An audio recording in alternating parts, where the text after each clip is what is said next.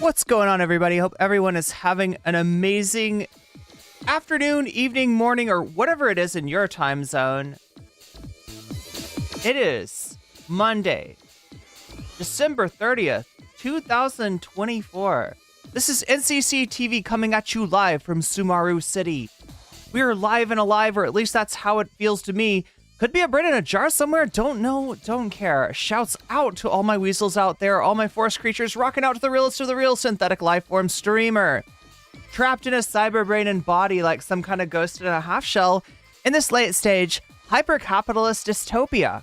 Forced to exist in this twilight realm to pay off my debts to society and my student loans. I hope you're having a good day, whoever, whatever, wherever, and whenever you are. We're about to jump right into it here on twitch.tv, youtube.com. High risk, high reward, high on life, or whatever simulation, simulacrum, simultaneous, spontaneous singularity of consciousness this is, was, or will be sometime in the distant cyber future. Oh my god, chat. I am so ready for this. Although there's something that's hanging in the balance right now. So, yeah, I kind of jumped on this stream a little preemptively. All right, we don't have the content nuke from Ethan yet. The content nuke, what am I talking about? I'm talking about the threat that Ethan made before going on break. He said that he was working on something. It was going to maybe go up on the Ethan Klein channel. It sounds like he's talking about a content nuke. If you're unfamiliar with the term, let me see if I can find you some examples, right? It's a YouTube tradition. This is a YouTube thing, right? Content nukes. He's made several. Several people have made several. I'm gonna try to find you an example of like a thumbnail content nuke. Let me read it to you from Urban Dictionary, all right?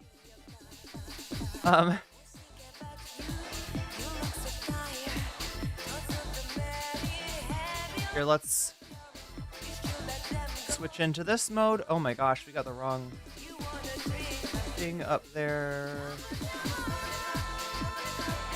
There we go.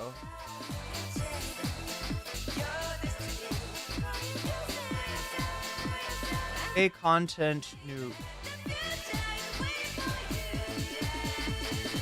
All right, hopefully nothing.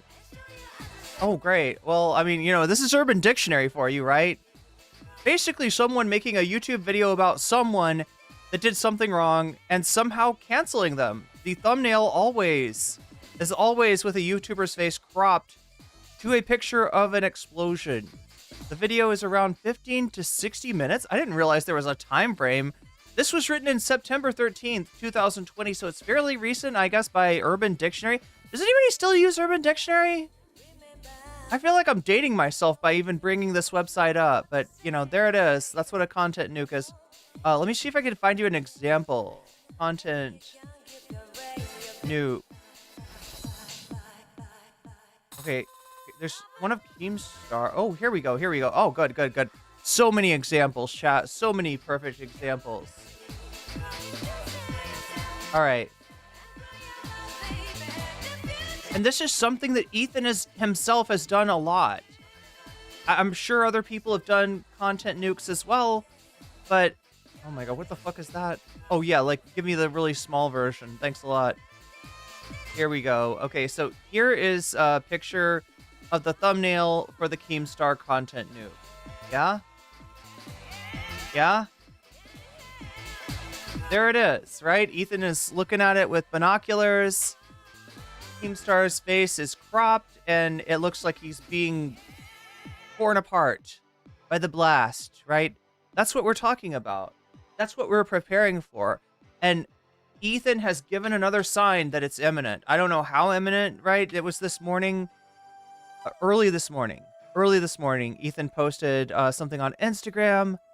I suppose I should show you that as well as I turn off the music. Okay, so yeah. Early this morning or late last night, I'm not sure which, on Instagram, this was posted.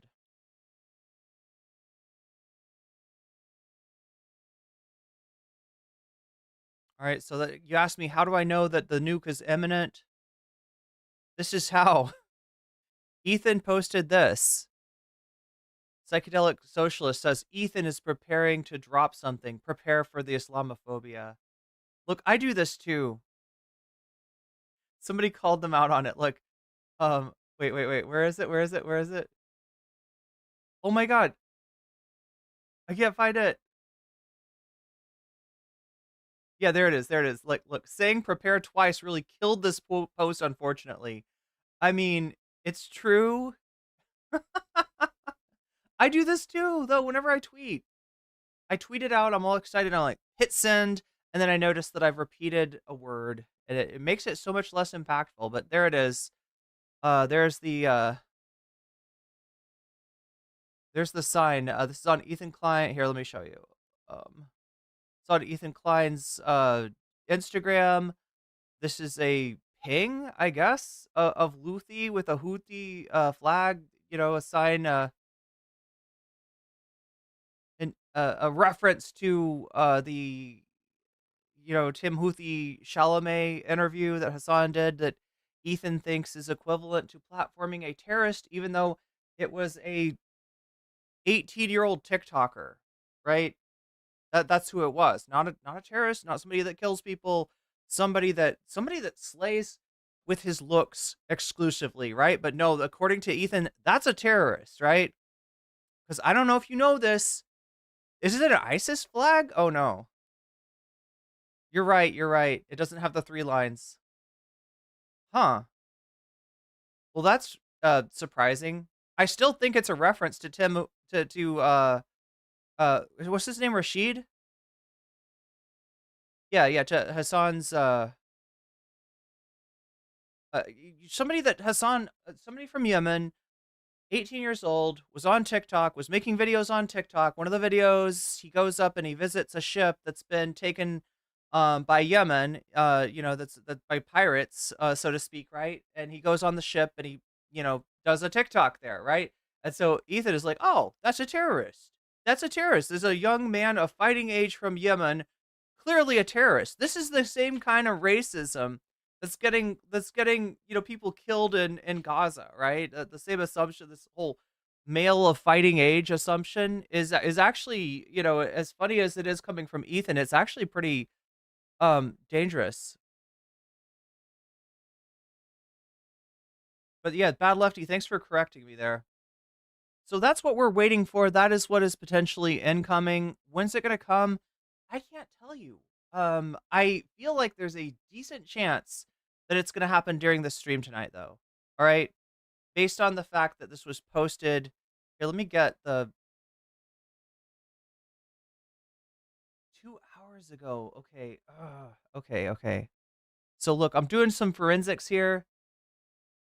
The picture I'm seeing says 2 hours ago. The post was made by Psychedelic Socialist at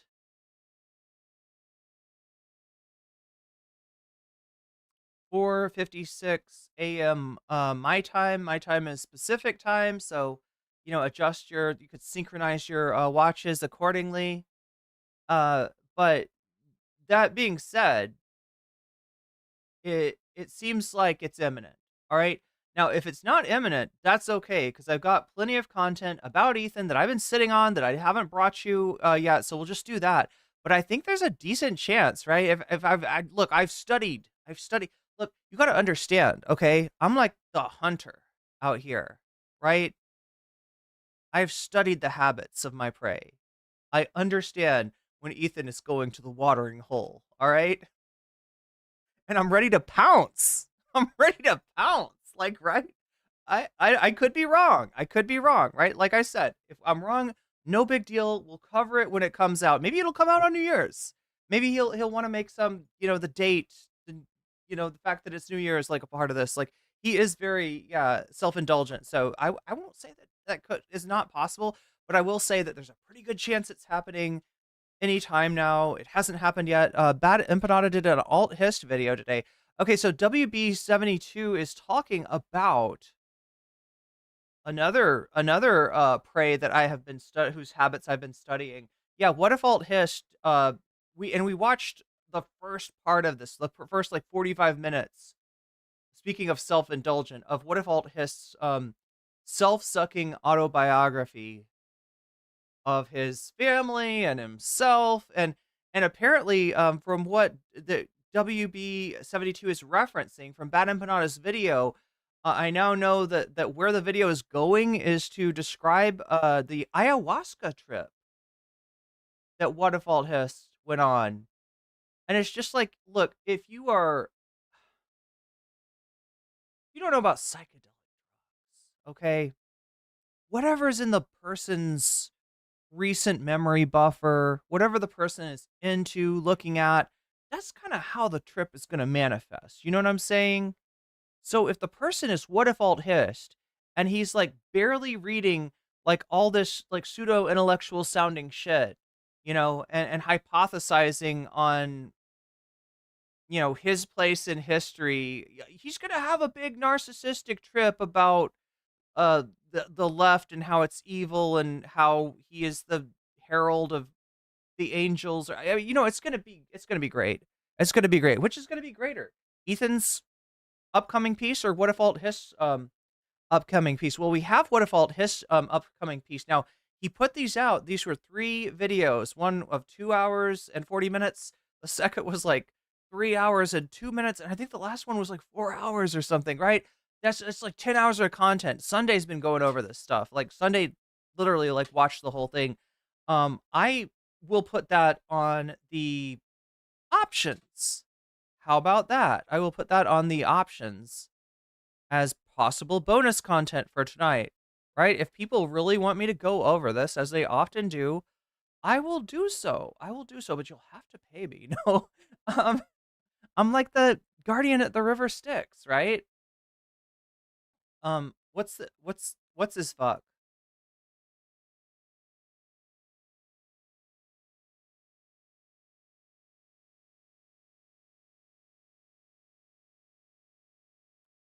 Yeah, let's see what we got on in terms of that stuff tonight.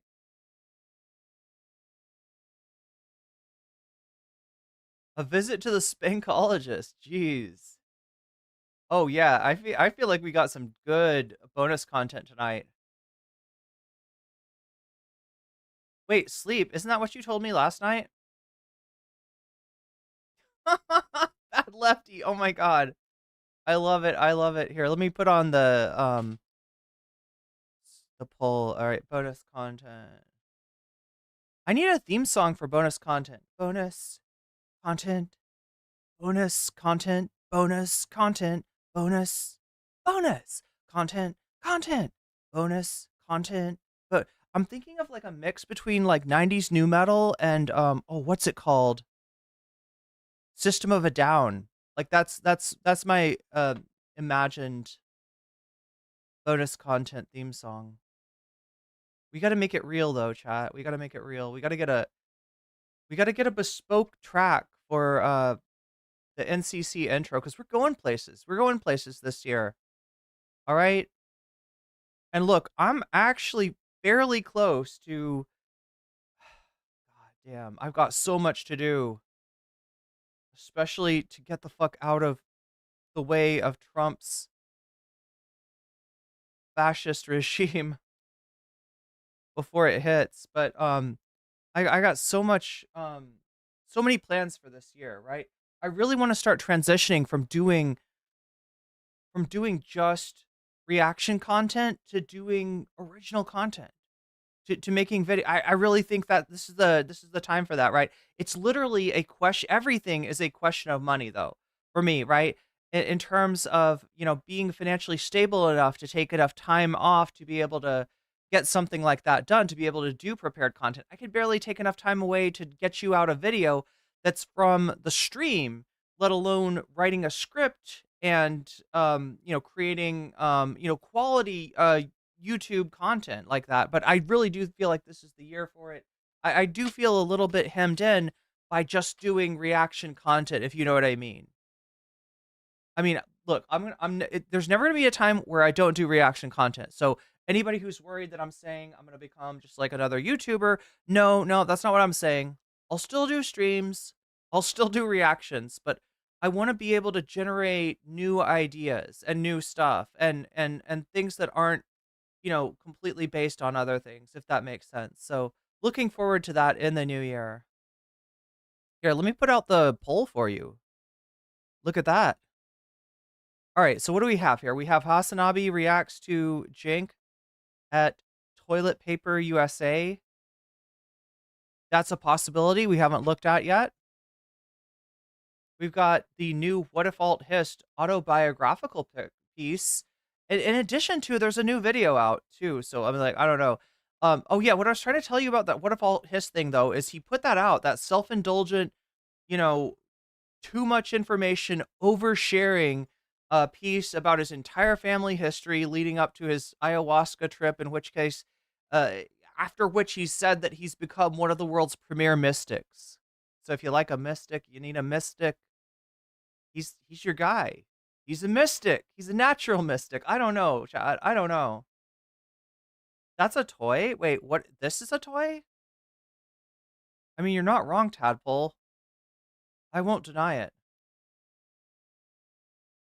Huh, but that's an option too, right? We could watch either, and I put those together just so for the What If Alt His fans out there, or anti-fans, or whatever you are, those who'd like to cringe along to this content and force me to react to it.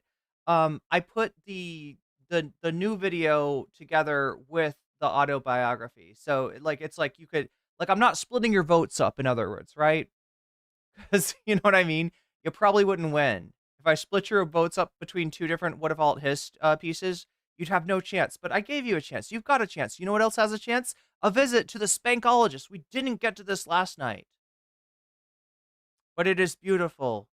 It is beautiful that there's a man out there offering therapy through the modality of spanking. You know, you've heard of all kinds of different therapies that there are: dialectical behavioral therapy, cognitive behavioral therapy, the eye thing where you follow the fingers around, right? How about getting spanked by an octogenarian? How about that? The- There you go. There's your therapy. Well, at least according to Brace Belden, this is like this. You know, this is this is the therapy that Brace Belden of TrueAnon sought out, and did a video on getting spanked by the Spankologist. A visit to the Spankologist, right? We could do that. We've also got our good friend of the VOD, a future friend of the VOD. I feel like this is gonna happen, chat. Prediction: I will meet Gokunaru this year. I think that this will be a positive meeting. I can't guarantee it.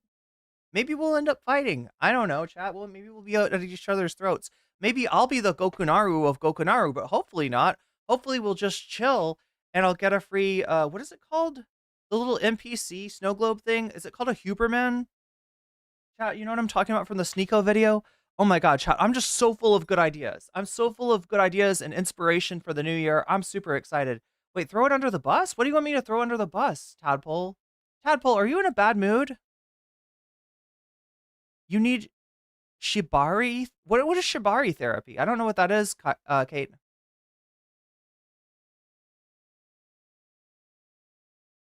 You have to teach me. I am ignorant of what you speak of, but I want to be knowledgeable, just like What If Alt Hist has become the wisest sage, the great sage equal to heaven, the natural mystic for the new millennium. I don't know, chat. I don't know. This is weird stuff. We're getting into weird stuff tonight, right? Regardless of what happens, regardless of whether the content nuke comes out or not, we're getting into some weird stuff. Oh, ooh, thank you, Ophelia. I should know this. Google it. Yeah, let me bring it up on stream. Yeah. No, I know you're not trying to do that, Kate. I'm not accusing you of trying to get my stream, yeeted. And if I did, it would be my own damn fault. Irene, you've been researching chemicals? Why? Does it seem like it? I feel like I'm pretty chill. I'm just really excited. Bad lefty. I mean, the only chemical I would say is caffeine and what is it called? EGCG? That stuff that's in green tea. Anybody know what I'm talking about? Oh, and the wait, I gotta show you more content nukes. I'm too excited. I've got too many things to share with you. I'm like Mr. Rogers, but neurospicy, you know? Like how Mr. Rogers comes in and is like takes off his sweater vest and he's like, I'm gonna share all these wonderful things with you. Isn't it great to be neighbors? I'm kind of like that, but I'm too excited. I'm like a soda that you shook up and then opened and I'm spraying all over the place. That's what I feel like right now, Chad. I'm super excited to do this content. What was I gonna look up? Okay, no, not Shibari. I mean, I know what rope bondage is. Oh yeah, the stuff that's in is it EGCG? Yeah, green tea. Yeah, yeah, yeah. What does it do for you though? Benefits. It's a powerful antioxidant. Oh, okay, so this is the antioxidant in green tea. Cool beans. What's the other thing? That's not theobromine. It's green tea. What else is in there? It's not caffeine. It's the other stuff. It's the stuff that kind of calms you down.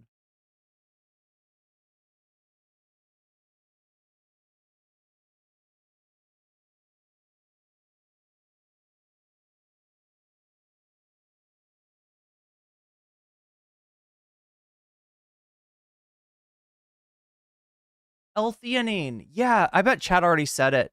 I bet somebody in chat knew that it was L-theanine. I just forgot. I know it. I just forgot. Kratom. Yeah, it's got. I gotta not say that on stream, but yeah. I don't even know if that's how Mr. Rogers plus Kramer? More like plus Elaine. Come on. Give me some credit here. That's in dark chocolate, true. Yeah, the theobromine is in dark chocolate. You're correct, Bad Lefty. You are correct.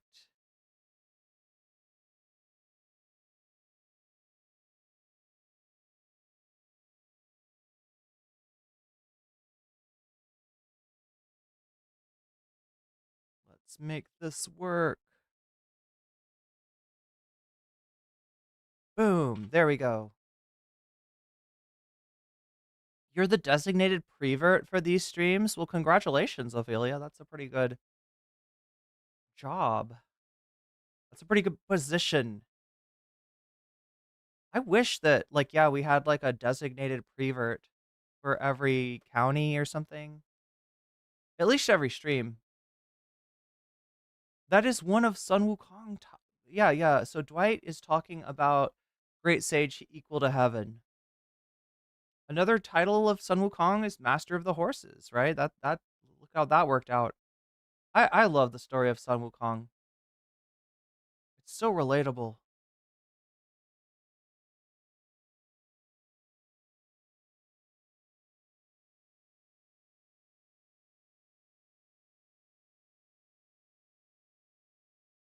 Won't you be my streamer? Oh, the Mr. Rogers song. I'm spraying all over the place. That's right. That's right. Don't have a meltdown and say the N-word like Kramer. I'll try to resist it. I'm told that it's something that many streamers find difficult. Not saying the N-word. It's a very difficult thing, apparently.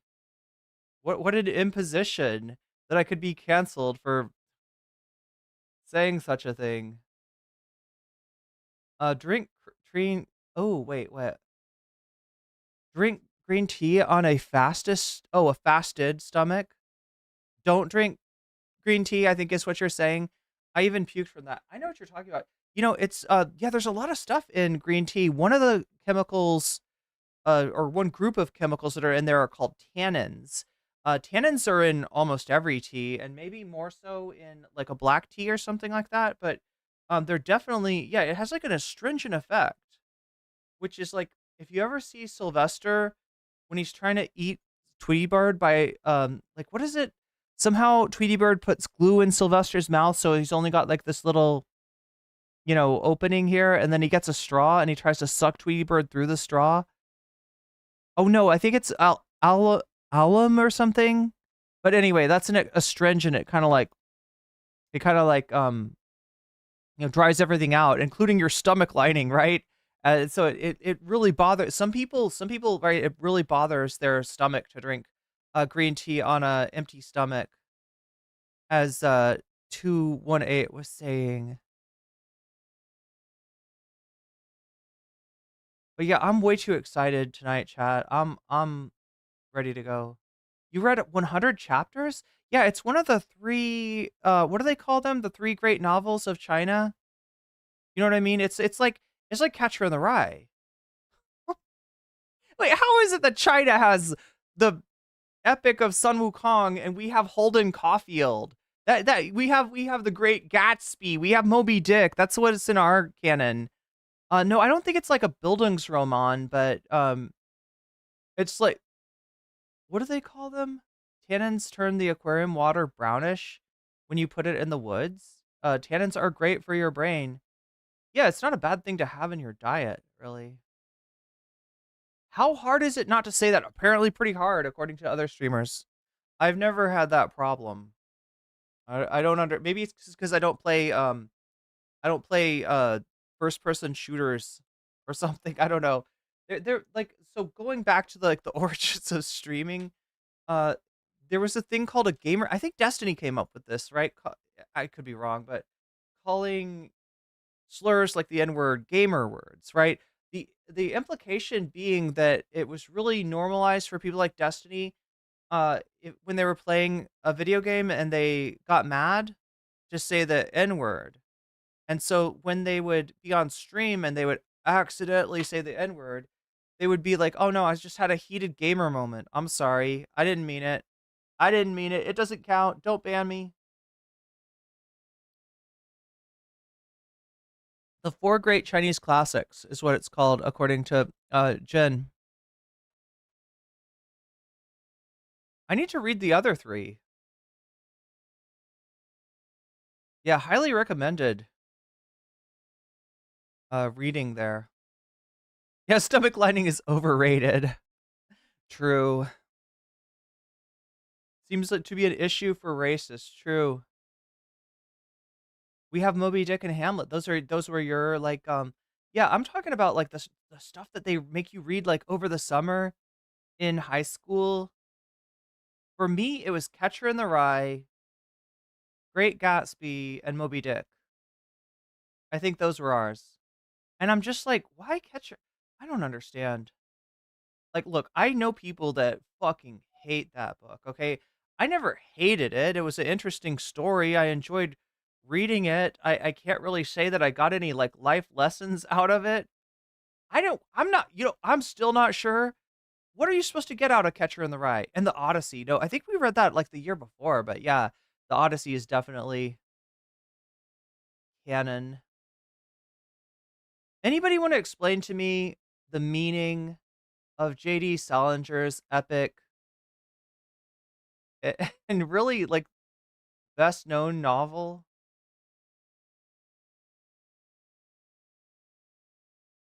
The only thing I know about it is that a bunch of people read it and took it like seriously and literally and were like, "Oh yes, Holden Caulfield, be the Catcher in the Rye. That's really awesome. Scratch out all the dirty words, kill all the phonies." And like the guy that killed John Lennon was like said that Catcher in the Rye was his inspiration to do so because I guess John Lennon was a phony. So I frankly love Jade. Well, I'm not saying like I said, I enjoyed reading it. All right. Some other people did not. Some other people felt like, what the fuck am I reading?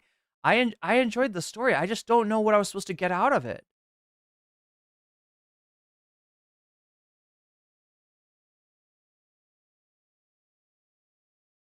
Respect the green tea, but I am gonna sit here with my chai. Oh god, chai is so good.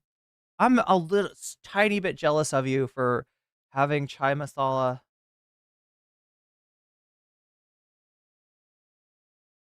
Yeah, the tactical inward. Yeah, that's you said it was tactical. Oh no, wait, the tactical inward I think was Vosh. Okay, so yeah, I explained to you the gamer word of Destiny. Why Destiny saying the N word is kind of a meme in his community, and he still does it. He still does it. From time to time. But the tactical inward was something different. So I'll take you back to the dawn of blood sports debate, back when it was fresh, back when it was new, back when it was not, as played out as it is now, honestly. And um Vosh was appearing on a platform called the Kill Stream. The Kill Stream, I don't know that much about it, but I do know that many of the hosts of the Kill Stream were straight up Nazis. And so as Vosh is debating the Nazis, he wants to show them that he's tough. He wants to show them that he's not a liberal snowflake. He wants to show them that he is badder than them, or I don't know. You get my drift? You get my drift? And so they're like sort of dancing around talking about, referring to like the N word. And so Vosh just straight up says it. And in his mind, this was a major own, right? To be a leftist and to say the N word with the hard R and everything, right? This is him performing dominance over the Nazis. They just laughed at him. They just laughed at him. Oh yeah, and the tactical misogyny. Yo, Layla Sems, congratulations on the 3-stream streak over on Twitch. Batman420, welcome to the fold. Moby Dick is based on a Chilean legend? I didn't know that, Eric. I did not know that. Did anybody know that? That's new knowledge into my brain. Talia says, I've been playing video games since the 80s and they haven't made me use or want to use the N-word. Well, I guess we're just weird then for not saying the N-word. I guess we're just... No, I mean, it's ridiculous. It was a bad move on Vosh's part. Yeah, I don't think he impressed anyone. I don't know what he was trying to do, but it's kind of pathetic. Oh, chamomile is so good. Yeah. He's proving he's a stallion, and he's not even Italian. Catcher came out in 5 to 6 years before. Oh, On the Road. Yeah, the only thing I could think of, Catcher in the Rye, like, you could talk about, like, the alienation, I guess, in it. I don't know. It's been too long since I've read it. It's a coming of age journey. Yeah, yeah. That it is. And maybe, I don't know, maybe it kind of seems like I never read that one, Freddie and Zoe. I should read that. Yeah. I don't know what JD Salinger's other stuff is like. I hated Catcher in the Rye. Junior year summer, we could pick. So I read 100 Years of Solitude. It was my pipeline to Murakami.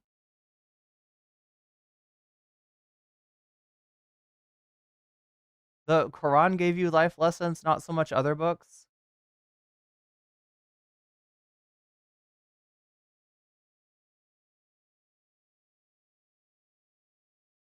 No one has written about disaffected youth, but oh, okay, yeah, that's what I'm trying to get across. Yeah, yeah, yeah.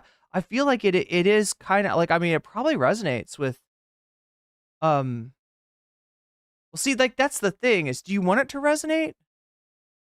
Like, right, if you're a parent, which I'm not, other than like a Waluigi parent, but no, I'm not really Waluigi's mom. I just, I don't know, chat. But if you're a parent, do you really want your kid reading Catcher in the Rye and being like, "Thank you, Mom, that's that really resonated." Would you be scared? I'd be a little bit scared. I'd be a little scared if I had a kid and they were like, "I fucking love this book. I want to change my name to Holden." Like, can you imagine? I'd be freaked the fuck out.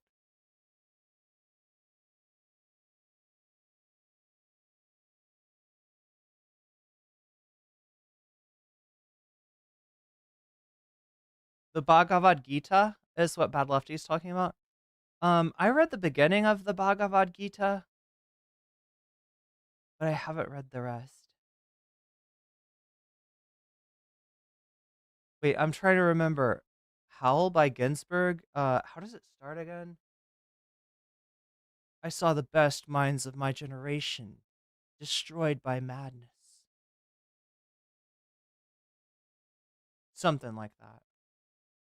I think I'm supposed to yell it or something. I'm supposed to have some kind of emotion, some kind of emotional response to Allen Ginsberg's poetry, but I really don't. Um, no, honestly, my introduction to the Beats was through a David Cronenberg movie. David Cronenberg did a what do you want to call it? It's like a biopic. It kind of like a bio piece, right?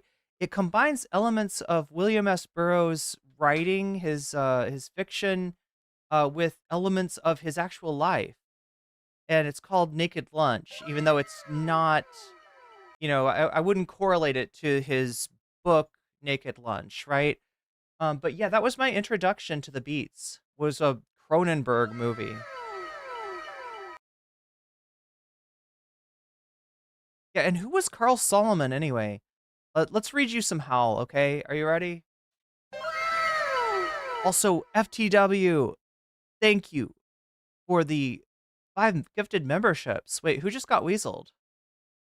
I feel like some people just got weaseled. I should read their names out, I think. Alex J. Brady, you just got weaseled. Squidward Q. Sagan, you just got weaseled. Kiwi Bro 69, you just got weaseled. Snicks Abea, you just got weaseled. Felicia, you just got weaseled. And that's a good thing. You know why? Because I saw the best minds of my generation destroyed by madness, starving, hysterical, naked, dragging them. Oh my gosh. And that's where I stopped reading it because yeah. Angel-headed hipsters. That's the part I always remember from Howl, is the angel-headed hipsters. Burning for the ancient heavenly connection to the starry dynamo and the machinery of night, who poverty and tatters and hollow-eyed and high up sat smoking in supernatural darkness of cold water flats floating across the tops of city, contemplating jazz, who bared their brains to heaven under the L and saw Mohammedan angels staggering on tenement roofs illuminated, who passed through universities with radiant cool eyes hallucinating Arkansas and Blake Light tragedy amongst the scholars of war, who were expelled from the academies for crazy and publishing obscene odes on the windows of the skulls, who cowered in unshaven rooms in underwear, burning their money in waste buckets and listening to the terror through the wall, who got busted for their oh my gosh, for their pubic beards returning through Laredo with a belt of marijuana for New York, who ate fire in paint hotels and drank turpentine in Paradise Alley, death or purgatoried their torsos night after night, with dreams, with drugs, with waking nightmares, alcohol, cock, and endless balls. Incomparable blind streets of shuddering cloud and lightning in the mind leaping toward poles of Canada and Patterson, illuminating all the motionless world of time between. Peyote solidities of the halls, backyard green trees, cemetery dawns, wine drunkenness over the rooftop storefronts, burrows of the T-head joyride, neon pink traffic lights, sun and moon and tree, vibrations in the roaring winter dusks of Brooklyn, ash can rantings, and the kind king of light of mind, the kind king light of mind, who chained themselves to subways for endless rides from Battery to Holy Bronx on Benzedrine until the noise of wheels and children brought them down, shuddering, mouth racked and battered, bleak of brain, all drained of brilliance in the dreary light of Zoo, who sank all night in submarine light of Bickford's floated out and sat through stale beer afternoons in desolate fugazis, listening to the crack of doom on the hydrogen jukebox, who talked continuously 70 hours from the park to pad to bar, Bellevue to museum to Brooklyn Bridge. A lost battalion of platonic conversationalists jumping down the stoops off fire escapes off windowsills, off Empire State, out of the moon. Yakety yakking, screaming, vomiting, whispering facts and memories and anecdotes and eyeball kicks and shocks of hospitals and jails and wars, whole intellects disgorged in total recall for 70 days and nights, with brilliant eyes meet for the synagogue cast on the pavement, who vanished into nowhere's in New Jersey, leaving trails of ambiguous picture postcards of Atlantic City Hall, suffering, eastern sweats, and tangerine bone grindings, and migraines of China under junk withdrawal in Newark's bleak furnished rooms, who wandered around and around at midnight in railroad yards, wondering where to go, and went, leaving no broken hearts, who lit cigarettes in boxcars, racketing through the snow towards lonesome farms in the grandfather night, who studied Plotinus, Poe, St. John of the Cross, telepathy, and Bop Kabbalah, because the cosmos instinctively vibrated at their feet in Kansas, who loaned in through the streets of Idaho seeking visionary Indian angels, who were visionary Indian angels, who thought they were only mad when Baltimore gleamed in supernatural ecstasy, who jumped in limousines. Oh my god, there's so much like fucking shit that like is racist in here. Wow, this is a long ass poem too. Damn. This is good shit though. I mean, other than the, racism. Wow. How many Bardos? Oh, it's for Carl Solomon. Carl Solomon, I'm with you in Rockland, where you're madder than I am. I'm with you in Rockland, where you must feel very strange. I'm with you in Rockland, where you imitate the shade of my mother. I'm with you in Rockland, where you've murdered your 12 secretaries. I'm with you in Rockland, where you laugh at this invisible humor. I'm with you in Rockland, where we are great writers on the same dreadful typewriter. I'm with you in Rockland, where your condition has become serious and is reported on the radio. I'm with you in Rockland, where your faculties of skull no longer admit the worms of the senses. I'm with you in Rockland, where you drink the tea of the breast of the spinsters of Utica. I'm with you in Rockland, where you pun on the bodies of nurses like the heart of your nurses, the harpies of the Bronx. I'm with you in Rockland, where you scream in straight jacket, where you're losing the game of actual ping pong of the abyss. I'm with you in Rockland, where you bang on catatonic piano. The soul is innocent and immortal. It should never die, ungodly in the armed madhouse. I'm with you in Rockland, where 50 more shocks will never return your soul to your body again from its pilgrimage across to the cross in the void. I'm with you in Rockland, where you accuse your doctors of insanity and plot the Hebrew Socialist Revolution against the fascist National Golgotha. I'm with you in Rockland, where you split the heavens of Long Island and resurrect your living human Jesus from the superhuman tomb. I'm with you in Rockland, where there are 25,000 mad comrades all together singing the 5 stanzas of the Internationale.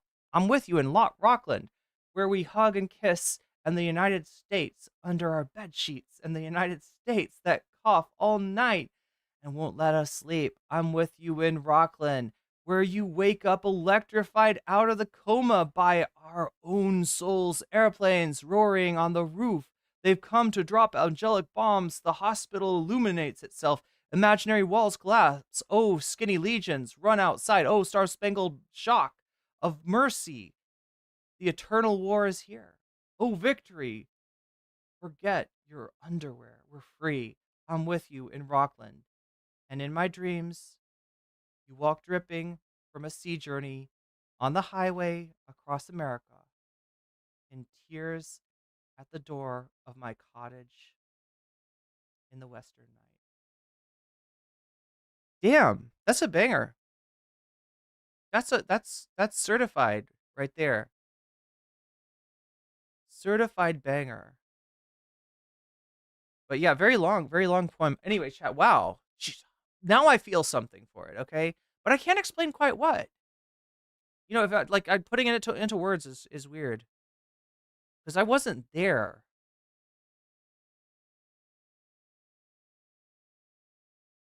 in Rockland, actually. Racism was, yeah, still very normalized. Yeah, yeah, yeah. Well, okay, why racism? Okay, so because it, yeah, was written in the 50s, and there's just like terms that they use, like, you know, if you say, you know,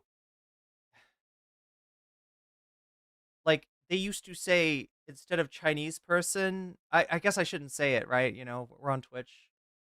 Don't need any excuse for Twitch to ban me, but they would say it in a different way that's kind of offensive, and they, you know, the version of the N word that ends in O for black person, that kind of thing, right? It's not like that Allen Ginsberg was like writing like racist screeds or anything like that. It's just that the terminology used was oh no, I love poetry. I fucking love I it's one of my favorite things, right? I don't know. Angelic bombs isn't a line in our national anthem. It should be. But yeah, Allen Ginsberg, a complicated historical figure. William S. Burroughs, even more so.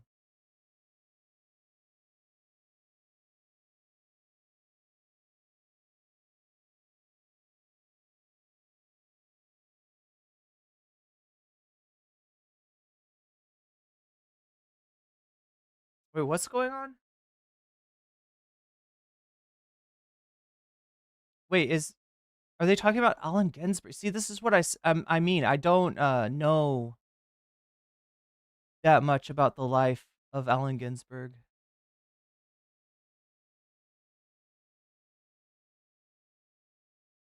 He went on trial for this for writing obscene material.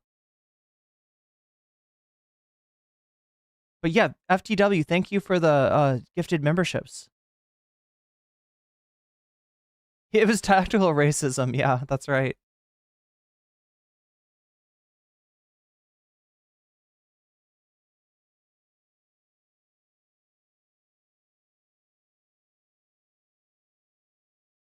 My high school has in the Rye, Catcher in the Rye, and Atlas Shrugged.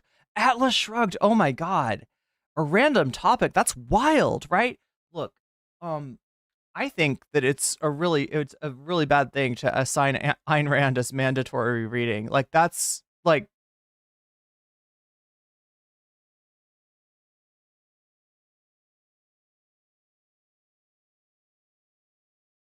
that's kind of fucked. All right, but Atlas Shrugged. That's fucking ridiculous. That's obscene to assign Atlas Shrugged. Chat. We're talking about a book that's over 1,000 pages, and I don't know what is it like. Hundreds of those pages are a fucking screed. Like I wouldn't even. No, but I think WB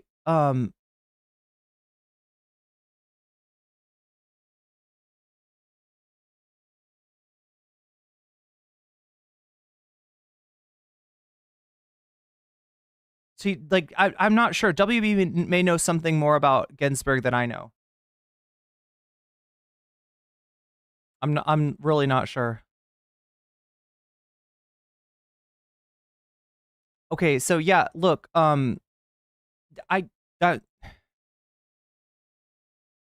that's why I said Ginsburg is a complicated historical figure. I guess I didn't realize how complicated. But there are, you know, same kind of deal with Foucault. So actually, same kind of deal with a lot of French writers.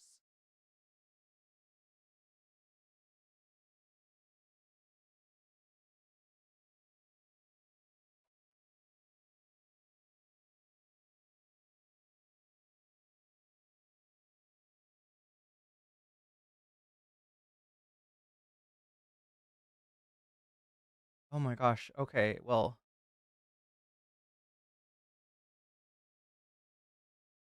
it was during the McCarthy era. Yeah, that makes sense.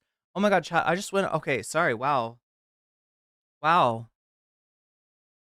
I've actually never read that much of the poem before. I'm like aware of the poem and the you know mainly the first few lines. I'd never read the whole thing, and that wasn't even the whole thing, Chad. I skipped like there was stanzas or bardos or something, and I skipped like three of them. So yeah, there's more. There's more to it than that. Look, I wrote cringy poem in high school. I wrote cringy poetry in high school and in college. Just never really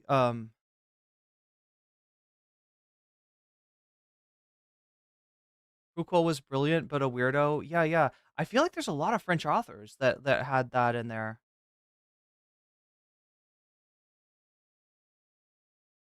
Oh, okay, so that's what you were saying. You were just saying, yeah, that was another aspect um of Ginsberg when I'm talking about the yeah. And for the record, I wasn't saying Ginsberg was being racist there.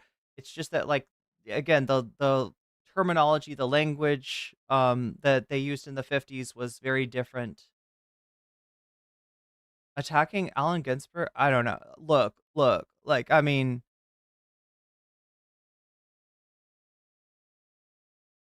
I don't I also don't wanna be, like, naive about authors that, did fucked up shit. Like, Burroughs might have killed somebody. Do you know that? Burroughs might have been a murderer, straight up. He did the story is that they were drinking or on some kind of substance, and he says to his wife, Jane, and, this is a gay man, living with a woman who he always said that he loved, but obviously his interest was more in men. And so, a strange situation to begin with, right? So he's like, Jane, it's time for our William Tell routine. And the rest of the room is like, we don't know. Like he says it like it's a thing that they do. Now he did routines, right? That was a main thing. That was a big thing that William S. Burroughs would do. Would be like to do routines where he would, talk about talking buttholes and stuff like that. Like that's where he came up with a lot of his ideas for his uh his his writing, right, was through these kind of routines, as he'd say. But nobody knew what the William Tell routine was. In other words, this wasn't something that he'd done like time after time. Like, he had routines about Dr. Benway. They would have known what that was, but this was not one that anybody recognized, right? And she says, okay, and she puts like a glass on her head. He raises his pistol, shoots, and she falls dead because he didn't hit the glass. He hit her in the head. And was that a reckless, drunken action that was an accident of him not aiming correctly? Or was that a purposeful ending of, somebody's life that might have been inconvenient to him? We'll never know. And some people say that not even Burroughs knew. Right? There some of his writing was like interrogating himself about the incident. So yeah, goddamn. I'm just gonna cancel all beats, all right? So that we'll never have to talk about the beatnik movement. It's not called the beatnik movement. They're the beats, right? If you're cool, you call them the beats. If you're a square, you call them beatniks. But we'll never have to talk about it again because they're all canceled now. All right, they're all very bad people. I don't know, chat. I don't know. It's complicated. But you know what's not complicated? Checking to see if what I said earlier about Ethan Klein and his nuke, his content nuke, not being out yet is still true. Because if it is, we're going to watch it tonight. If not, we've got a lot of other stuff to talk about.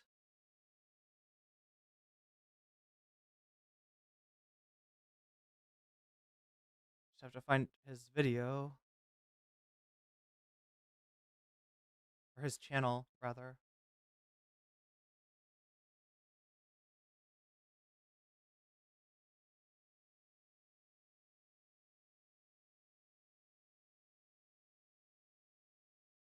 Yeah, I'm sorry to leave you at that with the, mystery of William S. Burroughs's status as a murderer or not.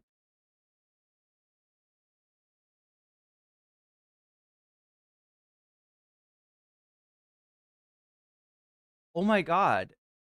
I swear to God. How is his channel this hard to find?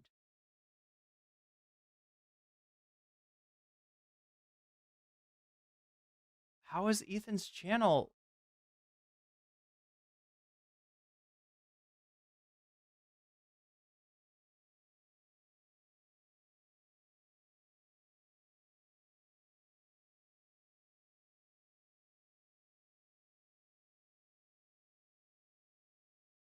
Like, look, if you've got a channel under your name and when somebody types it in for a search, it's like not the first thing that comes up, you got problems. You got big problems. Seriously?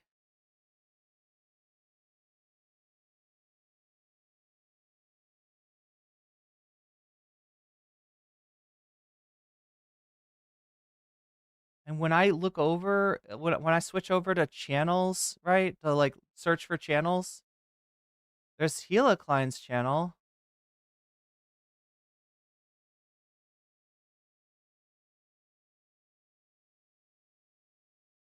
Why is this so hard to find?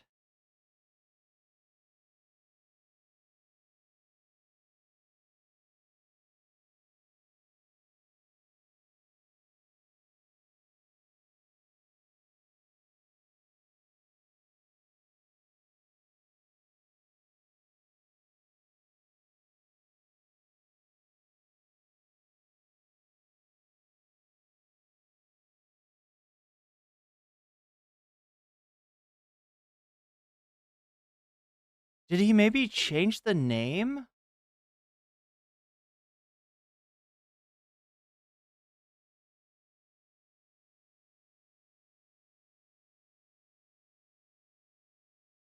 Well, this I did not expect to find, that his channel is just completely missing.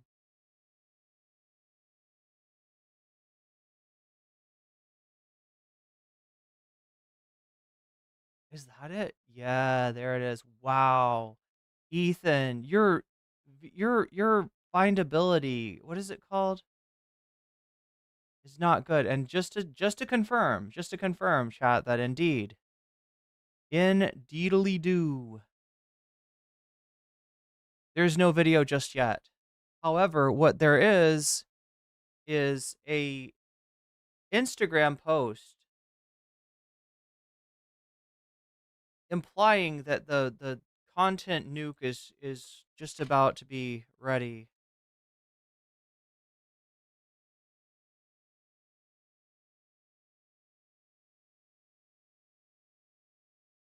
Here, let me show you some other examples of this.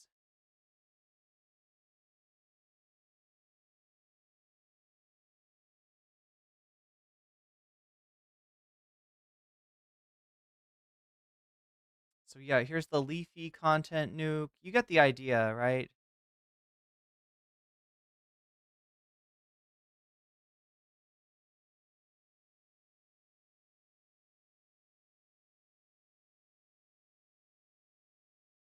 Pretty simple idea. There, wait, can you see it though? Oh, you can. You can. Burrows was wild. Yes, indeed. Yes, indeed. Oh God, Ethan, has he responded to Mika yet? Okay, so good question. Good question, Scribs. Let's take a look at that. Hi, Leafy.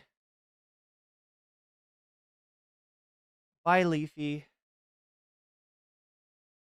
All right, so yeah, we got Ethan Klein. This is this is like 14 hours ago, preparing to drop something. So 16 hours ago or more is when Ethan posted this on Instagram.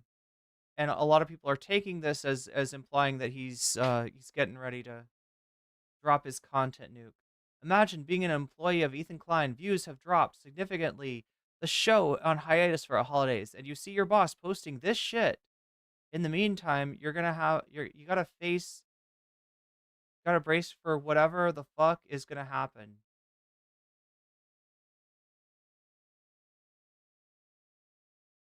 Can't wait for 2025 to be the year that Ethan Klein and his half-decaying corpse. Oh my god, whoa, wow. Oh my god, okay. Ethan Klein could never post. Okay, anyway, we don't have to read every post about Ethan Klein. Teasing us on content new with straight up racism. It's pretty on brand. Oh yeah, right. Okay, so what are some other things that he's been posting? Oh my gosh, I wish they showed the other part of this, right? So that's there's a two parts to this post. Like one is like him saying he's not feeling good, and then the very next post is psych bitch, I'm glowing.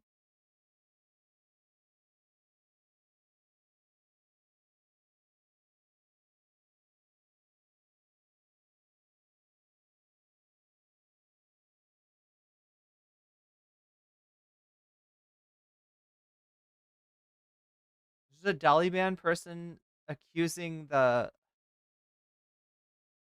Hassan subreddit of planning to brigade. What is this? I don't know about y'all, but I'm gonna downvote this piece of shit as soon as it drops. Not just with my account. Oh my god, don't do that, chat. Don't brigade. Don't brigade.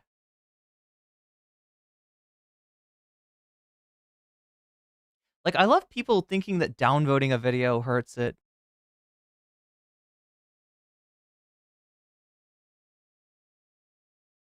If you feel a little down this holiday season, just remind yourself that Ethan Klein is spending his holidays compiling 10 plus years of old clips sourced from the Destiny subreddit to make supposed content nuke on Hassan instead of playing with his children. Aww.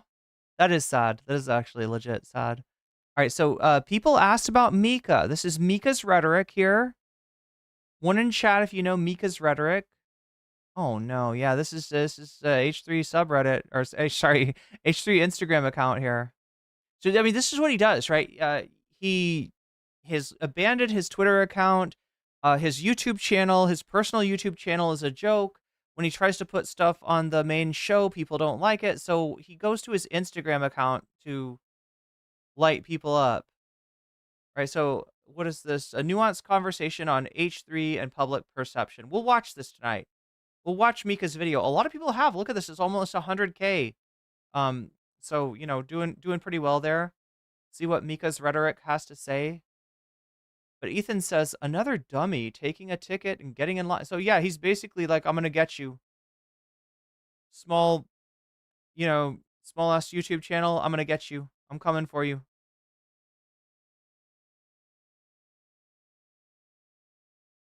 Just so this is I guess a Ethan fan here commenting on Mika's video.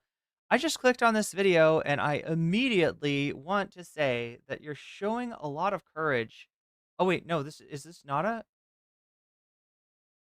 H3 fan? Just speaking about H3 because his fans are nuts, and so is Ethan about anyone who speaks about him in general. I have no idea what you'll say, of course, but I'm proud in a very parasocial way. Don't let the internet goblins keep you from making the videos you want to make. Okay, so that's not a negative. Wait. There is a negative comment somewhere here. Oh my god, chat, look at what this account is called. Shooters for Irene. Oh my god. All right. Enough is enough. When will YouTube start taking action against their large creators who are intentionally using their platform to bully other creators? YouTube lets Ethan Klein get away with so much. I mean, in general, right? There's, you know, it's like it's not like large creators are held to a higher standard. It's if anything, it's the opposite, right? If you make YouTube money, like take the Daily Wire for instance, right? How many times do you think that Matt Walsh has violated terms of service, and yet there's no actions against his channel or anyone else on the Daily Wire? I mean, there's been a few, but like just minor. Let me see if I can find. But yeah, shooters for Irene. I swear to God, chat. I know nothing about this account. Huh. They are not like I did not send them. Okay. This is not this is not I did not call for shooters. Okay, just for the record, all right? They're, shooters for some other Irene.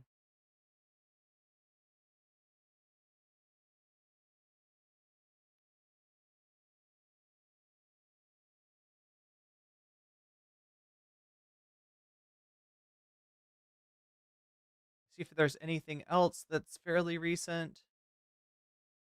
Oh, there's Wood Coffee Chick.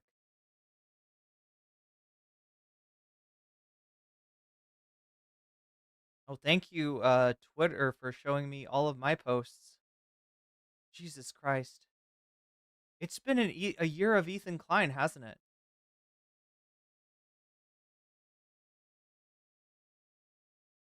All right. I think that's it.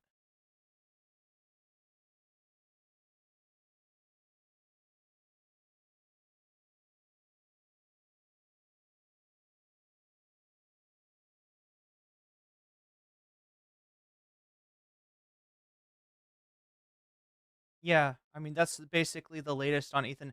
I could swear that I think there were okay. So the other thing that we're missing, chat, is that I think there were also some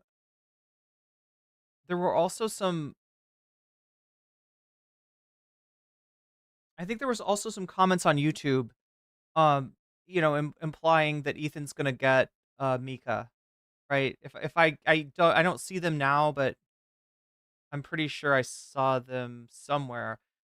Maybe in the Adam McIntyre video. So Adam McIntyre, we watched his video, talking about his experience with Ethan Klein and the kind of weird things that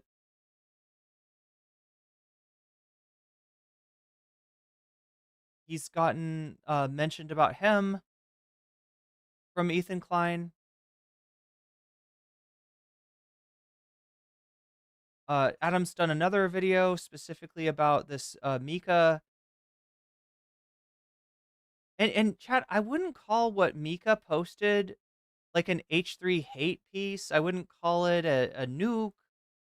It's a very measured response is how I would classify Mika's um Mika's video. It's not anything, it's not invective, it's not over the top, it's not, you know, canceling Ethan, but again, he's mad.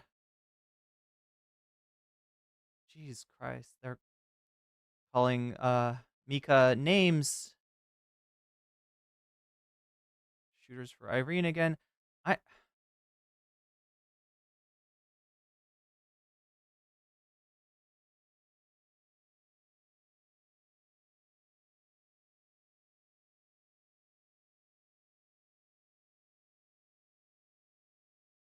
What is this?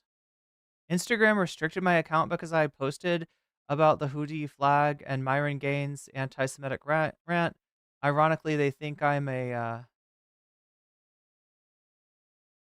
Nazi who shares terrorist propaganda.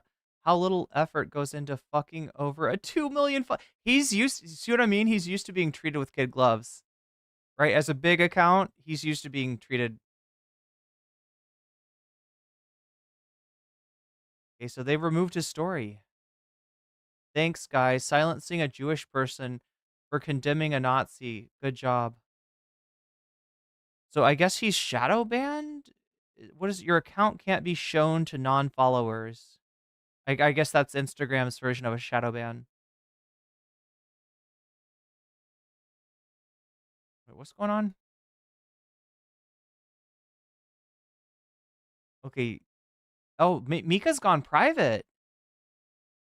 I think that's Mika's account, and it's private. Like, right? I can't see it. So that tells you something. And generally that's what he's doing by mentioning smaller content creators, whether it be Comrade Casey or whether it be Mika's rhetoric. By mentioning them on his 2 million follower Instagram account, he is doing very little other than directing hate their way.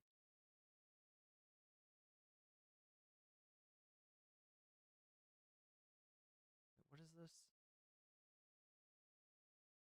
What about Elon? It's not Elon.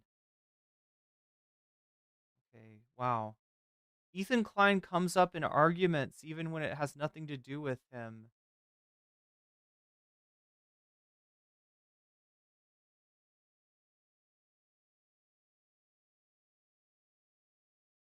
Oh no, the poor Boblax dolls.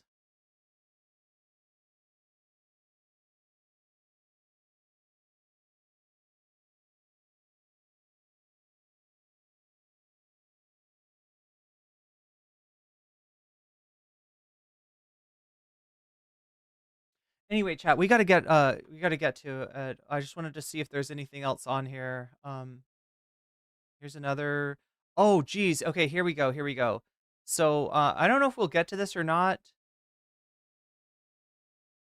I believe this content creator's name is Adrian Smalls.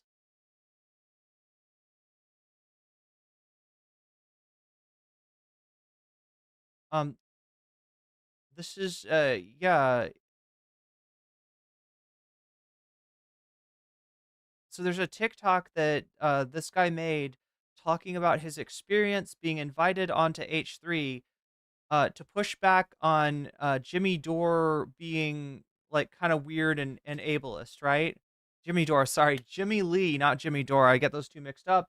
One can understand why I might mix those two up, but no, I mean Jimmy Lee, the outlaw, the Jersey outlaw, Jimmy Lee, former friend of the H3 show, who has then since been distanced for apparently sexually harassing some people associated, allegedly, sexually harassing some people associated with the H3 podcast. So before that happened, he was on Frenemies and being a little ableist, and so they brought let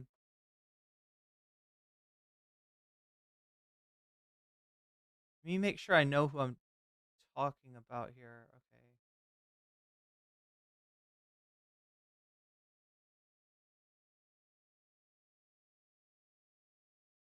Am I missing?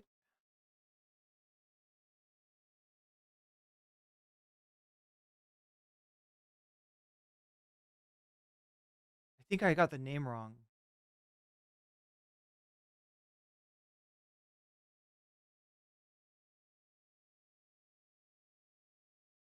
Aubrey Smalls. Sorry, I'm thinking of Adrian Dittman. I'm thinking of the fake Elon Musk, right?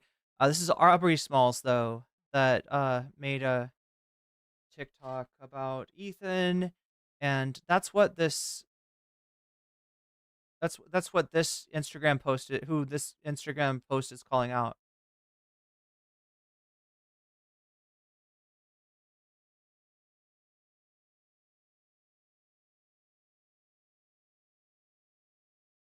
Okay, so I'm not seeing the TikTok being reposted on YouTube, but that's Aubrey Smalls. Ethan Klein calls out a content creator who appeared on his podcast years ago for cashing out on the H3 hate. So, um, yeah, this is somebody that got brought on by Ethan, and now wants to talk about their experience. And Ethan's also, calling them out on his Instagram. So, yeah, it's been like a hateful holiday for Ethan.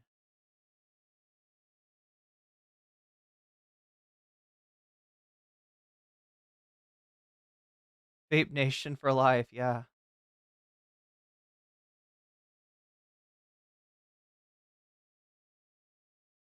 Okay. Anyway, we're back to before. So yeah, there we go.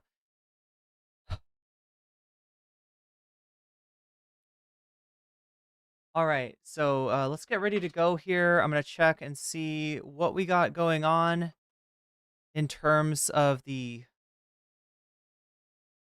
poll. 55% of you are voting for Hassan to react to Jink at TPUSA, which he did, and we can watch that. I can react to Hassan reacting to Jink if you so choose. That's what 55% of you are choosing so far.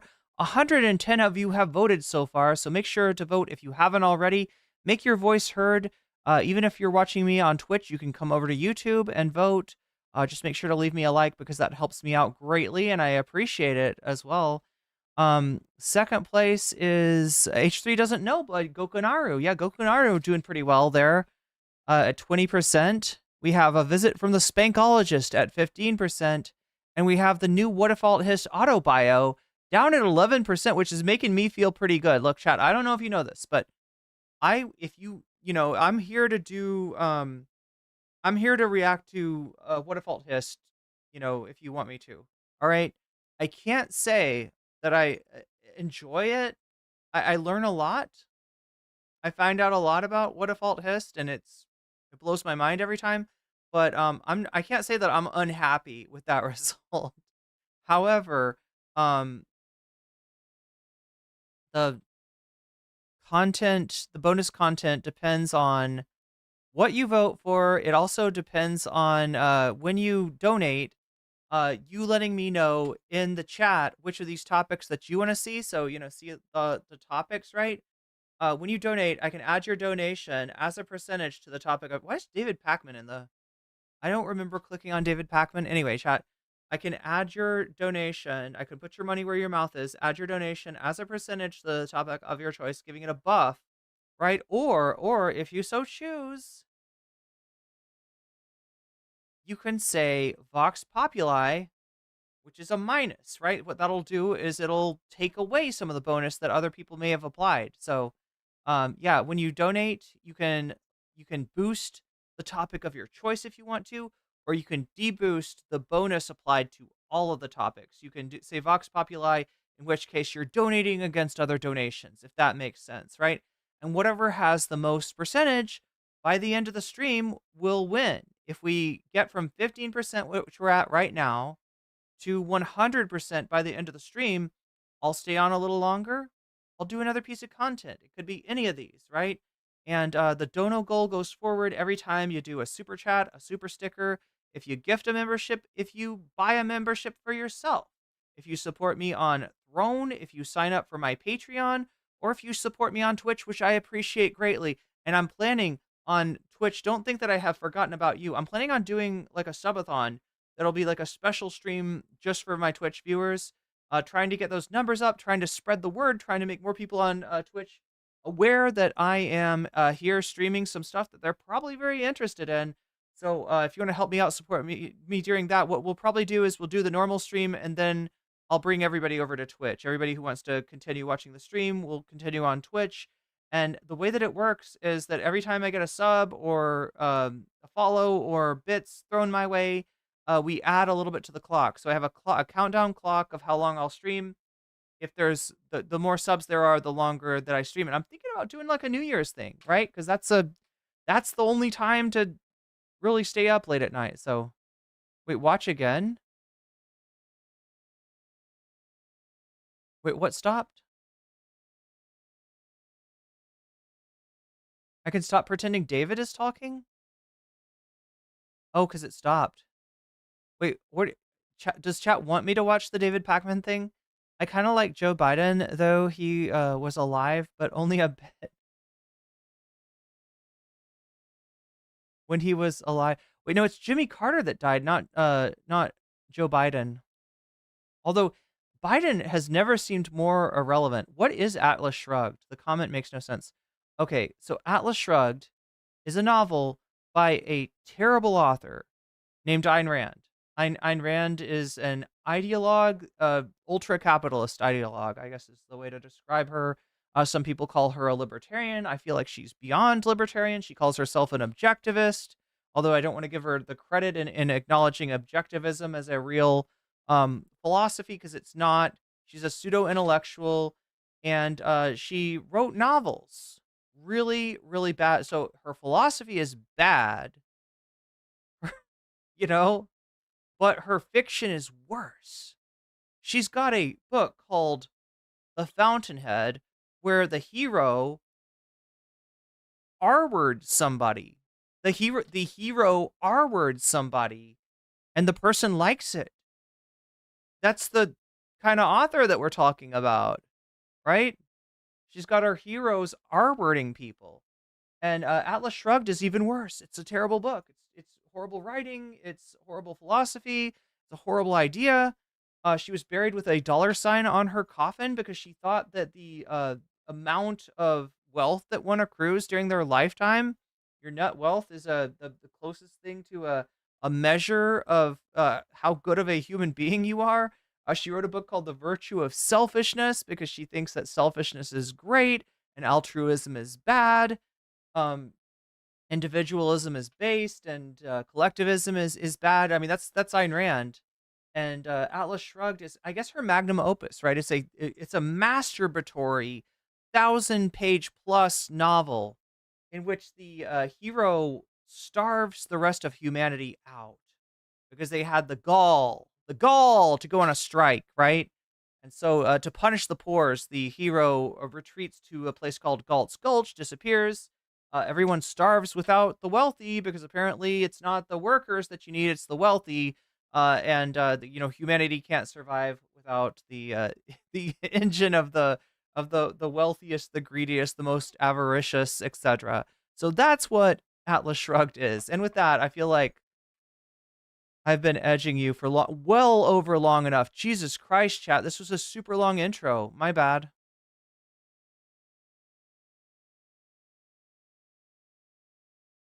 All right, so we shall start. Here, I'm gonna refresh this. I really feel like this is coming out soon, but yeah, no, I don't see it yet. I don't see his new video yet.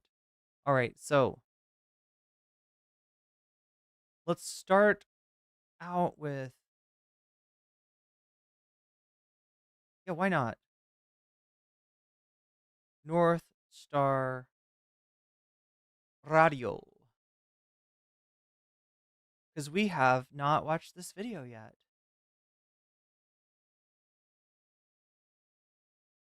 But Israel is really crazy. They figure out ways to prevent this stuff. Like, the stabbing was happening for a few months, and now it doesn't really happen so much. And I don't even know how, Yeah, but they have like their secret ways. So yeah, this is by North Star Radio, aka Comrade Casey, also on the chopping block for the new year, right? Also been called out, and apparently Ethan's already mentioned this person a lot on on the show. I should probably show you that too. We'll watch that after this, right? What Ethan has to say about Comrade Casey, because it's wild. אין מים, אין דלק. הכל סגור. אנחנו נלחמים בחיות אדם ואנחנו נוהגים בהתאם. When you talk about privilege, let's talk about someone who's going to UC Berkeley, paid by their parents $200,000 tuition on campus protesting Israel. Do you find that ironic? I personally think it's so ironic. It's just like, I don't know, it's kids sitting here in like beautiful California criticizing. Wait, I'm sorry. What are you talking about? I'm showing you the wrong video. God damn it. I was like, wait a minute, there's something wrong with this. This one. Last week on NSR's coverage of the continuing and ever hilarious, Have a wall? and her husband was being racist. There, frankly, are a lot of Palestinians, right, in the area. And once the Palestinians outnumber the Jews, anything is fair game for the Jews. Anything. His moldy basement. So do you hear that? That's just demographic shit. Like, that's really similar to what you'll hear white supremacists say about the United States, about immigration, right? That's the same kind of argument that they make, that like, you know, we can't possibly be in a situation where we're outnumbered demographically. Began to affect his cognitive. Otherwise, we will be subject. And it's the same assholes that, like, you know, talk about white genocide. It's a very similarly constructed, you know, conceptualization. State. He's a liar, dude. He's a weaselly little liar. Ethan reacted to clips of part 1, but didn't actually address my points against him. Quite literally doing the thing he accused Hassan Piker of doing. Hassan can't watch a single point I made. He just needs to call me crazy and say I'm hallucinating. Zero accountability. That's so cowardly, man. At least watch it. Instead, opting to provide vulgar sexualized insults. And over time, he played victim. Let me DM Love my picture of my cock. Love, I sent you a picture of my cock. Oh, there we go. And he somehow... There we go. That's what I wanted to cover. So now he's talking about Comrade Casey there, right? Now, I know what you're asking. Did Comrade Casey DM a picture of his anatomy to Love from H3? No, no, no. Uh, Comrade Casey apparently made a parody account of Love. I think it's called Based Fika. Love's other name, his YouTube channel name is Young Fika. I think I'm pronouncing it Fika. I think I'm pronouncing it correctly. And so Comrade Casey made a parody account of like, Love, but he's a communist and he hates Ethan Klein. I mean, it's a little it's I won't say it's the height of comedy there. It's not the best like parody account I've ever seen, but it's whatever. It's not creepy, it's not stalkerish, it's not everything that Ethan is saying about it, right?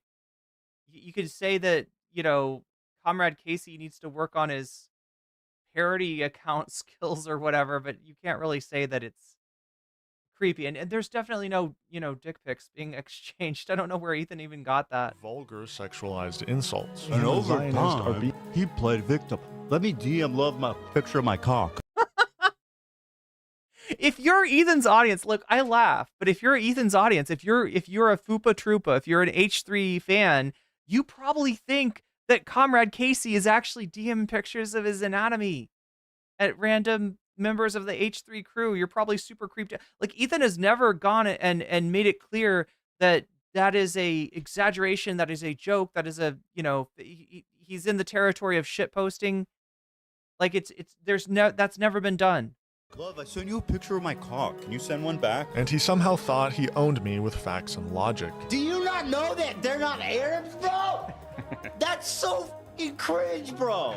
You literally made a video saying I'm Islamophobic and you're just calling anybody of color Arab? This is like commie racism, bro. Yes, Somalia and Kazakhstan are not Arab countries, but I never claimed they were. A more appropriate title for that section of the video would have been anti-Islam propaganda. Yet the stereotypes against Arab people in the United States are nearly identical to the stereotypes against Muslim people, making Ethan's critique of that section absolutely idiotic. And yeah, Borat's not an Arab caricature. He's a Muslim caricature, but his character in The Dictator is. And I showed that right here. But before part 2 begins, I'd like to take this time to apologize to some of the great socialist leaders, like Stalin, Lenin, Osama bin Laden. I'm sorry for ruining socialism. Thanks a lot, Honestly, buddy. yeah, basically, you're right. An asshole. It is people like him that has ruined socialism for everybody. Yeah, chat. When we watched the last video by North Star Radio, I said, that's it. I'm a capitalist. Socialism ruined. More of a Bin Laden socialist. This is part 2 of Ethan's ongoing crash out explained.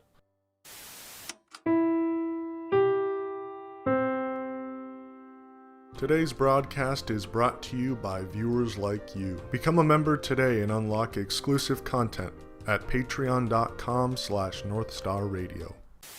On October 15th, Ethan Klein discovered a nearly year-old interview between Hassan Piker and a famous Yemeni TikToker known as Tim Houthi Chalamet. It made me think of this tweet from our wonderful Houthi pirate, the cute Houthi pirate that Hassan interviewed. And I remembered this tweet he put out, just a cute tweet from our favorite Houthi. Same people telling me to kill myself love this guy. And that's true. They do. They love him. Hassan interviewed him. He hypes him up even as recent as like this week, okay?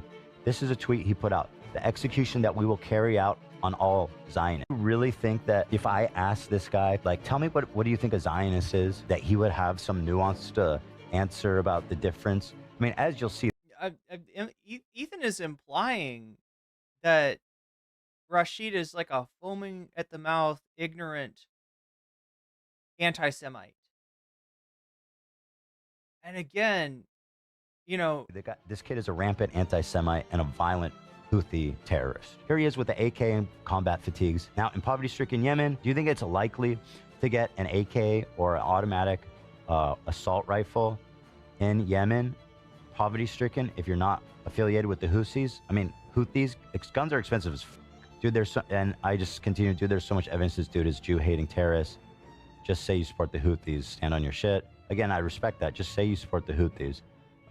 Which Hassan does. Here he is with a rifle, and again, okay, maybe he found that.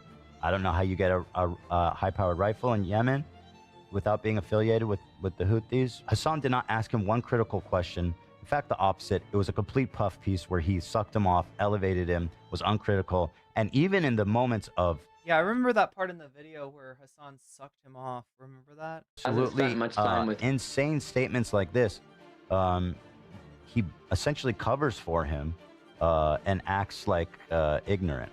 Chinese people, but one of the captain was Chinese, and he did qat with them, and he danced some music with them, and he was vibing. So he like. So if you didn't see this interview when it took place, Hassan, upon going into upon arranging this interview, did not know anything about Rashid other than that he makes TikToks. Suspected that maybe, considering that he was boarding a vessel that had been taken over by Ansar Allah, that he might be involved in some way. But just didn't really know. This below here we have, this is the translator, right? Translating for to Rashid from Hassan, and from Rashid to Hassan, and they're talking about the one of the Chinese captains of the vessels, and that that he chewed khat, which is a like a mild, relaxing type of leaf, I guess. That's the best way to say it. With the Chinese captain, right? Yeah. So I mean, what? Yes, he just admitted to being a terrorist who's hanging out with hostages. Hanging out with hostages. That's what you do with hostages, right? You chew cat with them. Do you know what I mean? Like the Look, I don't know. I can't tell you about the situation that he's describing, but it doesn't sound like a, the sort of, prisoner of war situation that Ethan is describing. That's literally just what happened. And Hassan knows it. I don't think I need to explain the obvious issue with assuming this kid is a terrorist just for owning a gun in Yemen, a country second in gun ownership behind the United States. Yeah, again, there's a lot that we don't know about Rashid, but jumping to this conclusion, I don't know what informs that other than racism. And has been victim to a genocide for the past decade. But because he's Arab and anti-Israel, I guess he's automatically an anti-Semitic terrorist. Oh, but Hila? Definitely not a terrorist. When she was the secretary at an Israeli base in the occupied West Bank and even participated in a raid where young boys were taken prisoner for no reason whatsoever, that's simply not terrorism. My officers and like the soldiers in that brigade, they would go every night on a raid, Right. in Ramallah to arrest terrorists, and so I always saw them preparing for it and leaving, and then I would stay in the base. So one time I wanted to go with them just to experience it. Why? You just were all of a sudden had an urge to go with them? I just wanted to see what it's like. Right. I wanted to see it. Okay. So they took me with them one night, even though they weren't supposed to. Did they armor your ass up? You're driving in this like Jeep that's bulletproof. Right. So I was in the Jeep, Mm-hmm. and then as soon as we entered Ramallah, the people in the city started shooting us. Wow. And I heard like a bullet hit the Jeep like right next to my head. Did they arrest anyone that night? They did. Did they bring it in the same car with you? No. Oh, You different go. car. There's a few cars going. Damn, that's crazy. Was it like? How did you feel? Was it horrifying? It was strange. You see people in their house, and then it's like the soldiers just walk into the house and look through their shit and find guns, and the whole thing is really surreal. And the following day, on October 16th, Ethan decided to dedicate. Yeah, about that, like the raids into.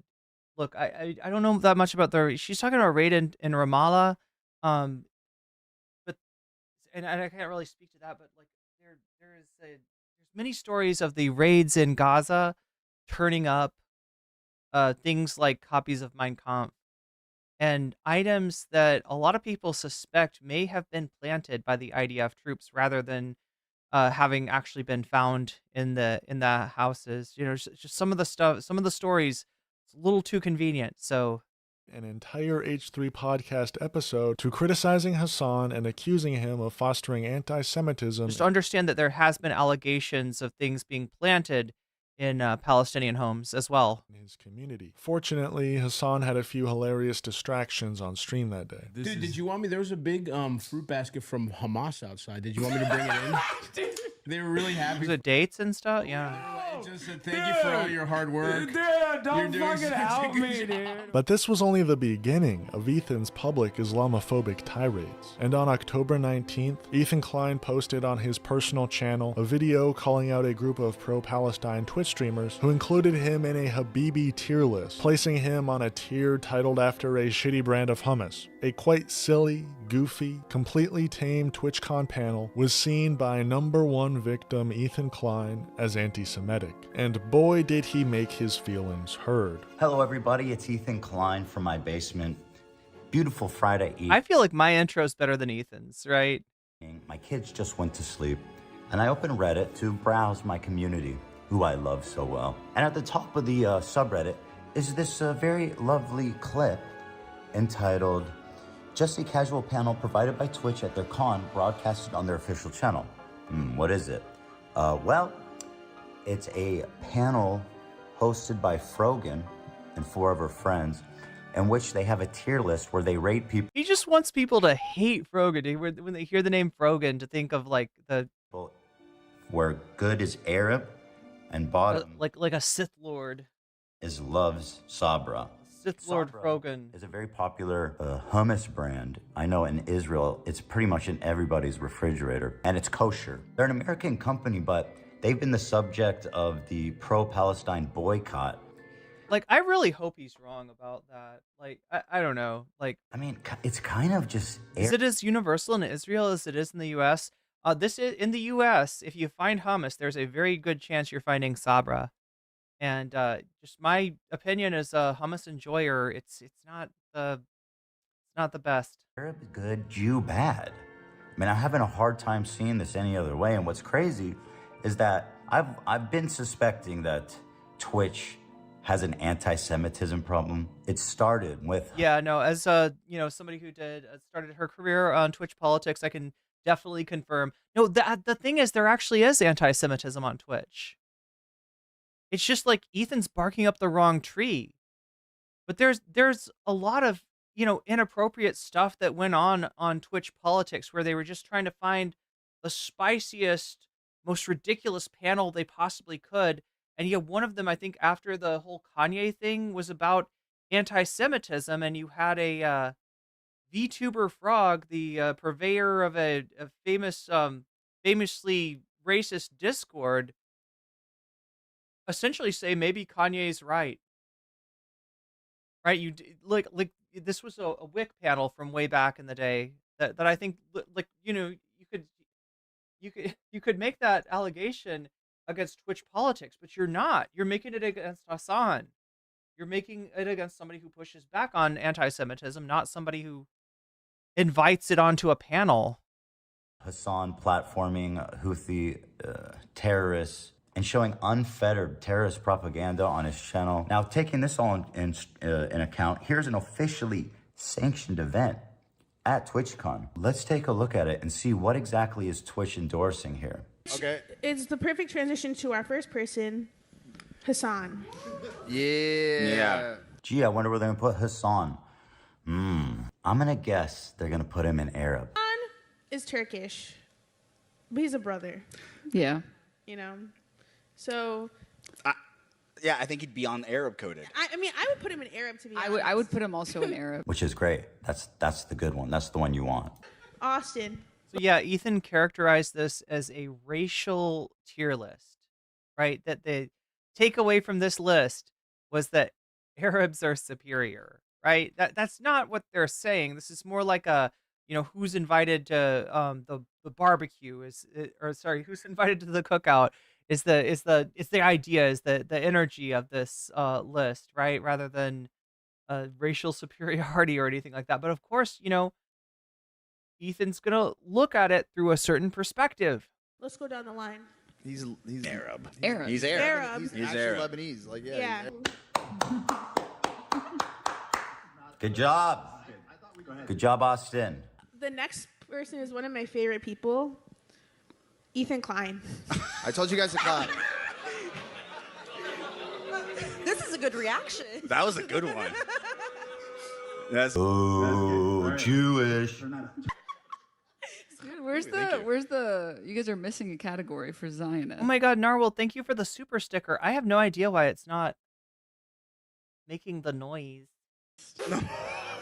That was a joke. That was just a joke in my. stand up.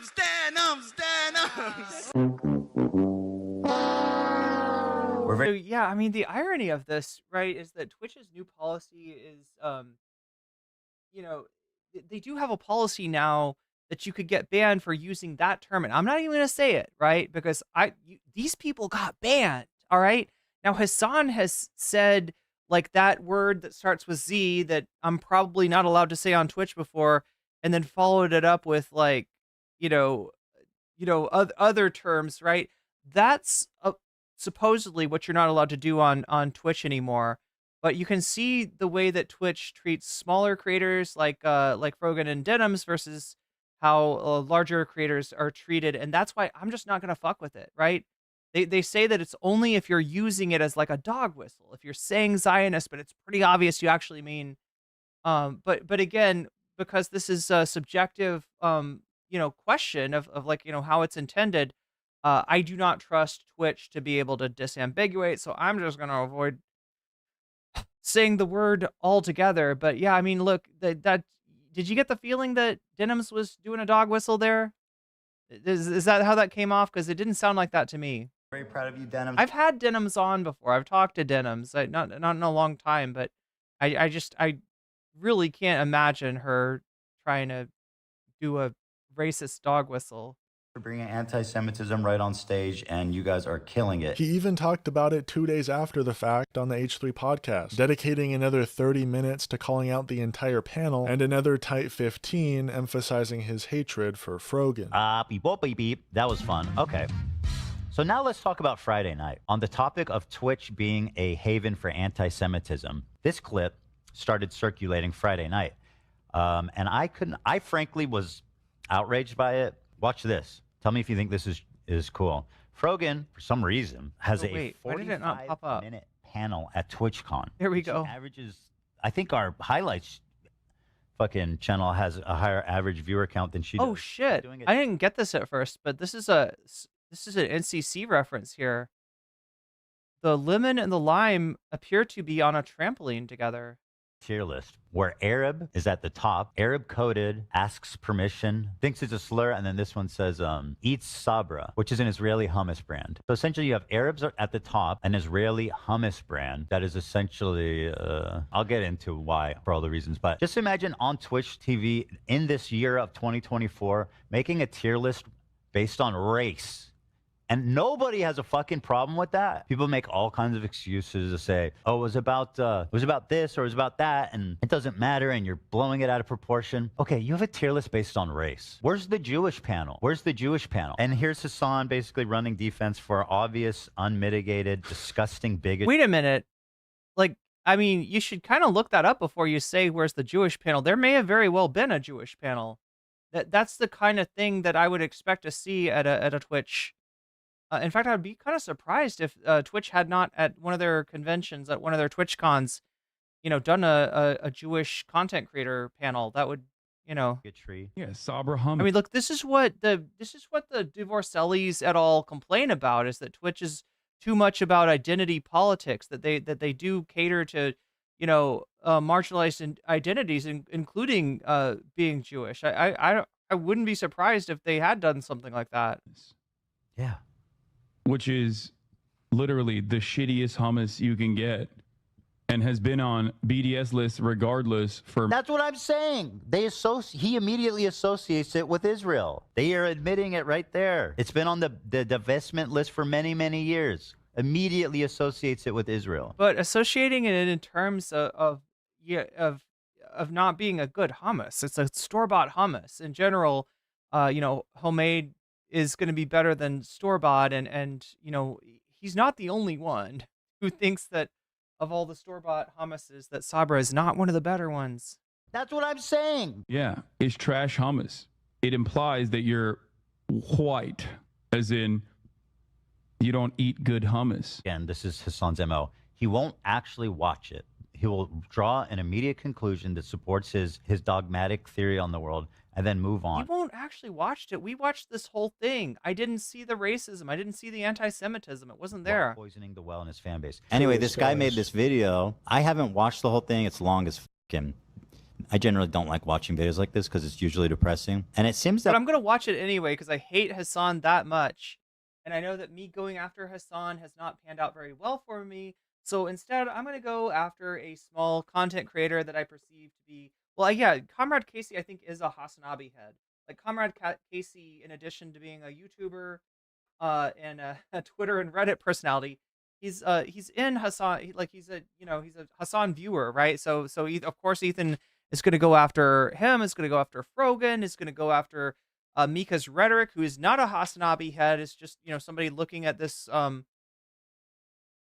to give a nuanced take about this controversy, right? Rather than take on Hassan, because that's, although I guess, we do have that content nuke supposedly coming up. Have like a neutral type any moment now. But I think everybody noticed as they were watching through it, even Hassan, I think, commented on it, that this video is a little weird. I haven't watched the whole thing. It's long as... Frogan gets in trouble for saying one of the most heinous, ridiculous things I've ever seen. And immediately, her and her cohorts start blaming me for it, saying, oh, it's my fault. Look what you did. Look at this shit. So she went in the midst of all this stuff, and she's trying to be an edgy leftist. She learned it from Daddy. And here it is. I have no pity at all for any fucking soldiers. God. Okay, so wait, we're gonna scrub through this. Right, this got, I don't know, no, actually, this didn't get Frogan banned. Frogan was officially banned for the panel, right? In fact, everyone involved with that panel that was on Twitch caught a ban. And they didn't catch it for 14 days like Asmongold did. Remember Asmongold straight up endorsing genocide? They caught a month-long ban. A month-long ban. Now, in general, like, here's how bans work on Twitch. If you're a large content creator, you're getting a vacation. You're going to miss out on views while you're banned. You're going to miss out on sub money or whatever while you're banned. But because, people will be anticipating your return, you're going to make it up on the other side. So Asmongold really didn't miss out on anything from getting banned. However, somebody like Frogan getting banned for 14 days would, it's slow, it'll lower your numbers essentially. And getting banned from a month, that's actually really harmful. That's actually really fucking harmful, right? So, but yeah, everybody on the panel caught a month-long ban for talking about Sabra hummus and Habibi, right? This is now this one. This incident may have actually been against Twitch's terms of service.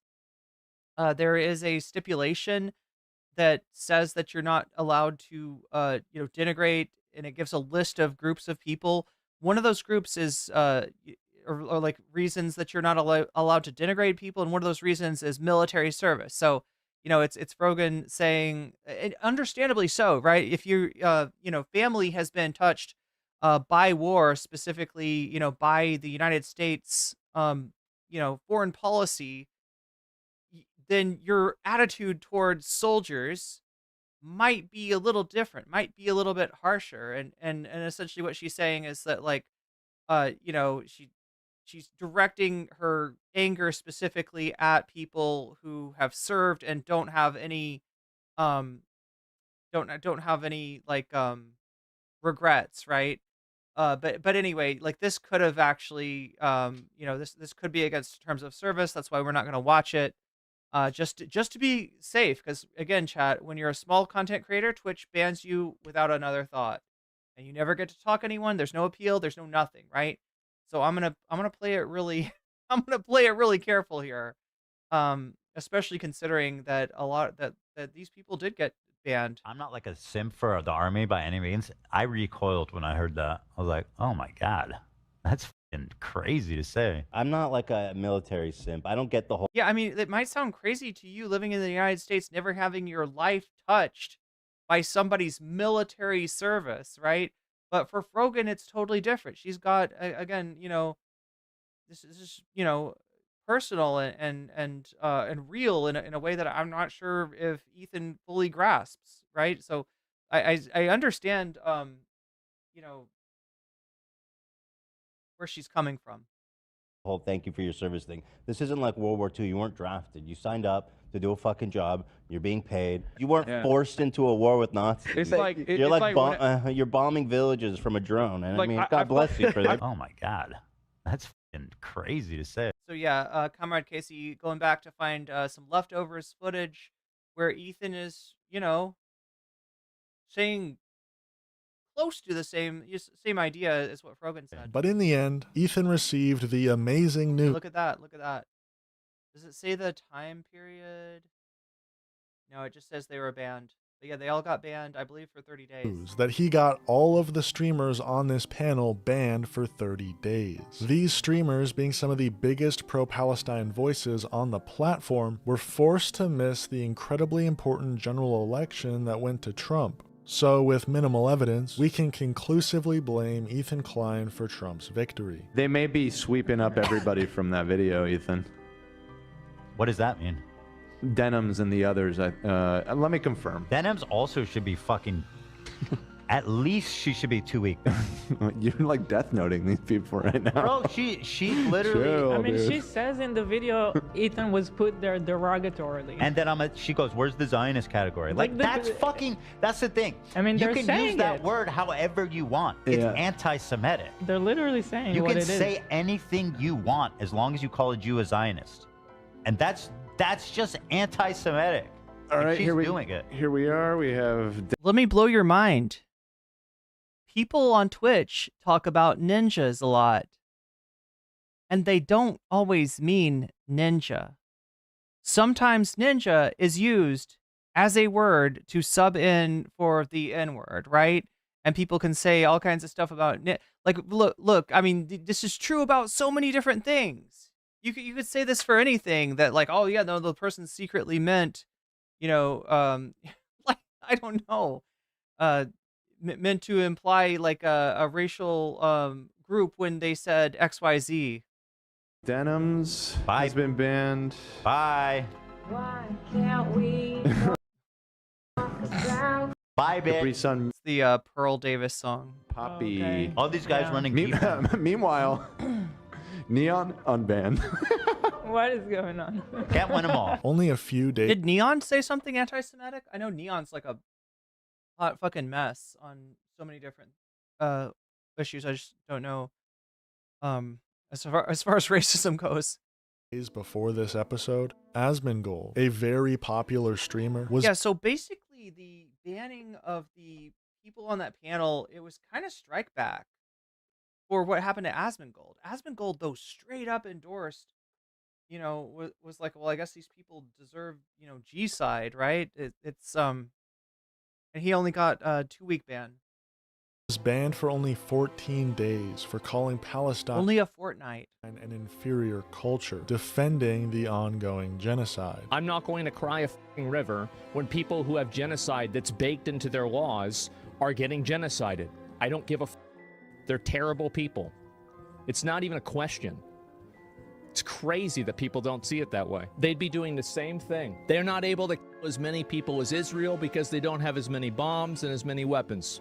But if they did, they'd be doing the same thing. Now, a lot of additional events transpired after this Habibi Sabra. Yeah, that's the key there, Brianna. It's not a word. It's not a one-to-one correspondence, right?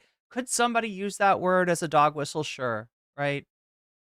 But again, it would be inaccurate because many of the members of many of the leadership of the pro-Palestinian movement in the United States are themselves Jewish, right? And do not are not do not agree with Zionism as a philosophy. So no, it's not a controversy, including but not limited to Ethan Klein going after other people in Hassan's orbit, like the Deprogram podcast for being too radical. You came across the Deprogram subreddit. Well, I've seen them a lot of times, but here's something that is important to say about Deprogram. One of the hosts, Second Thought, is the biggest socialist YouTuber, 2 million subs. The program's probably the biggest socialist podcast, and their show's frequented by Hassan, who co-signs them by the biggest socialist stream. Yeah, but you're forgetting the worst thing about Hassan, right? Ethan, did you know? He's connected to Shaky Gurga. So like people trying to, like I saw comments, obviously some people were angry about this, and they're saying, oh, these are just fringe people. And I just don't know how you can possibly say that. Also, Morbius Dragon, thank you for the gifted membership. Petrazi 20, you just got weaseled. And that's a good thing. I think the problem, is there's something rotten within this movement, and like it's not my fault for calling it like I see it. What fuels anti-Semitism? The fucked up thing is that, like, you know, I think that anti-Semitism is making a huge comeback. I think that if you look at Twitter, other places, even Twitch, like I mentioned, right? I got my start on my career on Twitch, and yeah, there was definitely some anti-Semitism. People would, do either sort of, dog whistle about it, or, there's the moment that somebody came onto a Wick panel and straight up said maybe Kanye had a point. No one was banned for that. No, Wick wasn't, like that. That was fine, right? So in going after people that are like for caring about Palestine and calling them anti-Semitic, you're missing out on all the anti-Semitism that really is there. Even yes, on Twitch. Okay. And I'm sure it's not gone either. I'm sure it still exists. What is it? Actually, what fuels anti-Semitism is murdering children by the thousands under the banner of the Star of David, while adamantly insisting that your actions are inseparable from all Jews and the totality of Judaism. This is fucking... Wait, what? I'm sorry, what is... I mean, I wouldn't... Yeah, I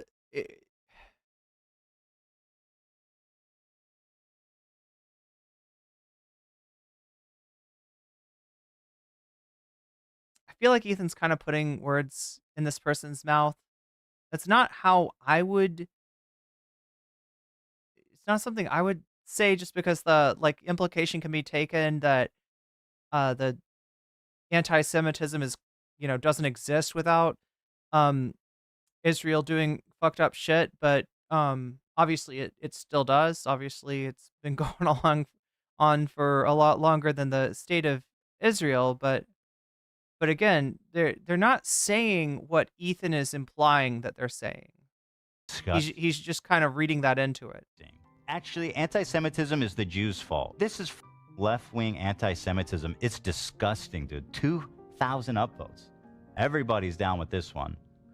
I'm telling you, dude. I'm telling you. These people do not like Jews, while adamantly insisting that your actions are inseparable from Jews. That's them doing that. Like, what is she saying? Israeli government. They're saying the Israeli government. No, she's specifically saying that she does not attribute those actions to the Jewish people. And if you make that connection, which Ethan's literally doing, by pretending that there's a one-to-one correspondence between the Z word and being Jewish, right? He is essentially making that connection.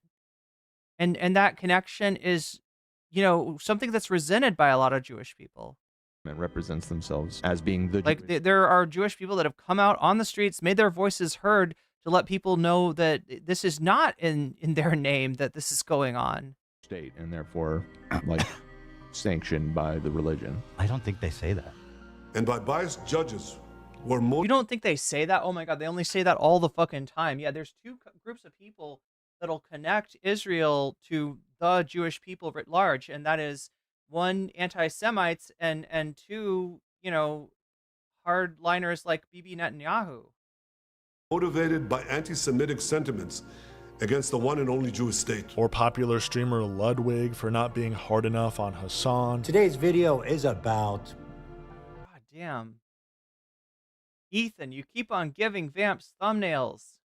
Ludwig, actually, who made a video called What is Happening to Twitch, in which he explains what is going on with the adpocalypse taking place on Twitch right now.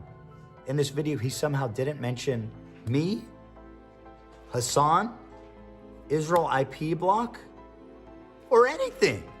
It's like he's so afraid of pissing off the cool kids that they're not gonna let him sit at their table anymore. The stakes are a little higher, in my opinion, because by misrepresenting what happened, he doesn't help anyone. I mean, he helps Hassan. That's the only person he does, but he's sweeping this anti-Semitism issue right under the rug to the point where it's like, wow, you really don't care. You really do not care about this at all. But I do imagine a video in the near future diving deep, point by point, into the past few months of the H3 podcast. But this is not that video. Fast forward about a month to November 13th, and after Ethan spent the entire episode rightfully criticizing the normalization of anti-Semitism in online spaces, he decides to demonstrate the normalization of Islamophobia by unironically playing a game titled Twitch or Terrorist. Today, my friends, we are gonna play the exciting game here. You at home, play along.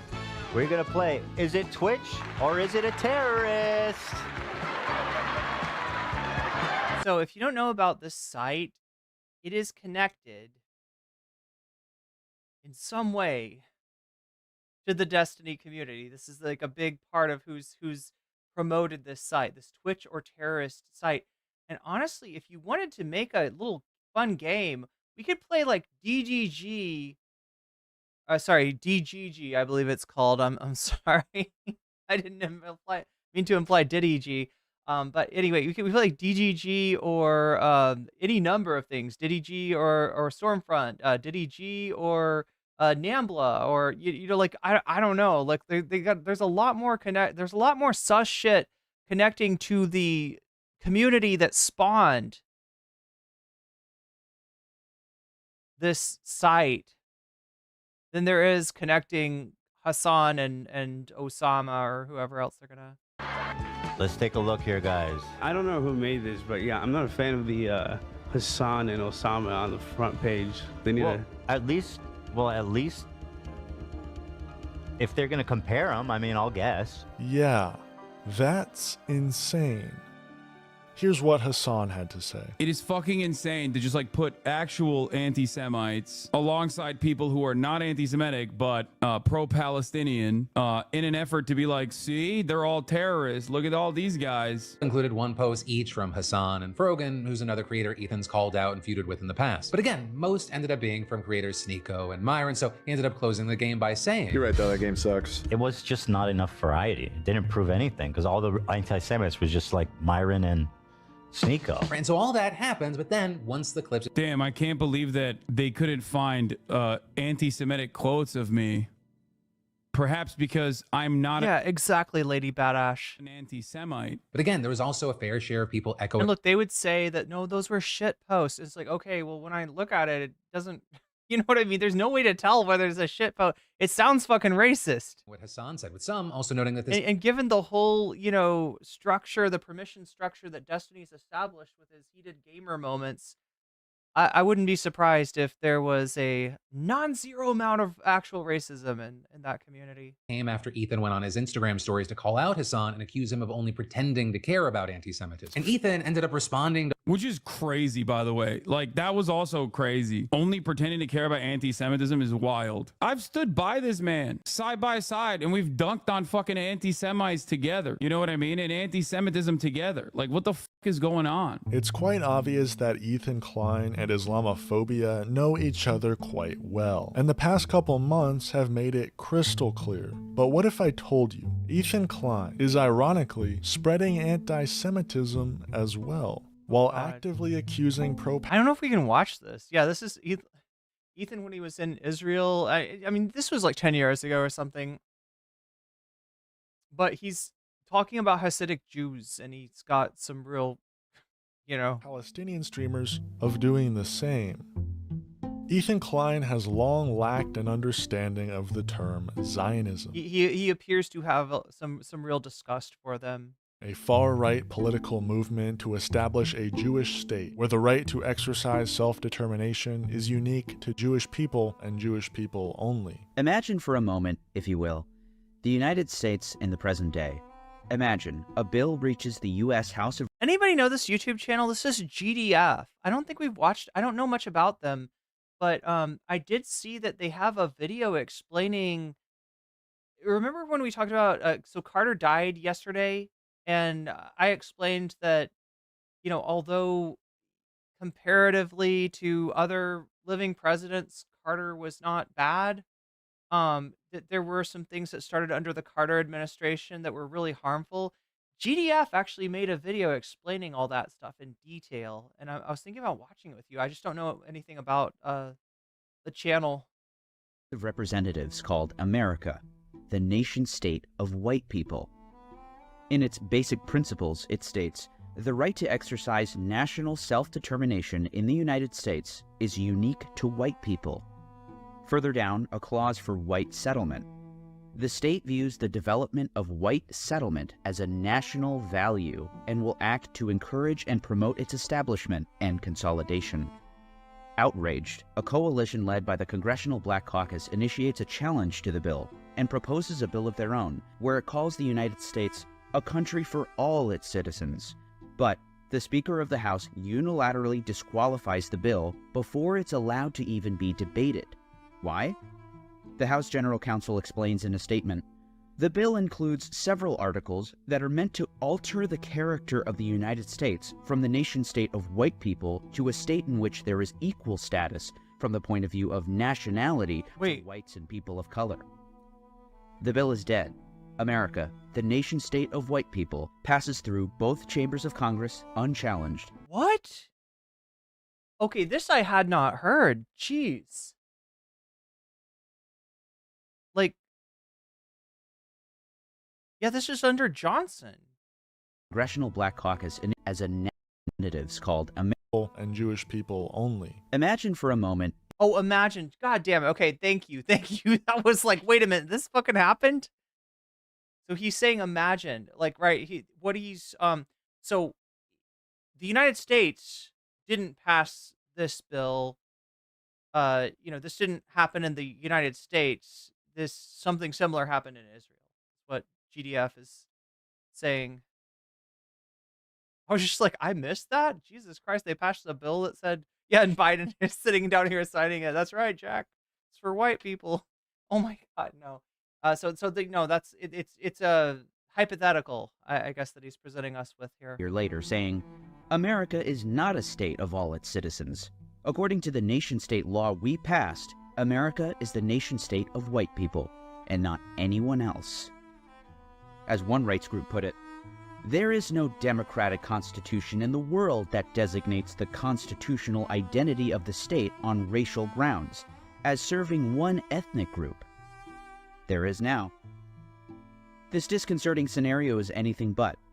It's completely real and happened just a few years ago to little coverage and little condemnation. However, Ethan simplifies the definition to something along the lines of not wanting Israel wiped off the map, once again playing victim even when and the fucked up thing about that is that, like, he's not talking about, like, necessarily militarily, right? He views, like, let's say the enfranchisement of Palestinians within the state, and again, this is a one-state solution that is kind of forced on as being one of the only possibilities, given that the two-state solution has been utterly frustrated. Also, remembering that the two-state solution is, potentially a form of apartheid.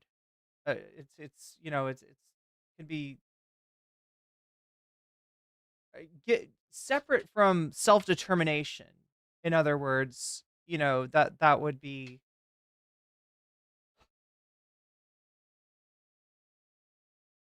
But yeah. Defining Zionism. These are the people who are trying to convince everybody that Zionism is not Judaism and convince themselves that we don't hate Jews, we just hate Zionists. This is a confusion that is at the root of the problem I'm having of contributing and rising anti-Semitism that I'm seeing, is this usage of the word Zionism, which is basically become a catch-all. It doesn't mean much. And it has a whole spectrum of meaning. Like, if you look at a leftist Israeli, you ask them what Zionism is, a lot of people tell you it's Western expansion, like settler expansionism, right? and they say, oh, I'm anti-Zionist, I'm against that. Where the idea of like, you know, taking Israel off the map, they would be like, that's insane. Like, obviously, no. Are they a Zionist? Or is it a Houthi pirate that Hassan's been hyping up, and a Houthi flag that says curse upon the Jews and death to Israel? Is that Zionism? What does it mean? What does it mean? People call me a Zionist all the time on the internet. The extent of my Zionism is this. Do I think Israel should be wiped off the map? No. I mean, I'm progressive. I just don't think that Israel should be wiped off the map. That's literally the only deviation I have with these people, is that I don't think that we should relocate 8 million people who were born somewhere. Yeah, exactly, Talia. Bibi bragged about having prevented a two-state solution. So that's not on the that's not on the list of options. Somewhere? That's my only deviation. Isn't that crazy? That's literally it. I honestly don't really think I need to explain this, but when you conflate Zionism with Judaism, Zionism being a racist, far-right, racial supremacist settler movement, Judaism being an ancient religion of peace, whose followers have been historically persecuted for the past 4,000 years, you're doing nothing but creating more anti-Semitic sentiment. Zionism, Like I said, the other group that conflates the state of Israel and the Jewish people is, you know, racist anti-Semites. is a disgrace to everything Judaism stands for. And even if we ignore Ethan's conflation with Zionism and Judaism, he's honestly just had a gross history of being anti-Semitic himself. Oh, here we go. So I don't know how much with this we can watch, because he's really racist, or he's or I don't know what you call it, like he's really bigoted towards these Hasidic Jews that he's seeing on the street here. I mean, I could take these guys a little bit more seriously if it wasn't for this curly ass shit. Like these fucking double, Like straight up make fun of their culture. Yeah. curls. Yeah, that is disgusting. It's just goofy. But also, come on, wearing a full suit in the summer. You know what? Whatever, dude. Whatever they want to do is fine. But the But they thing that stink the whole place for everyone. stink suit, whatever. Okay, the thing that puts them, you know, the thing that makes it not okay. You know what's funny is his aggrievement towards Hasidic people. It's strangely similar to his aggrievement towards leftists. Here we go. One to drive in a car. Careful, everybody. Yeah, the thing that not makes it okay is these curly ass, goofy mouth, because it just makes you into a goofy guy. You try walking around that shit. You walk around something like that, you're nuts. It's like having a rat tail. It's like having 2 rat tails on each side of your head. Yeah, that's what it is. Except you fuck. Yeah, I don't know. That's fucking bigoted as fuck. Manicure them every And day. again, this is like 10 years old and shit, but At least people with rat tails have the decency to just let it sit. But these guys goof with it all the time. We'll get some good footage, hopefully, of these goofy ass rat tail motherfuckers. oh.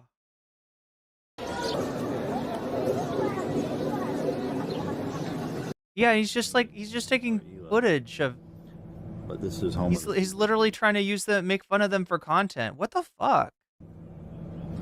The Jew, you know, the dirty, grimy. Oh my. Okay, we can't continue. Like, yeah, this is beyond the pale. This is beyond the pale. This is not safe for Twitch. I gotta fast forward here. You know what I mean? It's like, who can look more Jewish? Boom, boom, boom. It's like it doesn't end. I mean, come on. You have to be very generous to a Hasidic Jew, right? Enough, when it's 1,000,000 degrees outside, they Okay, enough. Okay, we can't do this. We can't do this on Twitch. We literally cannot do this. cooking. That's all she does. Not all fat. Well, a lot of the ones you see are pretty chunky. So what's the end game in all of this? Ethan's first foe was Frogan, and after a year of whining about her, he was— You know, it's ironic that Ethan is like worried about anti-Semites on Twitch, on people being, you know, bigoted towards Jewish people on Twitch. And if I hadn't fast forwarded through that, he would have been the one being, you know, doing that shit. It's literally, the call is coming from inside the house. Jesus. was finally able to get her and her friends banned for a significant amount of time. But he quickly moved past that. Chat, isn't that wild? And is now mostly focused on Hassan. At the end of the day, Destiny's audience really has been acting as a parasite in the spongy mind of Ethan Klein, using his inherent biases against him and steering him off a cliff. And parasitic they've been, somehow getting a sitting congressman, Richie Torres, to write a letter to Twitch and their owner Amazon entirely centered around Hassan Piker and the quote-unquote anti-Semitism he has fostered on Twitch. If the KKK or the Third Reich were a social media platform, it would be Twitch. A congressional letter has been sent to the leadership of Amazon and Twitch to sound the alarm about the amplification of anti-Semitism on Twitch. It was sent by a congressman. Oh my gosh. And it's got like the official heading and shit. Hell yes. Addressed to Dan Clancy, Steve Boom, Andrew Jassy, Hugh Jassy, like Hugh Jass. Get it? Oh, I see. Hugh Jassy. I see. Because it's like he has a big butt. Get it? Yeah. You know, this is what the funny thing is, like, when I ask people, like, how did H3 get started? Like, what was the attraction? Like, what were they doing, right? It was like they were doing comedy videos. I feel like the number of times that H3 has made me laugh, I could count on my hands. Maybe even on one hand. You know what I'm saying? Richie Torres tweeted about me. Oh, you know, that's some ADL. Like, I'm not saying it's the worst channel in the world, but I am saying it's sometimes a little skimpy on the laughs, on the goofs and gaffs, as it were. That's dog shit right there. Richie Torres, the leading streamer on Twitch, Hassan Piker, and apologies for the sexual violence on October 7th. This is, oh God. It doesn't matter if it happened on October 7th. It doesn't change the dynamic for me. Hassan declares before finally admitting that Palestinian resistance is not perfect. A social media influencer openly defends mass murder. Wait, what? What did I say in the 17 seconds before this in this 140p fucking clip that you found, dumbass? I'm saying that it most likely did happen, but that doesn't change the dynamic of the genocide. He clip chipped me while I was literally talking about most likely happening on October 7. Wait, my argument literally was, yes, rapes most likely happened on October 7, and that doesn't justify genocide of an entire people. What is he saying? Mind you, this letter was written before the election, an election where Torres' future as a congressman was on the line. Yet somehow he was convinced to use his time to shit on Hassan. Bro's clip farming in Congress. Even the He got reelected, didn't he, Torres? Anti-Defamation League, an organization centered around the fight against anti-Semitism and hate crimes in general, somehow found the time in their busy schedule to whine about Hassan Piker. Why is he getting all— Yeah, it's so fucked up at a time like this where anti-Semitism really is on the rise. The fact that for guys like Greenblatt, the only thing they've got on their mind is pro-Palestinian protesters, right? That's absurd. all this attention? Because he's pro-Palestine, anti-imperialist, and anti-capitalist. It's like, didn't that guy cape for Elon Musk at some point? Like after Elon Musk did his big anti-Semitic tweet, he kind of was like, "Oh no, he's cool now. I talked to him. He's good. Really that I approve. You know, he's all is forget." Elon Musk literally retweeting and agreeing with anti-Semitic tweets, right? Guess, you know, a conversation. Whereas, you know, Hassan, people are trying to name him anti-Semite of the year. He actually didn't win that this year. It was they gave it to Candace Owens instead. So. Oh, he's also hot. I forgot. Damn. I mean, I'm not looking at why is he getting all this attention him for being. I'm just because like he's pro-Palestine and the fit though. The fit. Anti-imperialist and anti-capitalist. It's really that simple. Oh, that fit. Seriously. Like, can you imagine you show up for your first class of freshman English, and this guy walks in. That's your professor. He looks like he's turned the old school professor look into something quite new. Let's just say. He's also hot. I forgot. I'm not thirsting.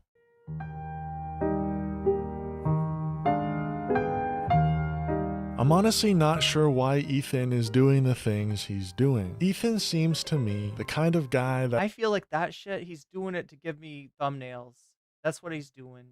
He's helping out a small creator. Thank you, Ethan. Thank you. thinks he's right about everything. And when people challenge him on it by the Like, here, let me do some more goofy looks for you to use on your thumbnail. I got you, girl. I got you. Yeah, peace and love. Papa bless. thousands, he will do everything he can to prove himself right, rather than admit he may be wrong. Even if that means resorting to a public 3-month-long crash out where his Islamophobic biases are on full display. The thing about what I'm saying is that I'm objectively right. I'm sorry to tell you guys, I hate to break this to you, I'm just downright objectively right. So if you're like mad and you're raging and you're posting like mean, or not mean, but let's say you're just raging and posting comments on the video or in the description, I'm just gonna tell you straight up, I'm right. I'm right. That's the thing. He says, standing on the wrong side of history. Yeah, amazing. So I'm standing up for yeah. I'm glad you're committing this to, video, right? This is my morals, and racism is actually bad. Yeah, no, history will definitely remember you. Not the way that you think it will, but no matter who's the target of it. And if you're one of these people that believes Ethan has learned anything within the past year, he recently invited on a genocide.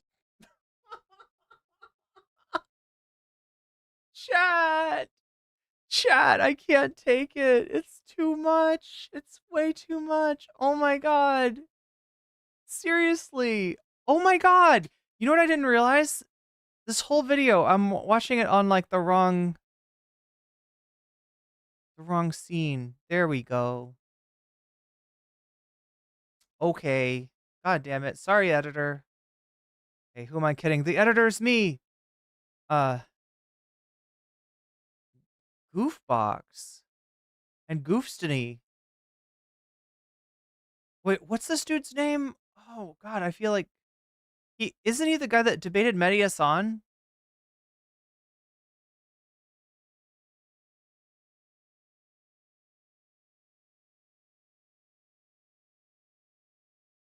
Anyway, what I was trying to do, chat, was this.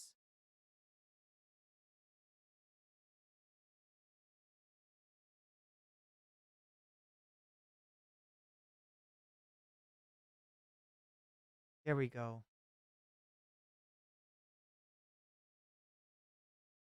Loner Box and Destiny.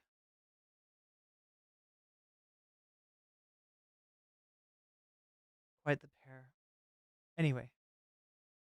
Genocide denier as a moderate alternative to Hassan Piker. For the last year or so, when people have been saying there's an inevitable famine, and like a famine is like you've got thousands of people dying of starvation like every other week, and obviously that didn't happen. And nearly every argument and talking point Ethan had to contribute were nearly identical to his arguments from over a year ago, immediately after October 7th. One thing that drives me crazy is the admiration that you see from Western leftists for organizations like Hamas and Hezbollah. The thing that I've been seeing online that makes me sick is that just like brazen, enthusiastic support for Hamas.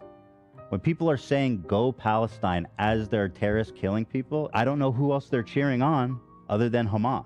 It's funny because the people who live there, none of them want one state. None of them. The Palestinians and the Israelis, nobody there wants one state. With international pressure, Israel would do anything that America I think it's important for you to understand that will never happen. I know Israelis, I've lived in Israel. That will never, ever, ever happen short of all-out war. They will never give up the country, ever. I think it was something Give up the country. a lot of activists would say, well, actually, we deny that. I mean, I've heard Hassan say this, and it's a pretty popular perspective, that Hamas does not use human shields, quote unquote, or they don't use public buildings, and they don't fight like that. I think what they would say is, it's densely populated. Like, of course, how can you avoid being near a school or a fucking whatever it is, or near civilians? Is Because that they don't debatable that really- they dress as civilians? No. No. It's not debatable. Not all of them do, but yeah, it's Or not that all their of them do, headquarters are under hospitals? Because I see people deny that too. It was the IDF, Ethan. It literally just broke. I don't care who's talking about it. It just happened. I don't think anybody knows what happened exactly yet. Hassan says it was IDF. Well, he can say whatever he wants. I mean, it just happened. The IDF video is old. It shows buildings with electricity and the power's out. Dude, you guys gotta stop with these weird conspiracy theory stuff. Just wait like a few hours. That's it. Not even from like a nationalistic, Zionistic perspective, just from a pragmatic point of view. To look at that situation and say, I think we can like lift the blockade and let everybody in Gaza and the West Bank have free reign to go into Israel and basically just, you know, fully integrated from one day, just lights are on, the borders are gone, full integration. Pragmatically, that seems like a total disaster. I mean, that would be like all the governing bodies in those areas are pretty much dedicated to violence against the Israelis, and it'd be crazy, right? I mean, it would be mad to do that. There is, I believe, a widespread belief held by nearly every Israeli that if the borders would dissolve, if the borders would come down, there would be a massive genocide against Jews. I find it incredible that people think that Hamas is going to Again, people say the same thing about South Africa. take over all of Israel. And this is always a reason. This is always a final justification for settler colonialism. Happily coexist with fucking Israelis. If there's a state of Palestine, it makes sense. But if you're in one state, all that's going to happen is like everybody is trying to bring as many people there as possible. There, frankly, are a lot of Palestinians, right, in the area. And once the Palestinians outnumber the Jews, basically anything is fair game for the Jews. Anything. And I'm sorry, but Hamas, the governing fucking body there, wants to kill all the fucking Jews. I truly wish. And meanwhile, how many civilians were killed in Gaza? You know, like, right? You're worried about a potential, event like that, where a real event, a real mass killing is happening to the Palestinians. It's just Ethan the best. Because whatever he's going through, it's not healthy. And if this continues for another month or two, I can't help but imagine that it will have a huge impact on the legacy of the H3 podcast and Ethan Klein. But that's a video for another day. Indeed. Thank you for watching North Star Radio. Okay, so North Star Radio, if you want to follow this channel, let me make that really easy for you. Click right there. There you go. Thank you for the video, North Star Radio.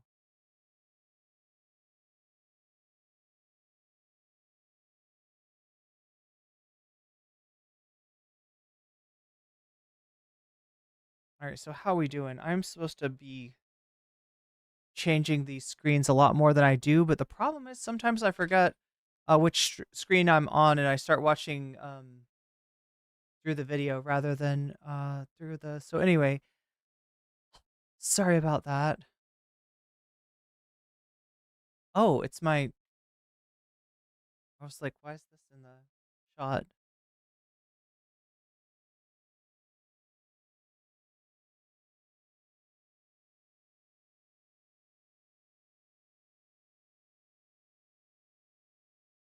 Same argument was made by whites in South Africa and in Zimbabwe. White people in America said that. Oh, yeah. Yeah, just so many historical precedents for what Ethan is saying, and he's just never making that connection that he is that guy. Like, right, the same guy that you look back in history and you say, what the fuck? Like, that's you, Ethan. That's you in the future.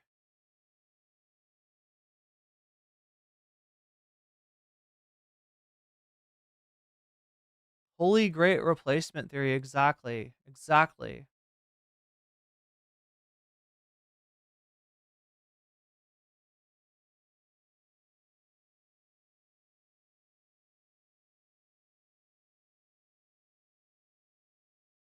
Oh, Jimmy Carter talking about apartheid.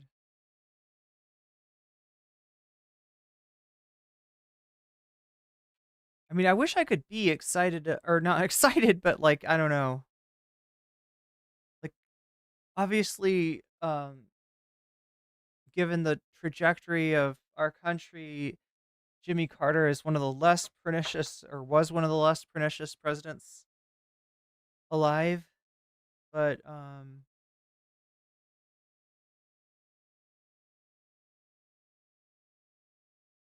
some very questionable fiscal policies, the results of which we are living with today.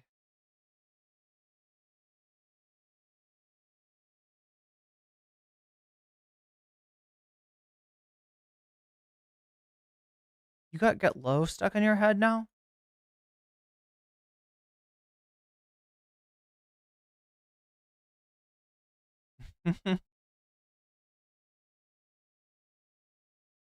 Alright, I'm trying to decide what to watch next. Oh yeah, I kind of want to show you. You want to watch a little bit of a. There was years and years of just everybody Scrubbing fucking him out. hating. This is a this is an H3 fan channel that made this, and I just want to show you what Comrade Casey. This is the person North Star Radio that we just watched. I want to show you what Comrade Casey looks like through the eyes of a true H3 Hoopa Troopa.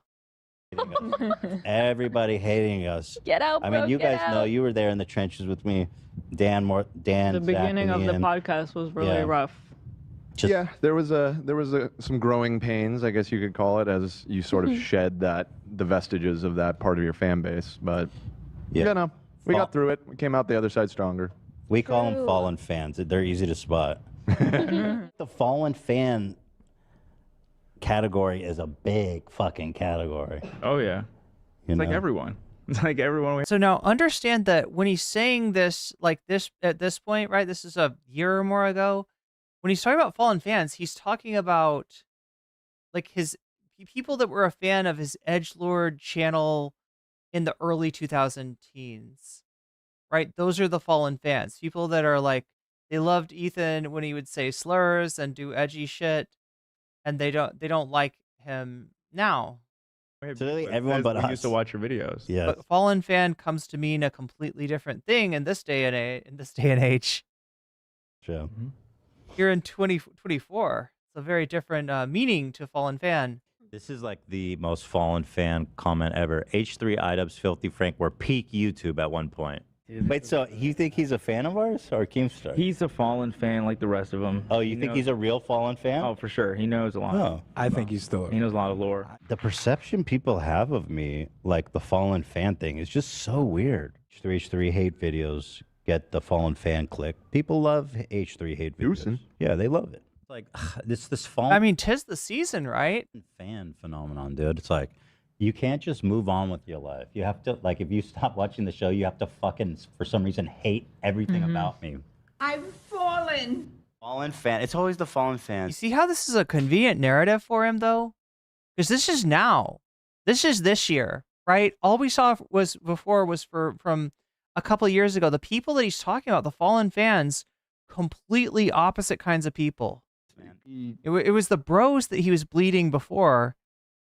He was a fallen fan. Remember we discovered those Yeah, old clips right, of him? right. He used to watch H3 apparently. Huge fan, actually. Huge fan.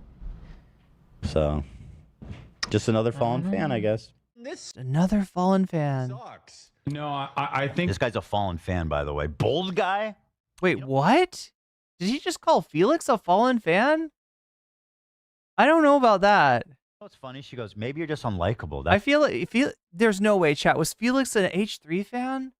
Somehow I just can't imagine that being a thing. Why people don't like you? This girl was my biggest fan before October 7th. So clearly, she likes me. Wrong screen. Oh my gosh. I'm supposed to press the buttons. There we go. You just got to hear Ethan saying fallen fan a bunch of times. Chat, I will get the hang of it eventually. Maybe I should just hang out up here. This Yeah. girl was one of my biggest fans. Same with Frogan. Before October 7th.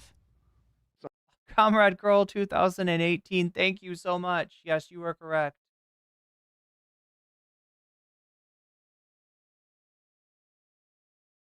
You are indeed correct. Thanks for letting me know, chat. Show the video. Show the video. Stop. Wrong screen. Wrong stream. Back it up. Oh my god. We don't see the screen. You're on the wrong screen. Switch screen. Oh my god, how far back does this go? It was just the Fallen Fans thing, right?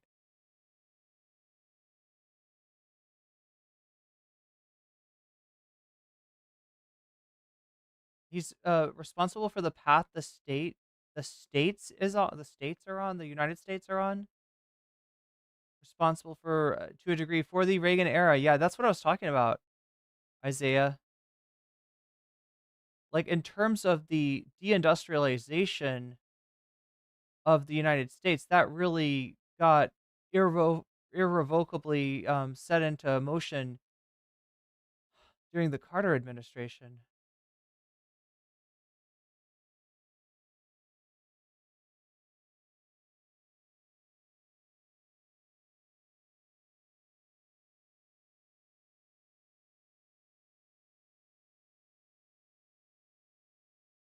Um,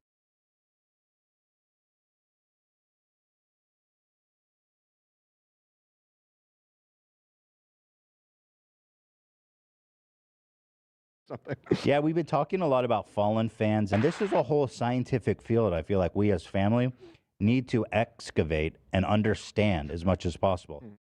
For years, Ethan Klein and the H3 podcast have been no strangers to controversy. One recurring theme hey, I know that's not true. is the phenomenon of fallen fans, former supporters who have not. Okay, anyway. So anyway, that's how they look at Comrade Casey, and I mean, I guess it's true. I mean, in terms of Comrade Casey being a H3 watcher before and a critic of H3, but they're making it sound like this, like, jilted lover sort of thing. You know what I mean? They're making it sound like it's like you were way too into the show and now you're way too hateful of the show. You've got like, you've got problems, right? It's never about Ethan. It's never about H3. It's always about the fallen fan. This dude, Comrade Casey, okay, he made a video about the end of Leftovers. And you guys are going to love this because it just keeps happening. It's really something. So there's this video that's been going around and Hassan reacted to it. This guy's name is North Star Radio. What are Waluigi's thoughts on Luigi? Hey, Waluigi's just hoping he doesn't get subpoenaed. Here he is. Right? He goes, why is the H3 podcast will never return? They're gonna try to bring Waluigi into the case. Actually, this one only has 74,000 likes, but Hassan's reaction had a lot. That's Anyway, true, this guy guys. made this video. I haven't watched the whole thing. It's long as fuck, and I generally don't like watching videos like this because it's usually depressing. And it seems to have like a neutral title, but I think everybody noticed as they were watching through it, even Hassan, I think, commented on it, that this video's a little fucking weird. Yeah.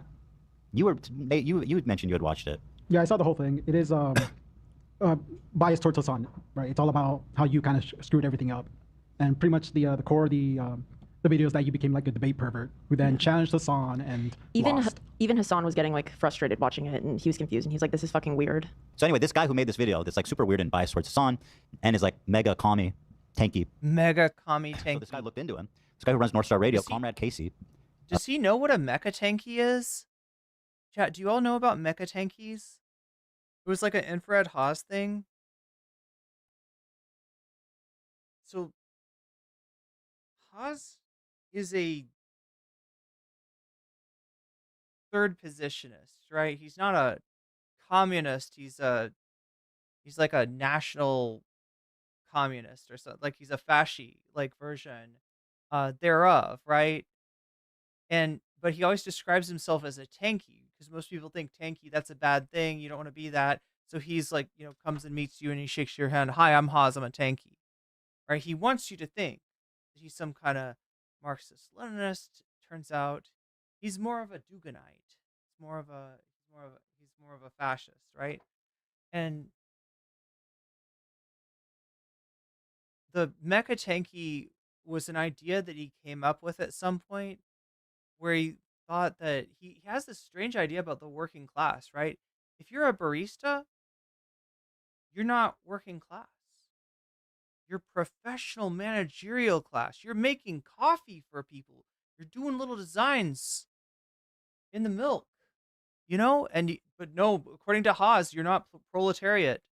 You're a real proletariat if you own some of your own implements, right?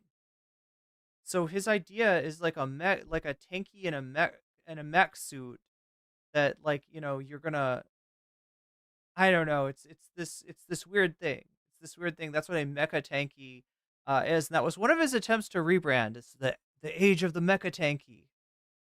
Anyway, mecha tanky is a real thing. Not that Ethan would know that. They found his Reddit account. He's a big Hassan fan and clearly developed a deep hatred for Ethan and Hila since October 7th. In his video, at 7 minutes 50 seconds, he mentions he has already been radicalized by Hassan in 2019 and 2020. It seems to me that this guy is the exact sort of awful person Ethan was talking about that is within Hassan's community. And again, I'll say Hassan's video didn't have really any nasty comments, so I am definitely talking about people like this who are not in his comment section, though. Instead of facing and reflecting on that criticism, he goes on to spotlight this guy's obsessive hatred to his audience. So here's this fucking guy. Let's look at some of his greatest hits. And this guy's been posting on Snark for over a year. Oh my. This man is a Snark user, and wait, it gets so much weirder. It gets so depraved. Yeah, that being said, I don't think that Ethan really knows what a tanky is. I think he just uses that word for anyone who's like a serious socialist or leftist. Since November 23, he's been calling Ethan a Zionist, scumbag, genocide, denying IDF simp, Israel defender, amongst many other parasocial insane things. So, and you know, this guy was apparently a big fan, okay? Still is, I guess. So if you're a big fan, how can you, even if you hate me, go spend time and actively participate in the Snark subreddit, which we've expressed just how fucked up and how like disturbing it is over there for you to go and participate in that level of depravity. Let's take a look at his participation. Ethan is a scumbag, genocide denying IDF simp, Israel defender. And don't try to tell me I only think that because he's Jewish. Nobody mentioned that, bro. You brought that up. I think that because he's a genocide denying IDF simp, Israel defender. That seems like you just used a definition to define a word. Use the words definition. You know what I'm saying? There's like a paradox where you go. Get your words straight, Jack. Shaking is to shake someone's hand. Tautological. What do you? Is the term for that? Can you actually tell me why you think that? This Is it tautological or I thought it's tautological? sub. He says this sub fell off, man. It used to be about hating Ethan and supporting the crew. Motherfucker, it was never about that. I still watch H3 and subscribe, and I'm still a member because I love the crew. Zach is annoying though. Now, interestingly, this man loves everybody on the crew except Zach. He convinced himself that he's a social democrat. How you doing, comrade? Now again, I didn't bring up Judaism. That was something he brought up. But what does me and Zach have in common? That's a good point. That the other crew members don't I have. wonder what that could be. Circumcised? We are circumcised. Don't you have to own a tank to be a tanky? That's We true. both have been Although born. AB circumcised. I know that. Oh, I know. We're Jewish. Oh. It's funny that Ethan comments on Hassan yelling and getting angry while Ethan does the exact same. But when Hassan does it, he's defending the lives of Palestinians. When Ethan does it, he's defending genocide. Great analysis. 2 days later, he's posting on our subreddit. I was crying at the beginning of this episode and a lot more at the end. Love the H3 family. You fucking psycho. How dare you? Like, what the fuck do you mean? Are you okay? No. Like, how do you even seesaw between these two? But he's very adamant about loving the crew, except Zach, and hating me. But forgive me for not believing him, because, like, if you're watching this show, I mean, I'm talking vast majority of the time, and I'm, you know, the owner of this channel. Focus of it. Yo, it doesn't take much to get Ethan to make those kind of accusations, does it? Oh, you don't like Zach and you don't like me? Must be. So you're so in the main beneficiary of his you're financial not- support, which he's been giving for years and still gives. He's a member. evidently. It's just very weird yeah. behavior. You know, don't Appreciate worry. the support, though. The crew will have a Thanks, job man. whether you watch or not. Yeah. But watch out for those Z's. You're doing a heck of a job supporting us. Well, it supports my long-standing theory that the Snarkers are the biggest, most engaged fans of anyone, frankly. And it goes back to Howard Stern. You know, there's that famous saying. They go, how long do the fans watch? 20 minutes. And how long do the haters watch? 50 minutes. Yeah. Yeah, true. He continues to post in the Snark subreddit, Howard Stern has haters? which somehow now turned into like an anti-Zionist subreddit, calling for a two-state solution is inherently Zionist, but Ethan's too ignorant to understand that. This guy is a professional historian on the issue. He said he got radicalized by Son 2 years ago, and he knows everything. He knows what's up. Ethan's desperately plugging Teddy Fresh because their business is not doing well. A few reasons, he said. It's ugly. They employ too many people for their size, and they produce far too many new pieces. Hila is cringe. Hila is also Jewish. She's Jewish. Yeah. Israel isn't real. Yo, that's fucking sick. That's sick, though, actually. That's epic. He goes, AB and Olivia celebrate the weekend's huge donation to Gaza. So again, they're obsessed with like, oh, AB and Olivia are celebrating the donation. Like they're somehow going against Ethan by supporting this donation. And he goes, Ethan could easily donate 100,000. Bitch, show me the receipts of anything you've ever done for Gaza except shit on Jewish people online. How much is that helping? You've done. So yeah, he's basically doing a deep dive into, I think, is that Comrade Casey's on Reddit? Much for Gaza as dating and money 101, dude. It must be. Like, these people are the biggest fucking hypocrites. Like, you do nothing to actually help the cause. He says, no one talks about Ethan's undertone of racism he adds to every conversation, not about white people. And yet you support me. You pay me. Explain that. While Ethan and Ila's take on Israel and Palestine post-October 7 were some of the most brain-dead and disgusting things I've ever heard. Bro, you need to get out more. I didn't say that. Oh my God. He said. So we're not going to watch much of this video because, again, it's made by a Fupa Troopa. It's made by a true blue fan of Ethan and H3 in defense of them. This is, you know, I just wanted to show you what it looks like through their eyes, like what people that don't know any better than just take Ethan at his word are seeing, are thinking. And again, like I said, if you're an H3 fan and you just only encounter North Star Radio through Ethan's content, you literally think that he's sending out dick pics, right? Ethan said that in a fucking deadpan manner. Obviously, he's not serious about that. Obviously, he's, I don't know, exaggerating or goblin moding or something. But if you're a fan of his, you don't know the difference. So I mean, this is what the H3 fans are. They really look at Comrade Casey as being this like disturbed guy that's creeping on love. And while Ethan and Ila's takes on Israel and Palestine post-October 7 were some of the most brain-dead and disgusting things I heard at the time. There you go. That can't be true. Yeah. That cannot be true. That's the worst thing you heard anyone say about October 7th is maybe don't kill civilians. Yeah. Maybe don't kill civilians. Sorry about that. He says, I eventually came back and sort of forgot about it. You forgot about it? Once they stopped talking about it. And then I was reminded with Aaron Bushnell talk, which I soon forgot about it as well. You forgot about that too? But honestly, a big push to make me unsubscribe and cancel. This is 27 days ago, so I guess he finally fell. Okay. And canceled my membership a couple weeks ago. Is Ethan opening up to these awful people he once made fun of and his joy from these pedo hunters? Hold on. You're saying that my overt Zionism and support of genocide you could look past, but me watching Vitaly videos was a bridge too far? Like, what the fuck, bro? Well, but this guy's like, yeah, I've been a fan forever, but man, I really lost respect when they made fun of Vitaly. It's like, bro, you've been watching the show? Back out. You watched through Chestnuts? And this was too much for you? We're living. Now, wait a minute. When he says chestnuts, I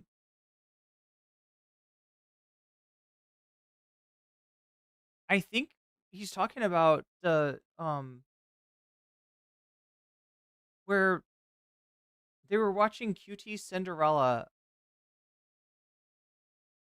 talk about somebody doing deep fakes of her and you know, being kind of emotional about it, like, right? It's invasive. And you know, Ethan and the crew are reacting to it.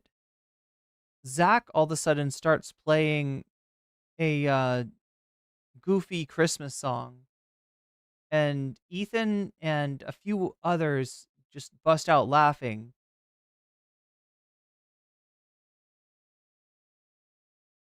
I don't know if they're going to show that here. I think that's what he means when he says chestnuts. It was a, you know, thing that really bothered a lot of people, and understandably so, because they're sitting there laughing at, you know, QT Cinderella getting deep faked. Ethan did say, Zach, you're a monster, and sort of blame Zach for it. But I've heard some people say that Ethan had told Zach to put that song on. Being in a post-chestnut era, my friend.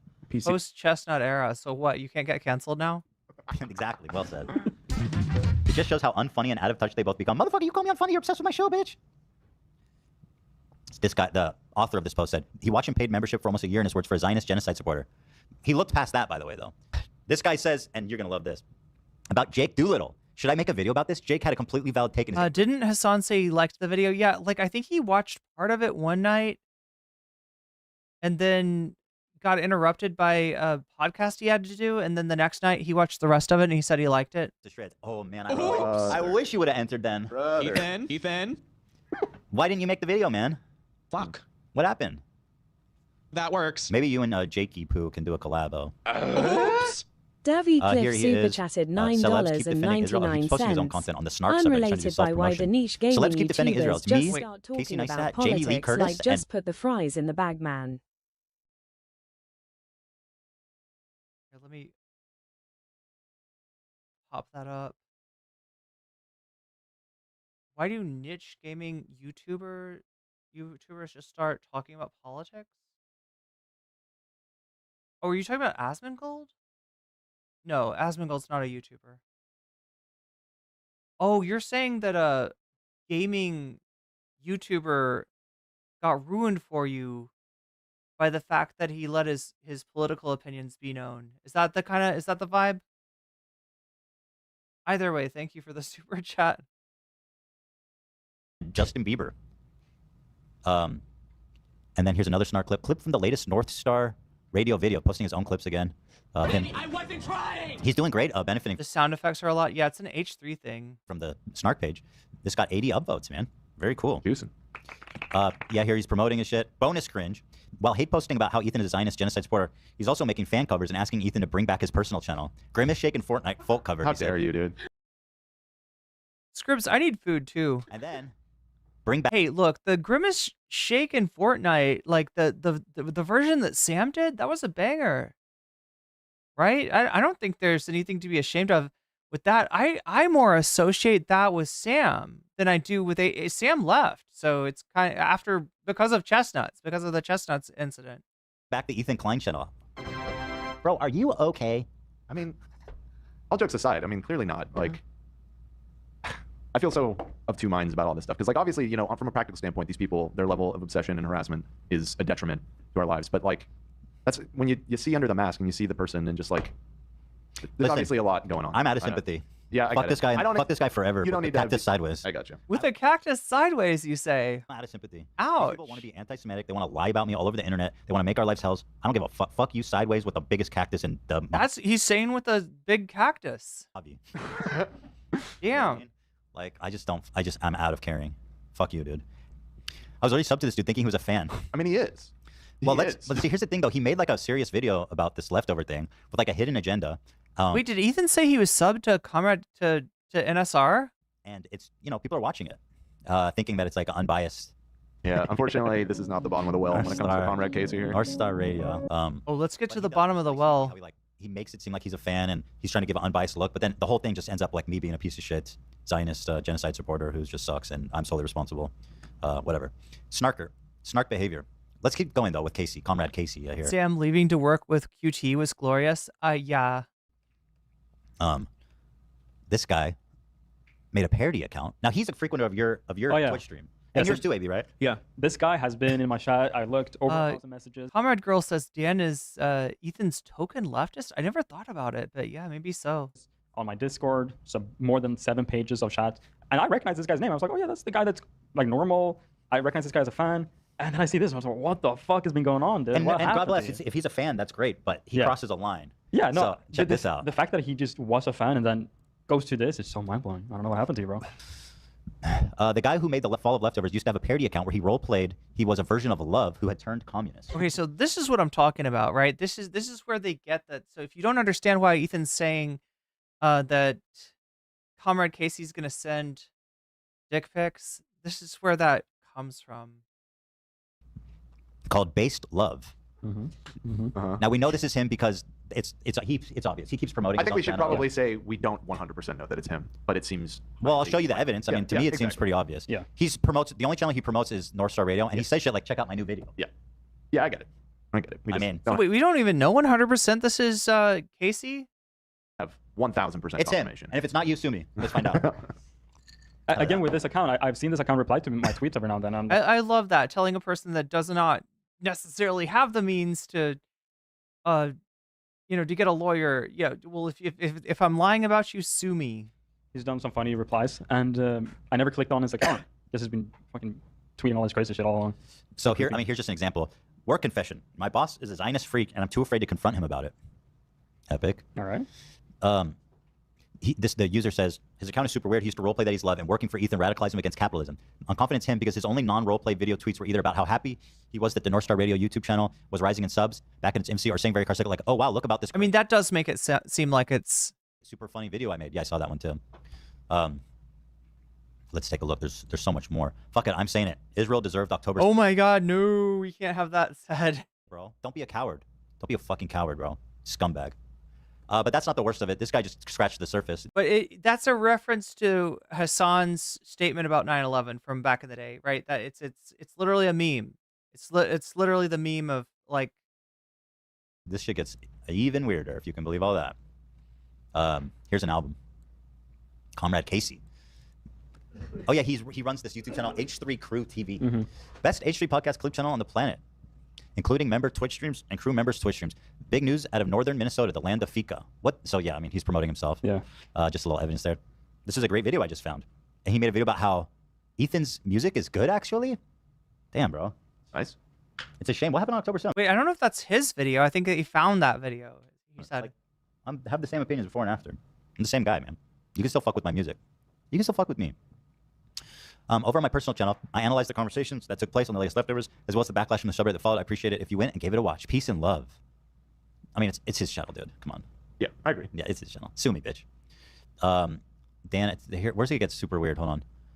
Who's the new pretty lady in Mr. Beast video? I don't know about you, but I'm feeling some type of way. Sheesh. Did we know who he was talking about in that? Ava, probably. Oh, Ava. Okay, okay. I'm inferring. And then Cutie Cinderella, he says natural and beautiful, which is just weird.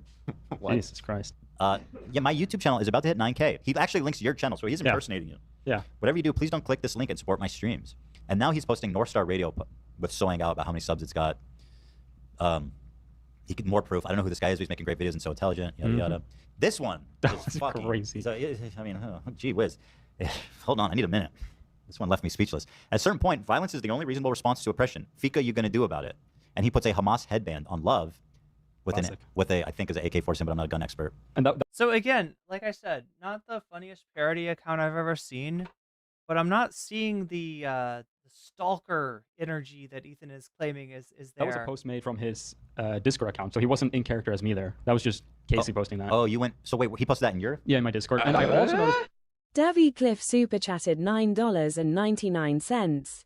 Does one of Ethan's former employees need a lawyer? I know for a fact all YouTuber core have terrible contracts that they could totally use to sue Ethan. Damn, I didn't know that, Davy.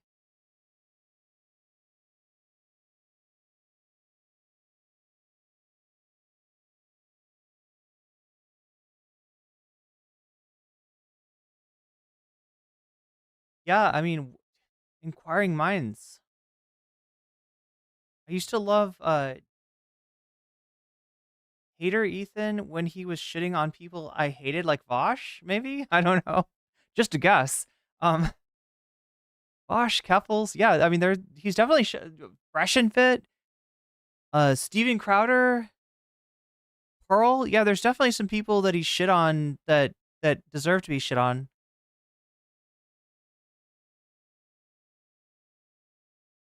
But thank you, Davy, for the super chat.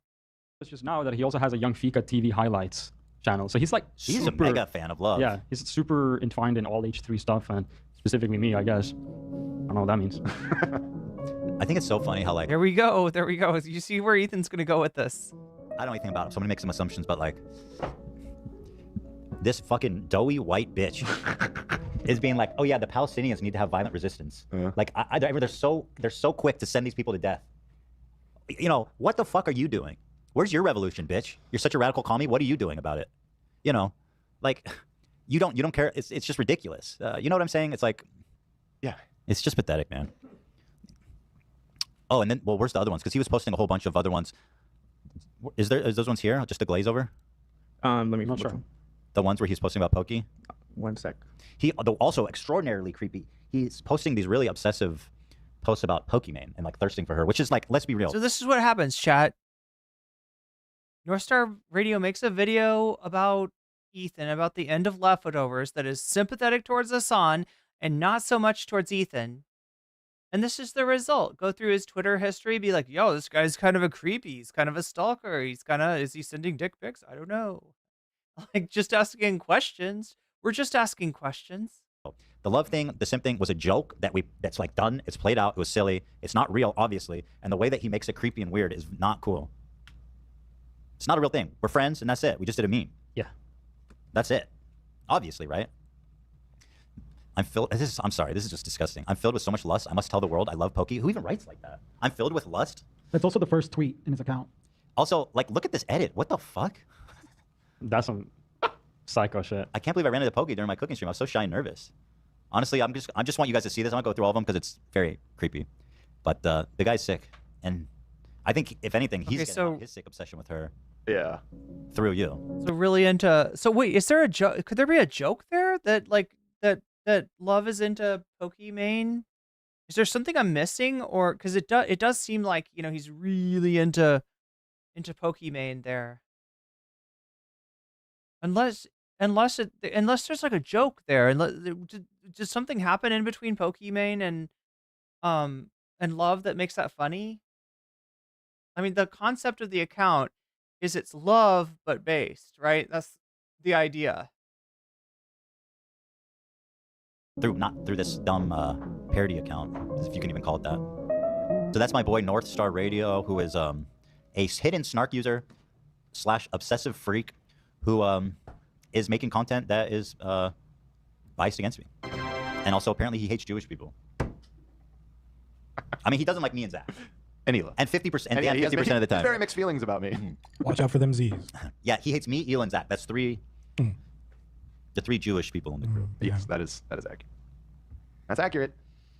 He's confused about you, Dan, because the half that's Jewish about you is also like It's just weird because like the part of Ethan that actually is like quote unquote woke or that is like progressive is the part that's like a straw man of what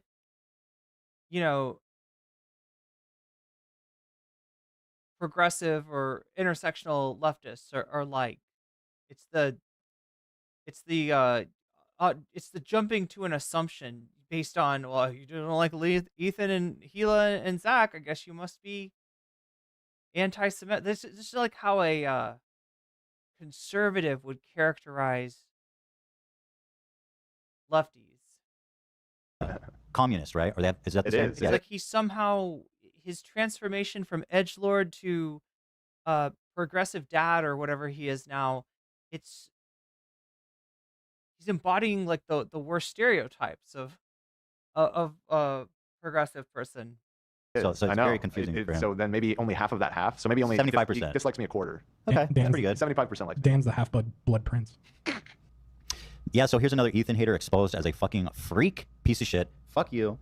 They might have sympathy for you. I don't. Fuck you. Forever. Bye, bitch. Scumbag. Fuck you. Fuck you. Like, how dare you be a fan of the show and participate in that depraved community? Like, fuck you forever, bro. Comrade Casey. I'm just so over it, man. And all these people who are doing like... Tell us how you really feel about Comrade Casey. Sneaky anti-Semitic operations who want to obsess over Zionism and call me a Zionist and call me a genocide supporter. Well, guess what, bitch? I know who the fuck you are. And I'm going to have a conversation about it. Here we go. He's coming for us. Let me take a look at this guy's channel. He's coming for everybody. But the thing is, like, if that's what you really believe, then stand on it. Don't, like, delete your shit and act like, you know what I mean? Like, stand on your shit. Let's start. Okay, so anyway, that is Comrade Casey through the eyes of a Ethan fan. Okay, so we're about to get into the whole drama surrounding Mika's rhetoric. Mika, again, chimed in on the discourse about H3 with a video of her own, and that has caused a lot of pushback from the commentary community, as well as from Ethan Klein himself. Essentially talking about it on Instagram. The feeling that we get is that Mika is going to get drawn into this, going to get dragged into this when Ethan comes back from vacation. There is a video that Ethan's threatening with. Ethan is signaling that he wants to put out a video on Hassan in the short term. Here, let me get us back to that. There we go. That's the Instagram post. He's posting stuff like this. Now, I didn't get the other half of this, right? This is one Instagram post. The other half is Ethan saying, I am super depressed and sad, and I feel like I've made mistakes in my life, and backsliding mentally and physically, looking like a fucking White Walker that's being ushered into a retirement home. I'm glowing. So yeah, after he posts like all this, depressing stuff, he's like, psych, bitch, I'm glowing. So that it's supposed to own the haters. Like if you're a hater, you're reading Ethan's Insta and you're like, oh, look at this. He's feeling really bad. Haha, that's great. And then the next one is like, psych, bitch, I'm glowing. And you're like, God damn it. I thought he was depressed. I was really excited about that. I mean, that's literally it. That's literally it. Oh my God.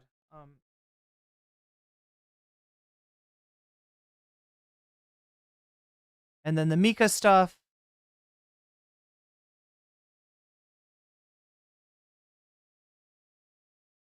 There he is, another dummy taking a ticket and getting in line. Lots of talk about it when we return. So yeah, he's literally gonna put Mika's rhetoric on the main show. Again, let's take a look at this. 51.6 subscribers. For reference, she's got a fair bit less than the Vanguard. And obviously, the comparison being made because TYT has called out the Vanguard now by name. But yeah, no, here goes Ethan. He's gonna talk shit about Mika's rhetoric on the main show.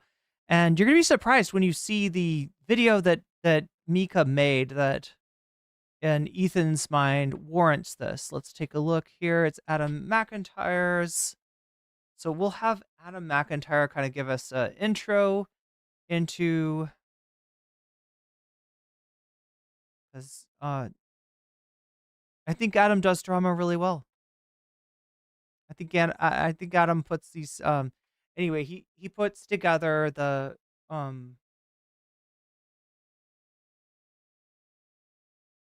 Ethan Klein said, and I disavow this as a concept, obviously.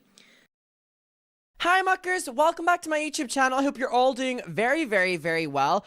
Alright, let's just get right into today's video. So I see that there's a lot going on right now with Ethan Klein. Well, when is there not? Ethan Klein and Mika's rhetoric. And I saw on the H3 Snark that Ethan had uploaded Instagram stories about Mika's rhetoric that says, another dummy taking a ticket and getting in line. Lots to talk about when we return, and it's Mika's channel, and then it's a comment, and Ethan has written yeah, comrade, it's Conrad. Sorry, I called you comrade. Jeez, now the people are gonna say I'm a tanky.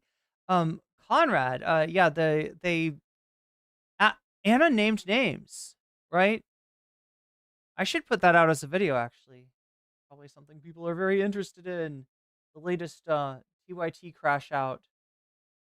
But yeah, I've been keeping on top of this, the Ethan Klein crash out as well as the TYT crash out.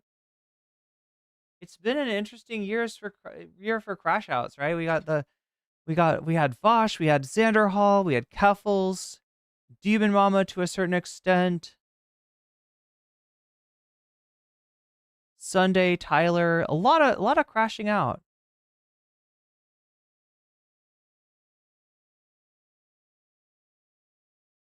The Vosh episode made him so unserious for not mentioning. Oh, the Destiny teen chats. Yeah. Yeah, considering how close he seems to be to the Destiny community now. Again, like I told you when we went over the Vosh stuff, where Vosh gets these ideas, where this kind of discourse is really common, and it's Destiny's community. They are, in fact, Destiny even said, Vosh, too bad there's nobody to make the argument that you did nothing wrong here, bud. Because he really doesn't see a problem in, Vosh getting off to short stat goblins.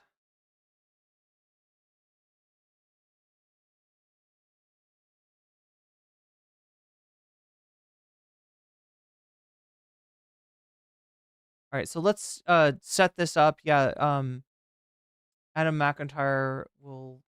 I feel like he's got something that I didn't point out yet. LOL. It says, just clicked on this video and I immediately just wanted to say that you're showing a lot of courage just speaking about H3 because his fans are nuts. And so is Ethan about anyone who speaks about him in general. I have no idea what you'll say, of course, but I'm proud of you in a very parasocial way. Don't let the internet goblins keep you from making the videos you want to make. And so he shared that and said, LOL.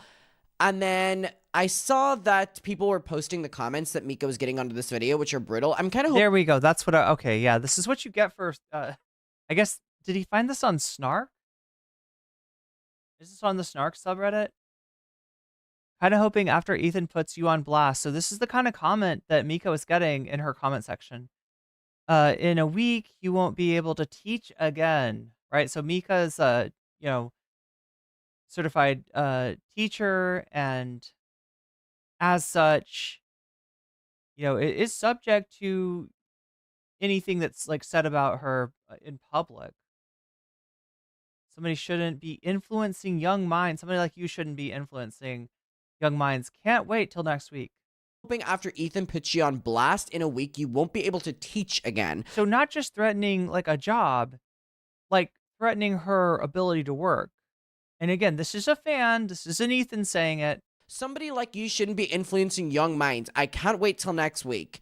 Brutal. Cut your days on YouTube, girly. Not a good take. All you low tier T channels really out here fighting for scraps like rats in a gutter. Y'all about to make the boogeyman show up and pop out. God, it's insufferable, isn't it? That's fucking insufferable. He's got his fans saying that shit. He's got his fans making Kendrick references on his behalf. That's wow. That is truly something right there. I'm sorry I listened and hoped for you to prove me wrong, but you and the sheeple alike are truly doomed, as well as sketchy in more ways than one. How inaccurate. Plus, you have a license to teach? Frightening. No need to categorize me with H3. This is a general problem the public exhibits more everyday feelings, blah, blah, blah. Girl, you still have time to delete this. Wait, no, you don't. Your anxiety is about... Oh my god. This is fucked up shit. I mean, this is borderline harassment here. To hit a new level because of your poor decision to make this lazy video filled with misinformation. Ethan is going to cover it on the show. So Ethan obviously covered, or he didn't cover it. I just assume they are going to cover this video. Yeah, I mean, from the post that he made, it sounds like he's going to cover it. I have not watched it yet, and I decided to watch it with you and kind of go through it because I've been seeing the H3 fans attack Mika for this video. So, and with that setup, we're going to move to the Mika's rhetoric video. Anyway, I'm reloading the Ethan Klein channel just in case.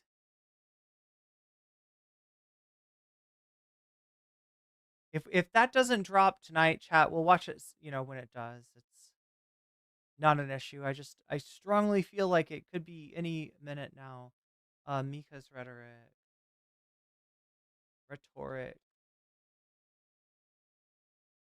All right, so this video is called A Nuanced Conversation on H3 and Public Perception.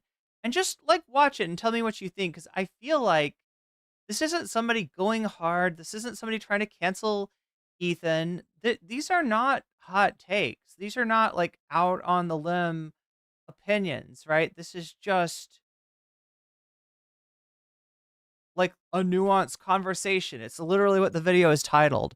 I don't understand why he wants to crash out on Mika over this video. It's like, of all the, you know. It's me again, and today I'm genuinely the most terrified I've ever been to ever. I'm gonna grab my potatoes. Ever. And I wish that was a joke, but alas, here we are. So today we're gonna be talking about H3. And I'm just going to talk about my feelings, my thoughts, the complexities, where I've been, maybe I felt like I've been too complacent in certain things. I felt like I've, you know, maybe run a little bit too much defense, and where my thoughts are now, and kind of my perception on the general audience perception, how things have changed. And yeah, everything's looking good. I look pale as hell. I think my makeup looks like Doki. I don't have a lot of notes. I just finished work. Also, obviously, because everything has to be good. These are my little, very short, just like one page, little iPad note moment. So pray for me, I guess, in advance. Links, source, wait support channel, all that kind of stuff, all down below, including the link to my wonderful, beautiful patrons and members. Names on the screen. Also, while I'm at it, because, you know, this might be the end of my days anyway, I'm about to hit 50,000 subscribers. So if you could be so kind as to perhaps participate in such event, that'd be really sick. That'd be really nice of you. Yeah.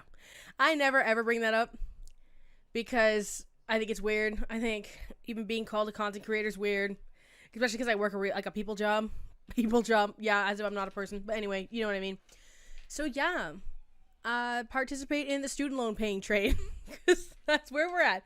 Now, no parts of the video, I'm going to maybe chapter it just based off of, like, different points, or I'm not going to chapter it at all. I don't really know. So I'm going to chat to the introduction, though, separately. I know that I can do that much. So let's get right into the news, just like Ethan Klein's bestie, Killer Keemstar, once said. So there's a couple things. I have sort of like a layout of my time frame. Also, I'm going to do a disclaimer right away, and this might disappoint some people, and I think there is a lot of nuance that needs to be understood here. I have a public-facing job in the back end, okay? Plus, I am, if you don't know, which everybody does because I'm annoying, I'm a registered licensed high school teacher by trade. I don't teach right now. However, that is something I would probably like to do come like a few years, whatever. And the issue with that comes with the fact that taking specific political stances very intensely can bar me from doing that forever. And So yeah, this is what prompted like that kind of just discourse. This is what prompted that kind of response from Ethan's fans, right? Of like, really, are you a teacher? You shouldn't be teaching anyone's kid. This is what prompted that, right?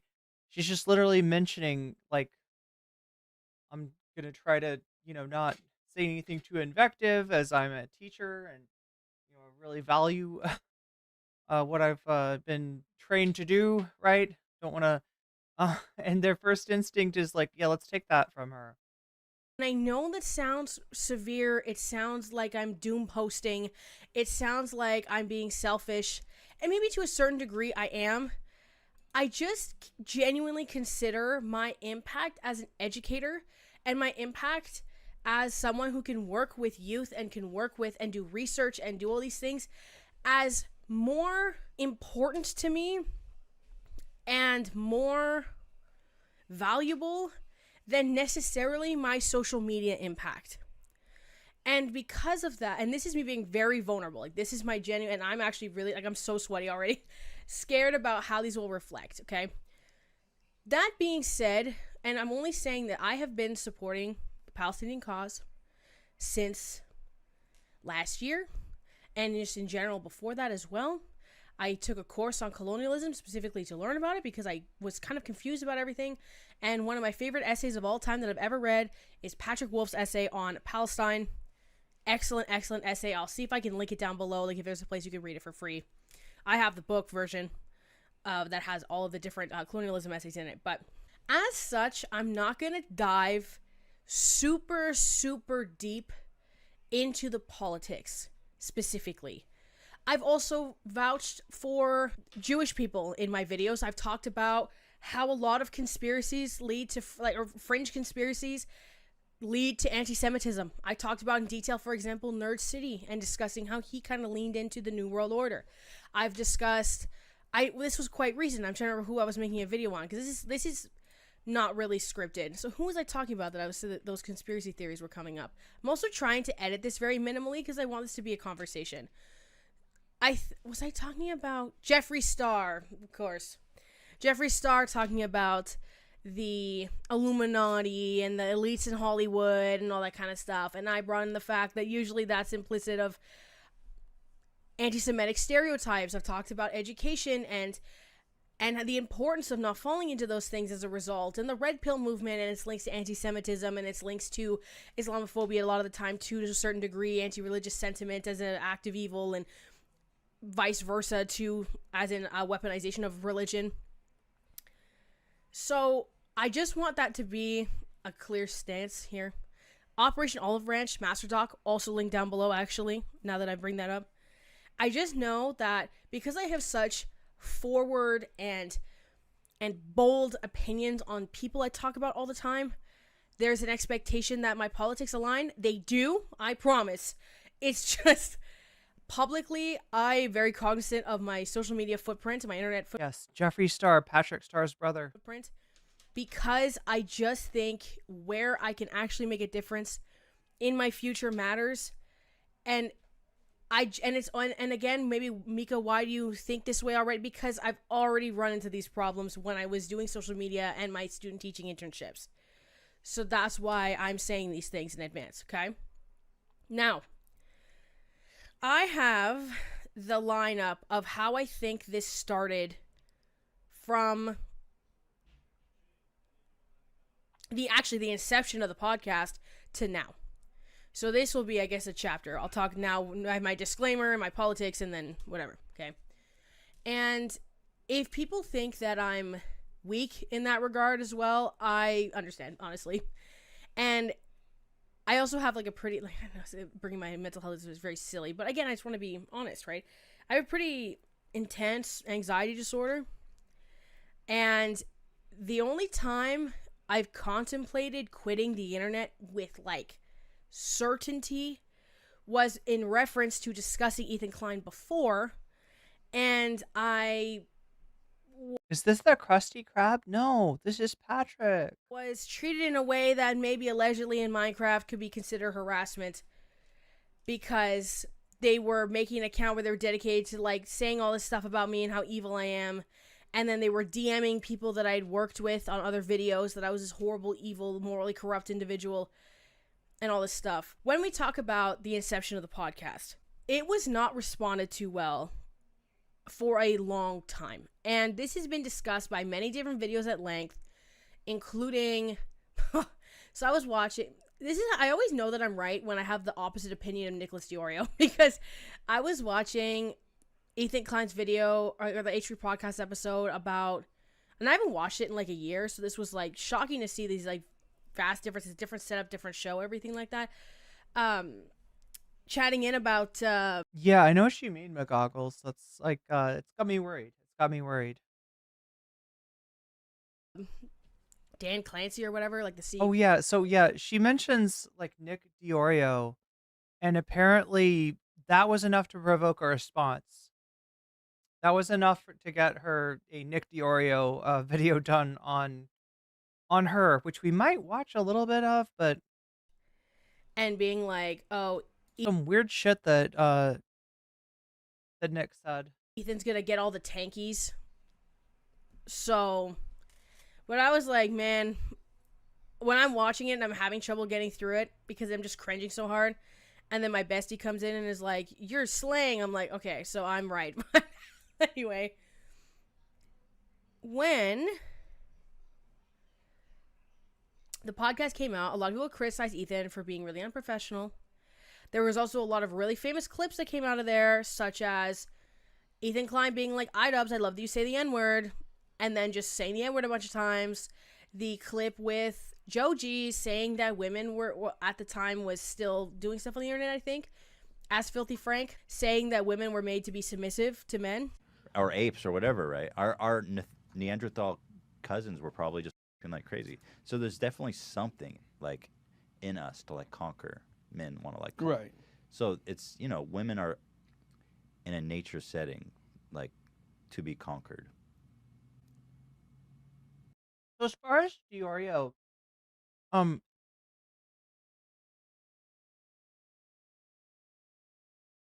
you know, obviously she mentioned his name, and that's probably why it got back to him. That's probably why he's doing a video response.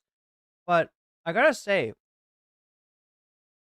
for a guy that criticizes other people for like simping for content creators a lot, there's a lot of gun guarding going on H3 Ethan's behalf by Nick DiOrio. I've noticed the one person that Nick just reliably defends at this point is Ethan Klein. There was also the clip where Ethan Klein was talking about Jewish people in Israel and commenting on their hygiene and commenting on some things that should not have been commented on in the way that they were. The Jew, well, oh God, no. Ashkenazi Jews were all inbred. That's oh my God. Really? Neurological diseases. And to be honest, there's like stinky suit where like. Okay. I'm gonna say to that. I mean, well, that is what's his name? Big Money Salvia. Internet comment etiquette. I've lived in Israel for 5 years, so they wear the suits, they got the hats, they don't shower nearly enough. When it's so yeah, it's not just him saying this. Wow, this was more recent. So we saw before a clip of him actually in Israel some 10 years ago, right? And that's why he doesn't like people bringing up that clip, because it was 10 years ago. And this is what prompted him to bring out the Hassan bro tip stuff. I was like, okay, you want me to bring out old stuff of you?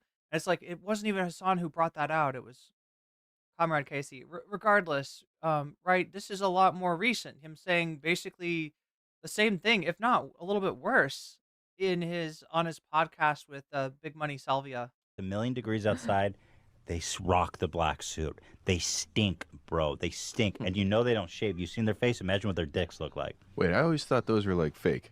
No, those are real. Those aren't extensions. Those Home cooking, that's all she does. not all fat. Well, a lot of the ones you see are pretty chunky. Can we get a picture? Yeah, let's see this. Yeah. I'll be the judge of how hot they are. Harry. No. You asked for it. So those clips were already coming out. And then also there was criticism that the podcast was boring. I remember the episodes with just Hila and Ethan being quite boring back then, especially that the guests were kind of all that it was. So, and people were really upset that they were no longer making the H3 Productions videos, which were their most popular and most liked content to this day. Progressively, as Ethan Klein started hiring more people. Interesting. I didn't even thought of that about that, but I mean, I guess it's right. When they started out the H3 podcast, it was just Hila and Ethan most of the time, and then a guest. And yeah, they're not nearly as funny. Obviously, we watched the Bill Burr one where Ethan just seems like he seems too nervous to be doing a podcast, right? He's not professional at all. But yeah, if you do look back to the older ones, I would guess and why are the newer ones funny? The answer is not Ethan, it's not Hila. The answer is the crew. The new ones are funnier because the crew are actually providing those elements. You start getting kind of like a co-host dynamic almost. So it's like you have now Dan, the producer. You have Ian. You have Dan the hoe. Zach. That was the crew for a long time. Circa 2020, whatever. They hired AB and Lena, who are both Lebanese, and this is going to become relevant soon. Then you also have the hiring, who were also fans of Ethan's. He hired AB because AB ran defense for him when another creator named Gokanaru made a really long, pretty okay, actually. Like I remember liking it even back then. Hit piece on Ethan Klein. And then AB ran defense for him as Star Killer with like a mask on or whatever on a video, and he hired AB and hired Lena as personal assistant. Then you get also hiring Cameron Grants, who was making memes on their subreddit a lot to do design work. Hiring Sam, who used to be dating Ian to do graphic design stuff for him and set design, that kind of stuff. Then you have hiring of another fan, Olivia, who does writing. I'm sneering because I'm just trying to remember like because she kind of does everything. So I'm not trying to remember her role. She seemed to do research and writing stuff mostly. Then you have she makes epic PowerPoints. Also the hiring of Swedish, another fan, Love, who does so yeah, people were telling me that everybody that works there as crew, they're fans. Social media. Or they were fans. That's where the pool that they hire from. I think that's right. Yeah, so Olivia does. Is that everybody? Now there's a new guy named Nathan or something. No idea who he is. Anyway, as they hired these people, and a lot of them being quite young, a lot of them being like Gen Z. I think Love and I are like born the same year, born a couple months apart. And I'm 24, by the way. You start having these like, I found, you started getting a lot more of these people who were much more progressive, politically progressive, and ideologically progressive than Ethan. AB and Lena, because Zach, so Ian doesn't say shit. Like, Ian's like hiding, okay? So we don't know about Ian. But you have, and then Dan seems to, I think Dan is very left-leaning, but Dan also doesn't respond to criticism well. So when he has maybe socially conservative, even to a certain degree, like opinions on things, and then people push back, he, like Ethan, will kind of view it as the entire left's opinion on this entire subject and then just be pushed away.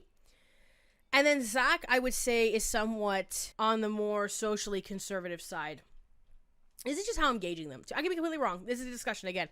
So, but what I'm saying is that environment, was pretty stable in a sort of awakened centrist / center left vibe, right? Now, The awakened centrist consciousness. Yeah. now when you started hiring AB and Lena, who are Lebanese, who have been affected by a lot of these conflicts in the Middle East, even though I think they're both born in the United States, but their Lena's parents, for example, were recently in Lebanon, etc. Olivia, who seems to be quite progressive and is very, ideologically and socially left-leaning. Is hiring fans a conflict of interest? I don't know. What do you think, chat? I don't know what Love's doing. He doesn't say much. Cameron also seemed to be a pretty progressive person. Sam as well. So you started having this sort of environment that was fostering these ideas more openly. And when you have your researcher, who is a sort of kind of left-leaning person, and AB as well was also doing research, you start to your content begins to tilt. And then you get to the debate era where Ethan Klein was debating Pearl from Just Pearly Things. He debated the guy who's claimed that he cured Tourette's. There was also the debate that he debated Fresh and Fit, I believe, at some point. There was, which I didn't watch that. I think I had already checked out at that point. There was also, there were just a lot of them at the beginning were people I didn't really know. I think that might be why I can't remember all of them. But anyway, there was these debates, right? And then streamer Hassan Piker. What's up, Q?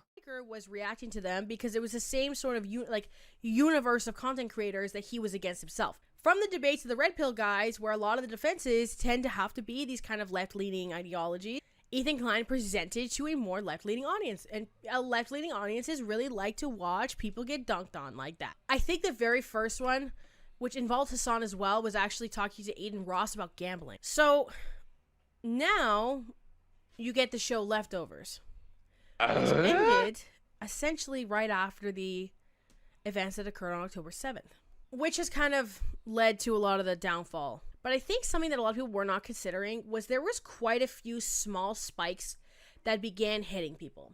And I don't want to reveal the exact comments that I found, so you can take my word for it or you cannot, just because I don't even want to start getting into any of the identities on the Snark Reddit or any of that kind of stuff, because Ethan's gonna go buck wild on that if it ever gets anywhere.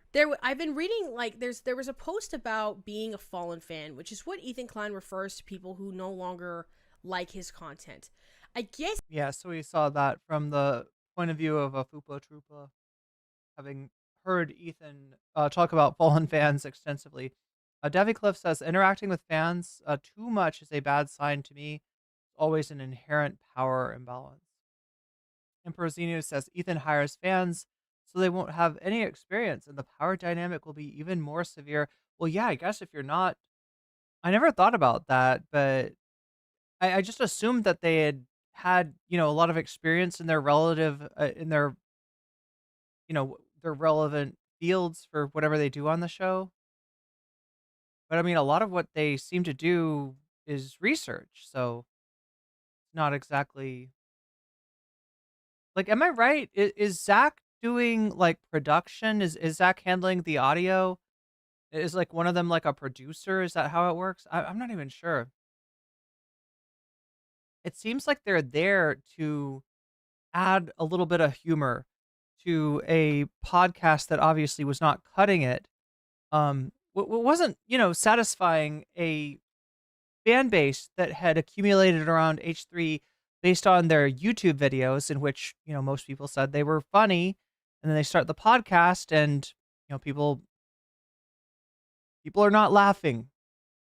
They're not getting the same thing.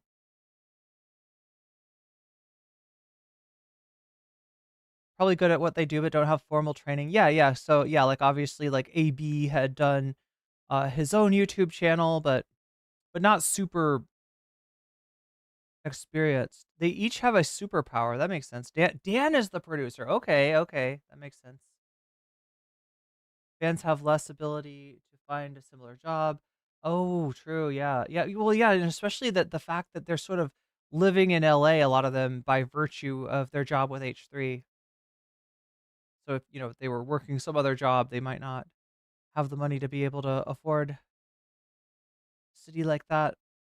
Posted crossover data charts of the H3 main sub pre 10.7 and then the last 90 days. Take a look. Technically, by that design, I would also be a Fallen fan. But the juxtaposition that Ethan Klein often puts towards Fallen fans are people who are like borderline neo-Nazis.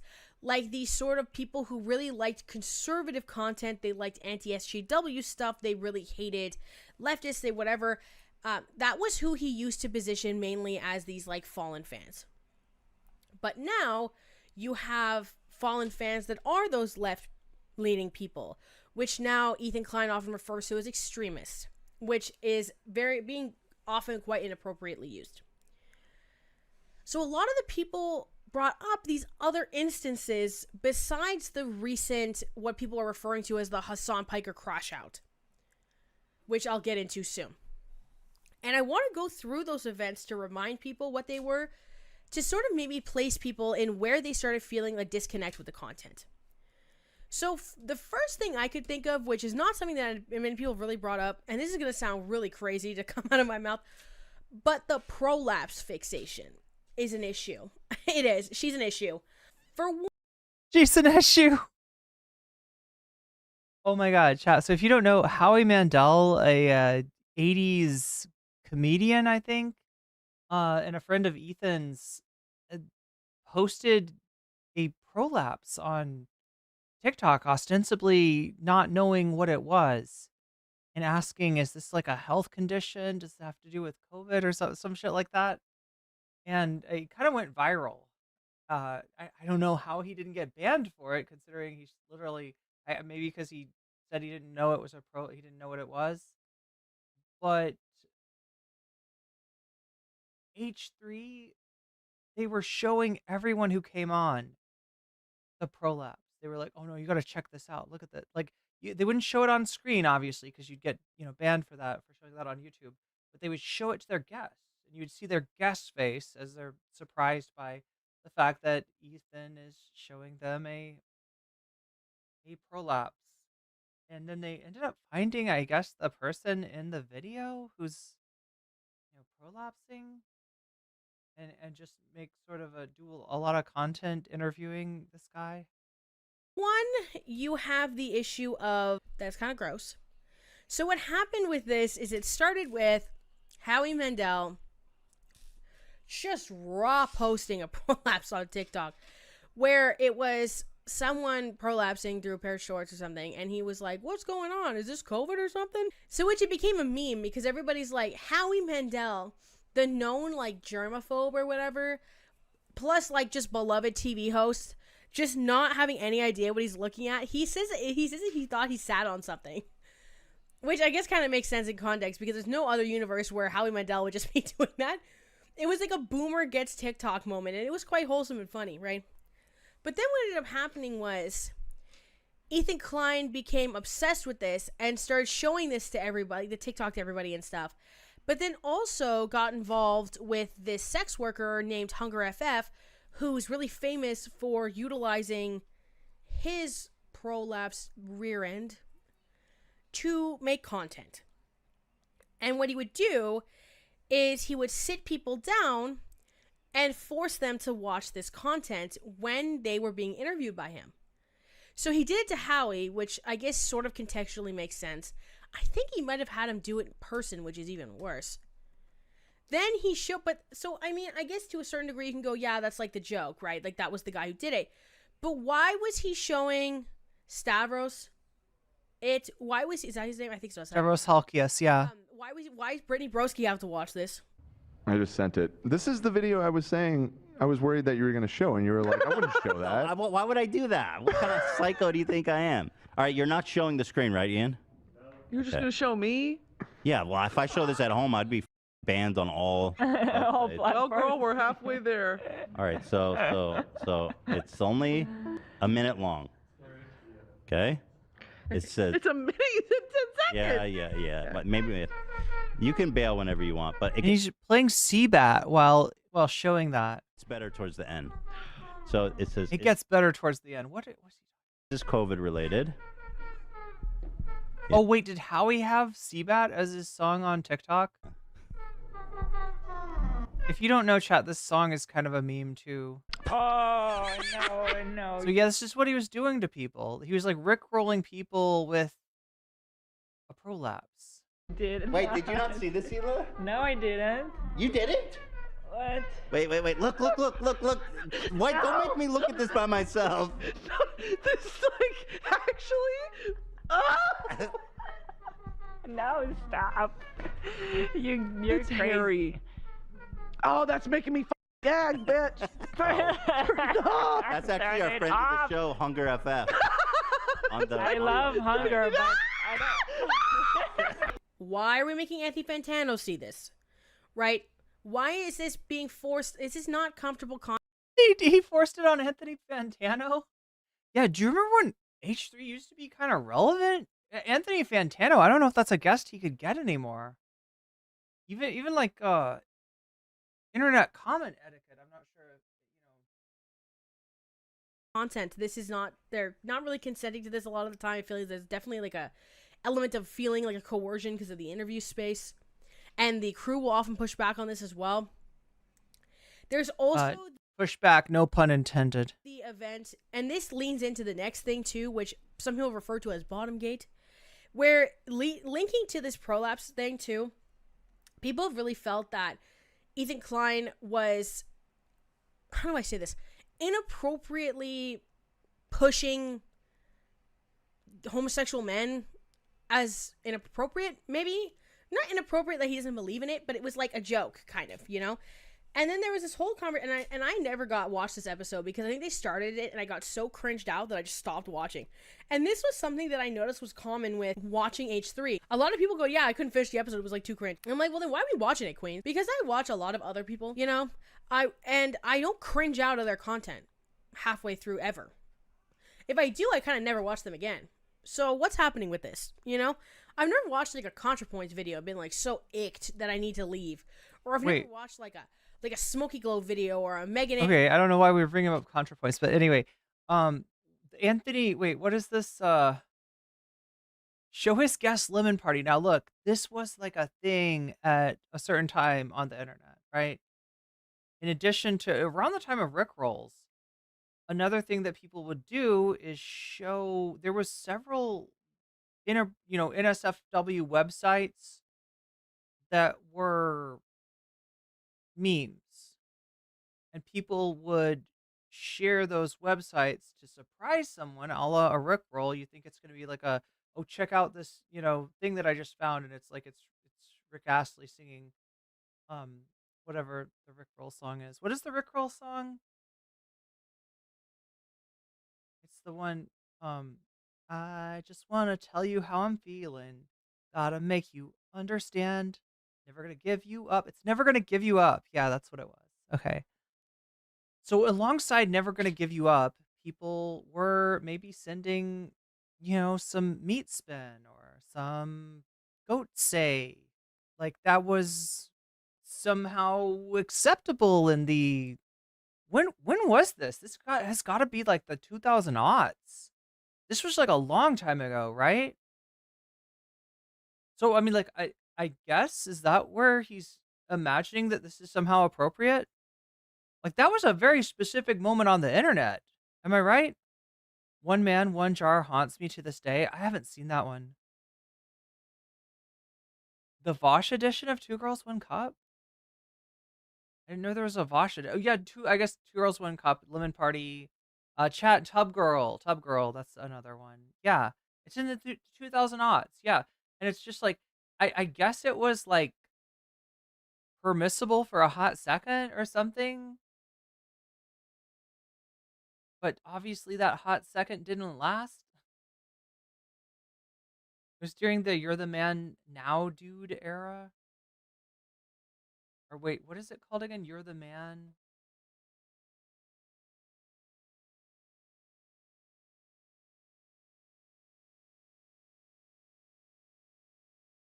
Wait, the Blue Waffle. I don't know about the Blue Waffle.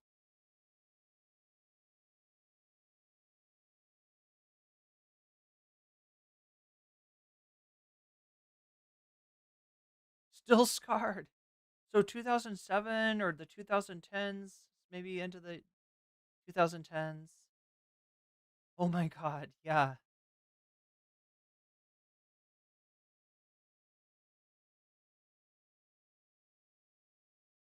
Video or an Adam McIntyre video or even like a Foodie Beauty Girl World reaction channel video or where I've just been so icked that I need to like bounce. You know? So what happened essentially was they were talking about like tops and bottoms and that whole concept, and then the chat was pushing back being like, hey, like this is starting to sound kind of homophobic or whatever.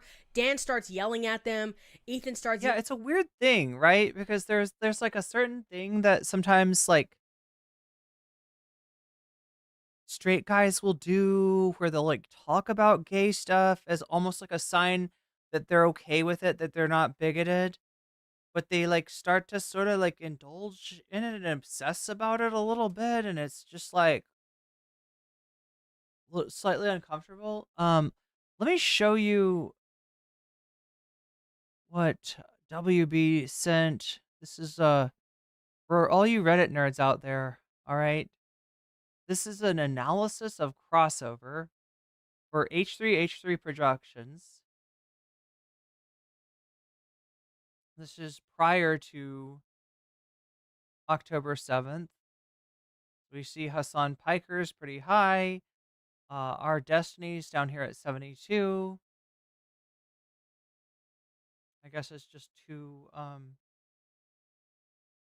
frames of reference. Now let's look at what happened afterwards. See how it changes here. All right, so look at this. Destiny way up there. Hassan Piker down to 75. Wait, is it that much of a...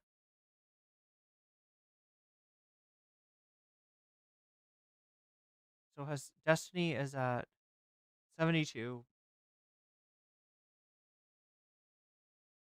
And then it goes to 87. Hassan is at...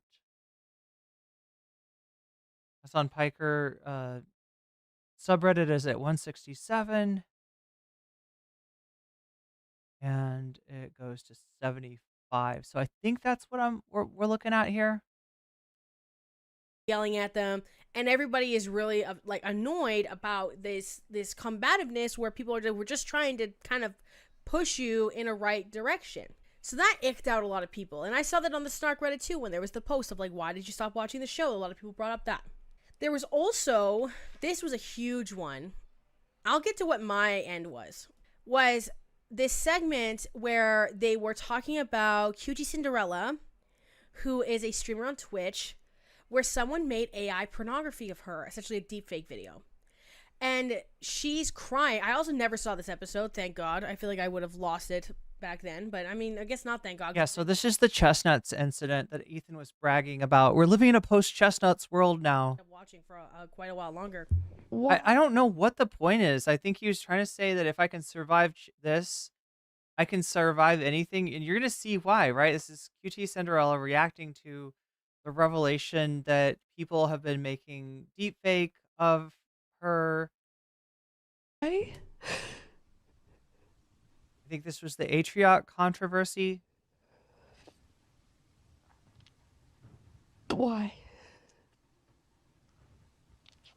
So wait, already Ethan is kind of laughing.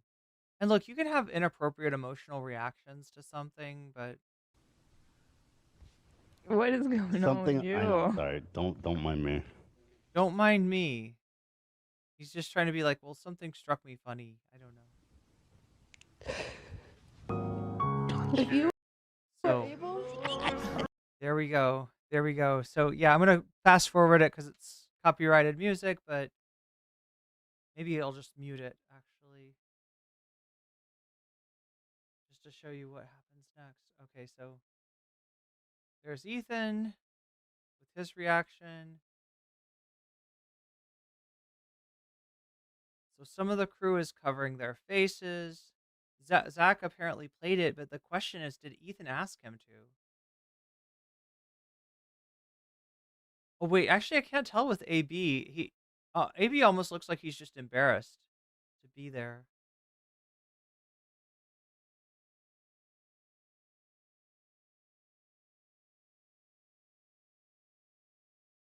dude.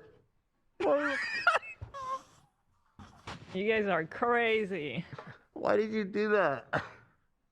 Zach, what the bro?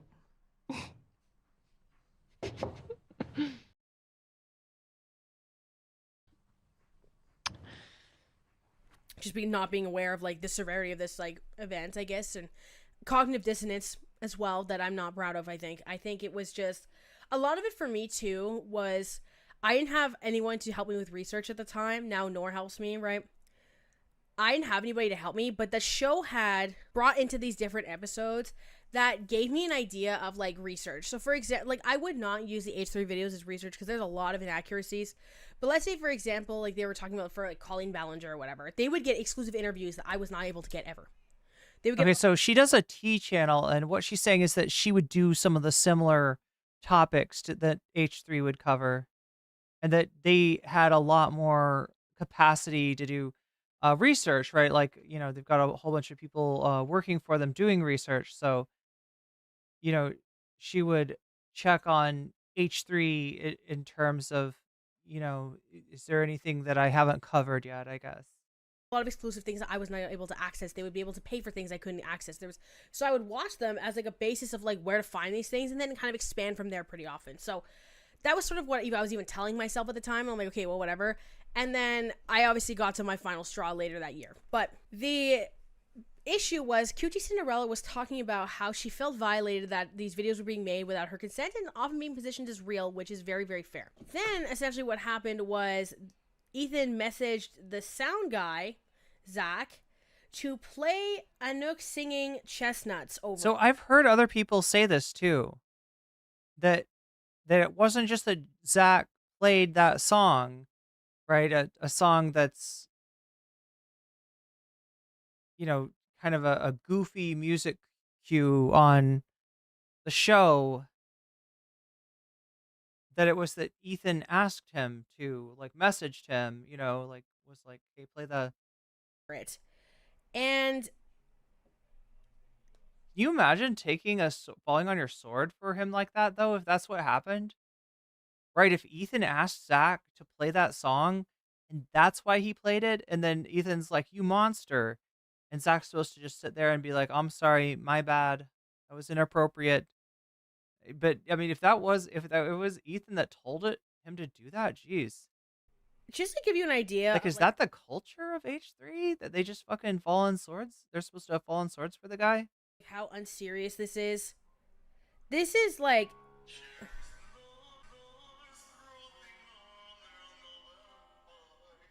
I'm going to cut the audio now because I don't want to get claimed. But, like, this is, like, what that video is and what it looks like, right? So it's, like, very silly, obviously.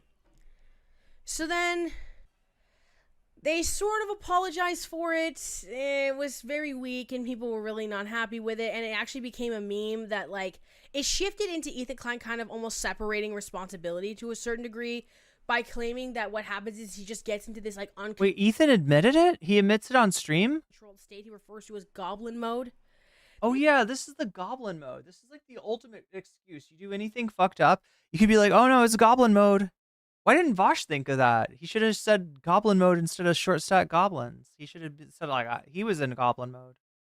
Apparently that's just a full pass for anything and everything. This also was something where he said that if there's another Holocaust, that Ben Shapiro should go Oh my god, okay, yeah, that's not appropriate. goblin mode thing.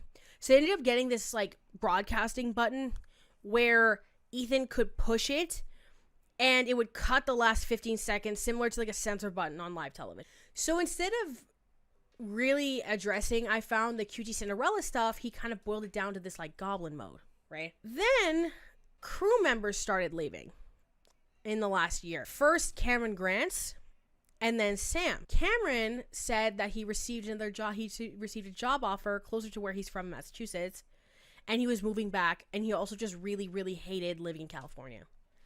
Now, obviously, you can receive, when you're a public-facing figure as well, like Cameron was on the show, you can receive job offers, like, just randomly, right? Like via email, via whatever. I just wonder, I feel like he was applying for jobs to get that offer. Because I think in the industry that he's in, you have to submit portfolios and stuff.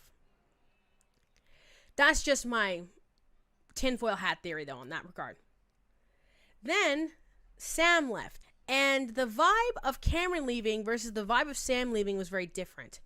Cameron was very apologetic. He was very sad. Sam was sort of like a moving on to better things because she began working for Cutie Cinderella. And in that Cutie Cinderella clip of the chestnuts thing, and maybe I'll have the image on screen or I'll play the clip or whatever, Sam is visibly extremely upset at Ethan while this is happening. It appears recently that Sam has moved across the country, presumably back to Georgia. So I don't know if she's still working with Cutie Cinderella. I'm just wondering who was operating the cameras, like the camera switcher, and like what were they thinking there? I mean, I literally, I'm not saying that to be suspicious of them. I'm just like, so either you want to, preserve the illusion that nothing really bad happened, in which case maybe you wouldn't show Sam's face, or, the fear I have is that like somebody thought it was funny, like how, mad Sam was, which obviously I don't know. She might just be done with the whole California thing in general, especially because her and Ian broke up. So I think she just kind of wants to leave. Oh, morgue pie? Nice. Then you get to the Hassan videos. So what it began from was Ethan Klein started posting Instagram stories. Wait, Ethan invited her into the studio and creeped on her? It was Ian that did that? Ian was the switcher? Yeah, I mean, I'm not accusing. I literally don't know, like, what the thought in showing Sam right there was, but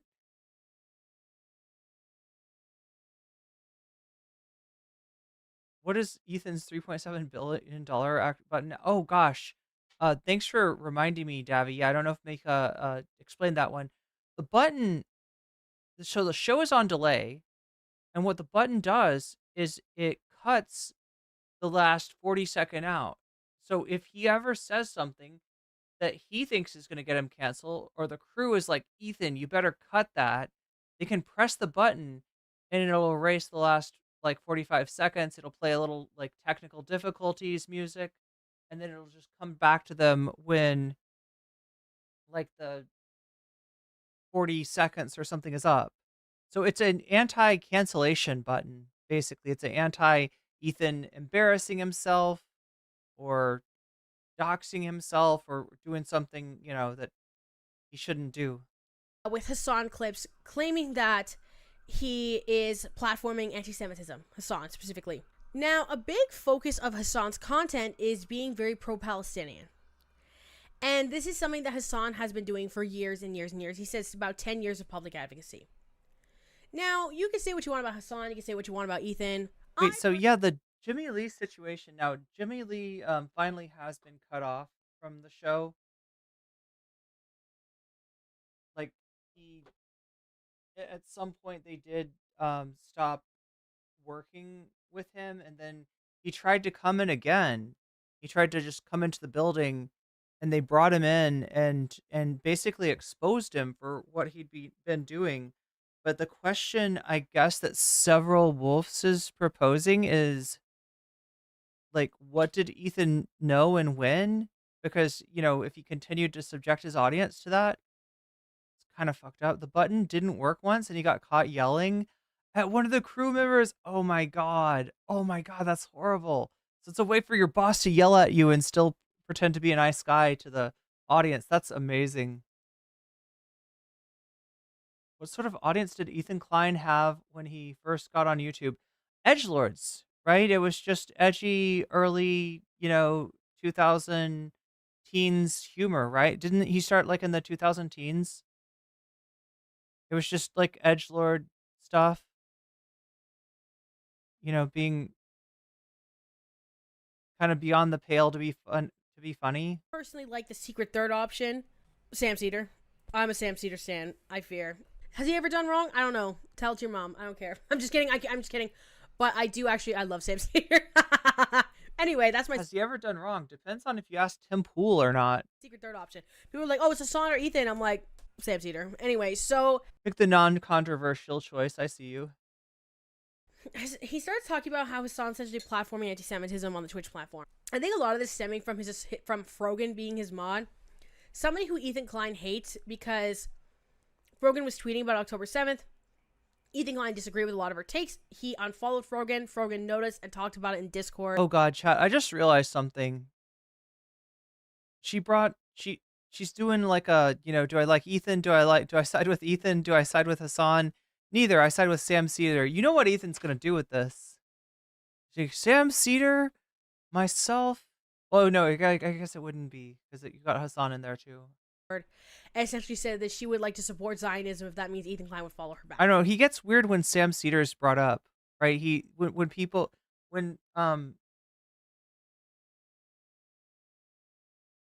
won't talk to Hassan about the situation, people are like, well, okay, talk to Sam Cedar. You've worked with Sam Cedar before.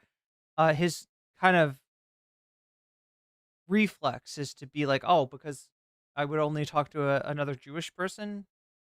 As these sort of progress, you get into what people have been referring to as the Instagram story crash out. This has been something that a lot of people have DM'd me wanting to know about.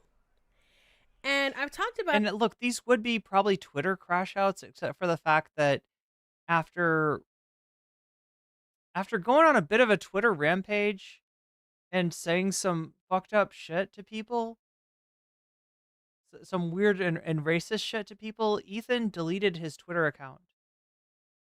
And he'll respond to stuff from Twitter or from YouTube or wherever on his Instagram. He's got like 2 million followers on there. So I guess he feels safer on that account. It's less like less hostility in his face. I don't know. About it in private with people, like with text messages and stuff, because some of them have just been so heinous that I'm just like absolutely caught aback by this thing's like the existence of these posts. So one thing he focuses on is this one Yemeni teenager that Hassan interviewed, who Hassan claims is not a Houthi, who Ethan claims is a Houthi, and then Ethan pulls up all these different posts and stuff, and then claims that all these the Yemeni kids are Houthi and Houthi people hate Jews and all that kind of stuff. And a lot of nuances to that. Obviously, there's a lot of nuances to the Yemeni. So I got a question from chat. Has Ethan done a video response to this yet? No, he only did his Instagram response. He's responded on Instagram, essentially. Teenager as well. I don't want to really get into that because I think that would take a lot more digging than this conversation I want to have is requiring, and I think is something that I want you to be able to discern on your own. But there ends up just being more posts, right? So Ethan Klein does this show where he condemns this episode where he condemns Hassan, talks about all this proof that he has that he platforms anti-Semitism, and then starts saying, many Jewish friends and family, I'll have this picture on screen too, obviously. Many Jewish friends and family have reached out to thank me for the show today. I want to thank them for their kind words. I encourage you guys to please check in on your Jewish friends. I think you'll be surprised the amount of anxiety, fear, and isolation they're experiencing and how genuinely happy they are that you ask. Cheers and thanks you guys for watching. So a huge premise of this Hassan episode 2 was something that I was very frustrated when I was looking at, where one of the claims that Ethan Klein kind of hinges on is that anti-Semitism is something that is accepted in society, but all other forms of racism are not. So there's 3 main aspects here. For one, Ethan Klein claims that 90% of Jews are Zionists. Secondly, the claim that using the term Zionist is in turn anti-Semitic. So these two things end up being linked, right? Tertiarily, there's the claim of anti-Semitism being the worst and being the highest rise and being whatever. Now, obviously, anti-Semitism as a concept is very ingrained into Western culture and in cultures around the world, which is really, really obviously evil and unfortunate and tragic, right? And again, I've talked about this when I talk about fringe conspiracy theories, I talk about right-wing politics, I talk about the red pill, I talk about all that kind of stuff. So I've demonstrated that as a fact. Bennu, that's what I was saying, is that like these takes are mild. This is just literally Mika commenting on, there's no like spicy takes for him to go off on her about, and yet he's hinted that on Instagram that he's going to bring this up on the main show. And there's one other content creator as well from TikTok that he's said similar things to. Like he was like, "Get in line. I'm gonna get you when when the show comes back." Basically, the conversations I've had before. The thing is, and this was the same argument I had with somebody in my personal life last Christmas, was sure, yes, but do you also think being Arab in America is a cakewalk? I think this is a nuance that's missing in most of Ethan Klein's conversations. And when we talk about these types of things and these differences, I bring up a Bill Maher video. My best friend, who I definitely don't want to play Minecraft with, Bill Maher. Bill Maher did a video, and I'm going to look up right now on my computer as I'm saying this, what year this was. Because I just saw it on Twitter recently. What was it called? So this was a video from, 11 months ago. Oh my God. Okay. I lied. Well, I didn't lie. Bill Maher posted it on his YouTube channel 11 months ago. So he's still co-signed it. Okay. So this is still fully co-signed. It is called the Muslim Dior Fashion Show, which is clipped. Do you get it, chat? Bill Maher is so funny. You know how there's Christian Dior? And Christian is a religion? What if it was Muslim Dior instead? Oh my God. Look, this is the kind of fucking boomer humor that it's just sad. Just sad. Like, seriously. Bill, this is... From the But I'm Not Wrong. Look, I guess I shouldn't be going so hard on Ethan for not being funny anymore, considering how unfunny. There's more unfunny people than him that have big shows on HBO. HBO stand-up comedy special. Now, I'm not going to link it because I hate Bill Maher. And I'm also not going to... I don't want anybody to really look at it. And I can't clip it because I'm going to get claimed by HBO. But all I'm going to do is just put a still image on the screen. This flew and didn't only fly, was incredibly successful. This is a representation in the media on HBO of mocking hijabi women and people who wear burqas and all that kind of stuff, right? Being Muslim, a big part of it too, right? Because Bill Maher's whole shtick is the zero IQ take of, if you believe in a religion, you're an idiot. It's not just that, right? Bill Maher back in the day was very anti-religious, hence his movie Religulous. But fine, whatever. It's a specific, elevated critique of Islam above and beyond any other religion. And if you question it, it's like they'll say, "Well, you're denying reality. Obviously, this is the I mean, this is like Sam Harris shit. Like, right? The mother lode of bad ideas was what Sam Harris referred to Islam as.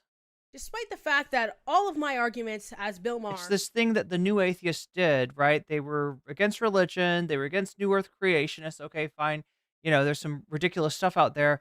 But then at some point, some of them turned and they were like, I mean, we're against religion in general, but not so much Christianity or Judaism, but we're really, really, really against Islam. Just kind of a turn that a lot of these new atheists took. Hinge on the exact same structural conceptual frameworks, and I've never had an original thought in my life. But my father-in-law's gonna watch this and I'm gonna have a really bad Christmas. Anyway, there is even a line where essentially a girl shows her ankles, like, because they're also all too short. Doesn't even deserve the sound effects. Which is besides the point. And then he makes a joke about how she'll be unalived, if you will, right? These representations can exist in American media. Well, look, and they trace their roots back to 80s, the 90s, the 2000s, like American culture has been doing this to, Muslim and Arab identities for a really long time. In fact, completely conflates them. That's what Comrade Casey was talking about in terms of the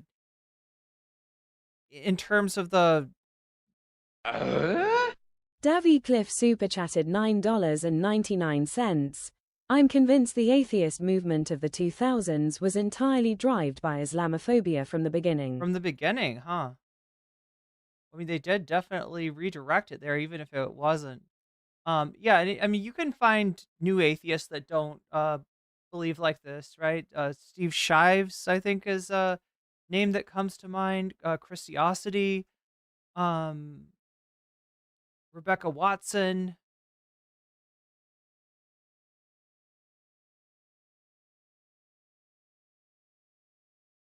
Weirdly common thing about new atheists.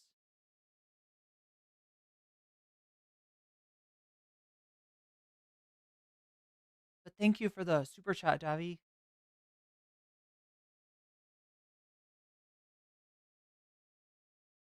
A few old Reddit atheists who have become oddly progressive, though. Yeah, no, true.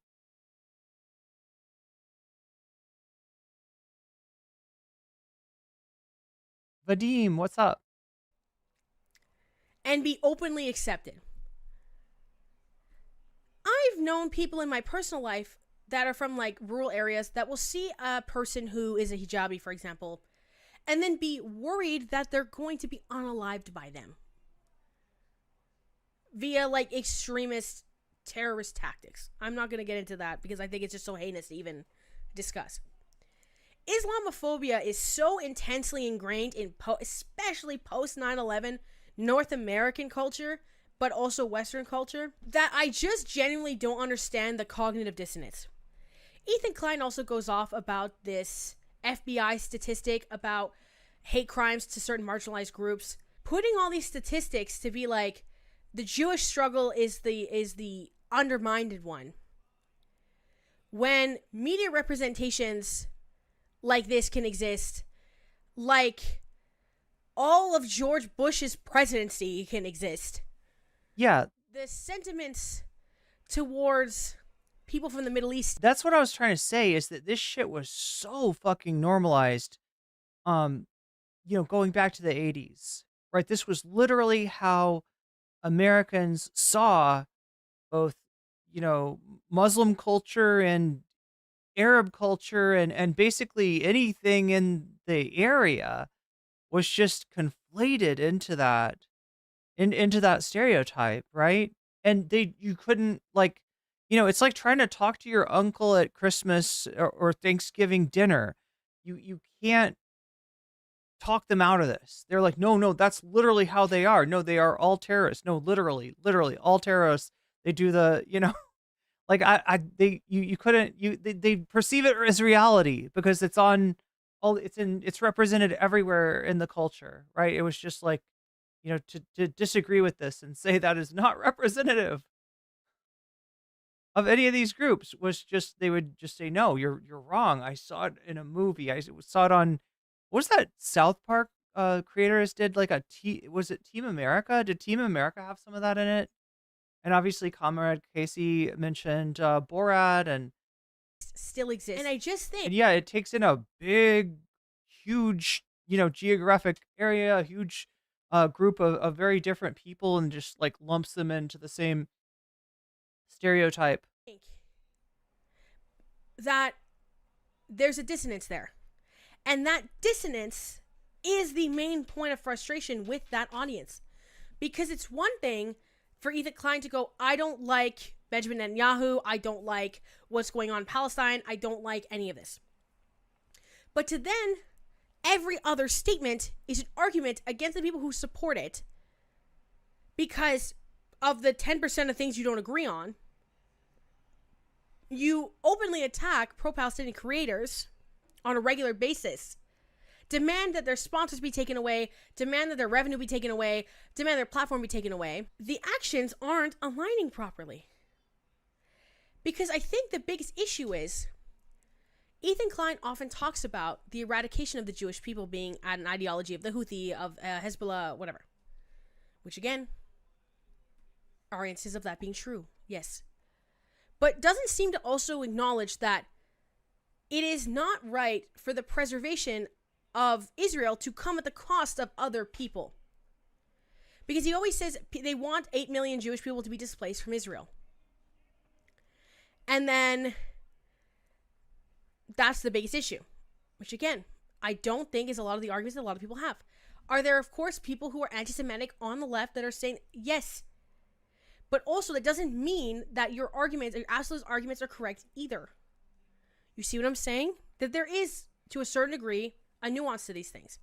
And a nuance that I'm so scared of that I'm not relaying properly. But the preservation of the Jewish people in Israel should not be coming at the cost of Palestinians. Shouldn't be coming at the cost of Lebanese people. Shouldn't be coming at the cost of Yemeni people. And that's the main point the audience isn't liking. Because Ethan seems to be pushing the contrary. And you can add in your little anecdote that you don't like it, but when everything else surrounding it seems to not relate, that's why people are feeling the way that they're feeling. Ethan Klein requests nuance for his takes, but asserts his own opinions on others. For example, the Twitch panel with the Love Sabra category, talking about the Habibi Pass. This is a joke that can be taken too far. It is also a joke that I've seen in other contexts. Hassan brought up a tier list of having, for example, with Black Americans, who's invited to the cookout versus something like people who make boxed mac and cheese or something. I can't remember the analogy, but anyway. Also, Ethan Klein uplifts creators recently that do not support Palestine. For example, Lonerbox, who's like this with Destiny. Friend of the VOD. No, I mean, I'm being sarcastic there. Lonerbox hates my guts. Who literally debated Norman Finkelstein on the fact that the genocide is okay. And I'm going to have a little bit of censoring because I want the video to have reach and not get age restricted. But they're just contrary to each other, right? Lonerbox specifically pissed me off because, for example, and this is a clip that was circulating as well, Lena, AB, and Olivia ask about aid. They ask about the civilians. And Lonerbox just keeps going, well, I'm not understanding your question. And then just dancing around it. Because he doesn't have an answer. Because it's morally reprehensible. There's also the concept of grouping Jewish people with Zionism that many people have pointed out in itself can be deemed as anti-Semitic. I think Ethan Klein has openly attacked anti-Zionist Jewish people, such as someone who was hosting or who was on Hassan's stream. He also says that it's really it's giving gaslighting. Oh yeah, it was Felix, I think. And it's really demeaning for people to suggest that Ethan Klein talks to a Jewish person. It's because you keep saying when people criticize you that they don't understand because they're not Jewish. So then they go, okay, well then talk to a Jewish person. There are anti-Zionist Jews, Sam Cedar. And he won't do it. So it's like you're just constantly saying all I want to, essentially relaying, it's like all you want to do is complain. And all you want to... Now, I know that MR, they got drawn into this at some point. I don't remember if Sam was part of it or if it was just Emma and Matt Leck and... do is just be agreed with. Which I guess to a certain degree everybody wants. I just think that's as much of the politics as I can get into. But things have clearly been going badly. And people have also been joking a lot about how Ethan Klein, like, enemies have begun to, like, supersede him. And this has continued on the Instagram crash out, and I have screenshots for that too. Such as Trisha Paytas going on SNL, and apparently Broadway? I'm not sure about the Broadway one, like how the logistics of that whole thing. Hassan also did a speech about Israel and Palestine at Cambridge University. And talking about Trisha people have been claiming that Ethan Klein has made the segment about him, saying that he thinks it's really bad that the stories often being posted where Trisha Paytas, his ex-podcast host, said he cut off his arm if she ended up on SNL, and now he's got to cut off his arm. So yeah, chat, we've covered all that. Yeah, he faked cutting off his own arm using a green screen. I think he painted his, had somebody paint his arm to make it look like it was missing. So people have been talking about how Ethan Klein is essentially like miserable and pandering and whining and whatever. So he started weirdly posting on his Instagram story just stuff like, everything is pointless. Oh, here we go. Here we go. Enter my Joker era. And then So this is what I was telling you about. has this as his gotcha, which is Okay, so he's showing what comments that say he's aged 10 years in the last 5 years. He's so bitter. Commenting on hypothesizing that he's on Ozempic, stuff like that. it seems to have been the vibe of a lot of recent months. Psych spelt wrong. Bitch, I'm glowing. Oh, it's yeah, I didn't even notice this. It's Paish, bitch. I'm glowing. Paish, bitch. Again, reminiscent of the vibe that there's a deep insecurity and fear.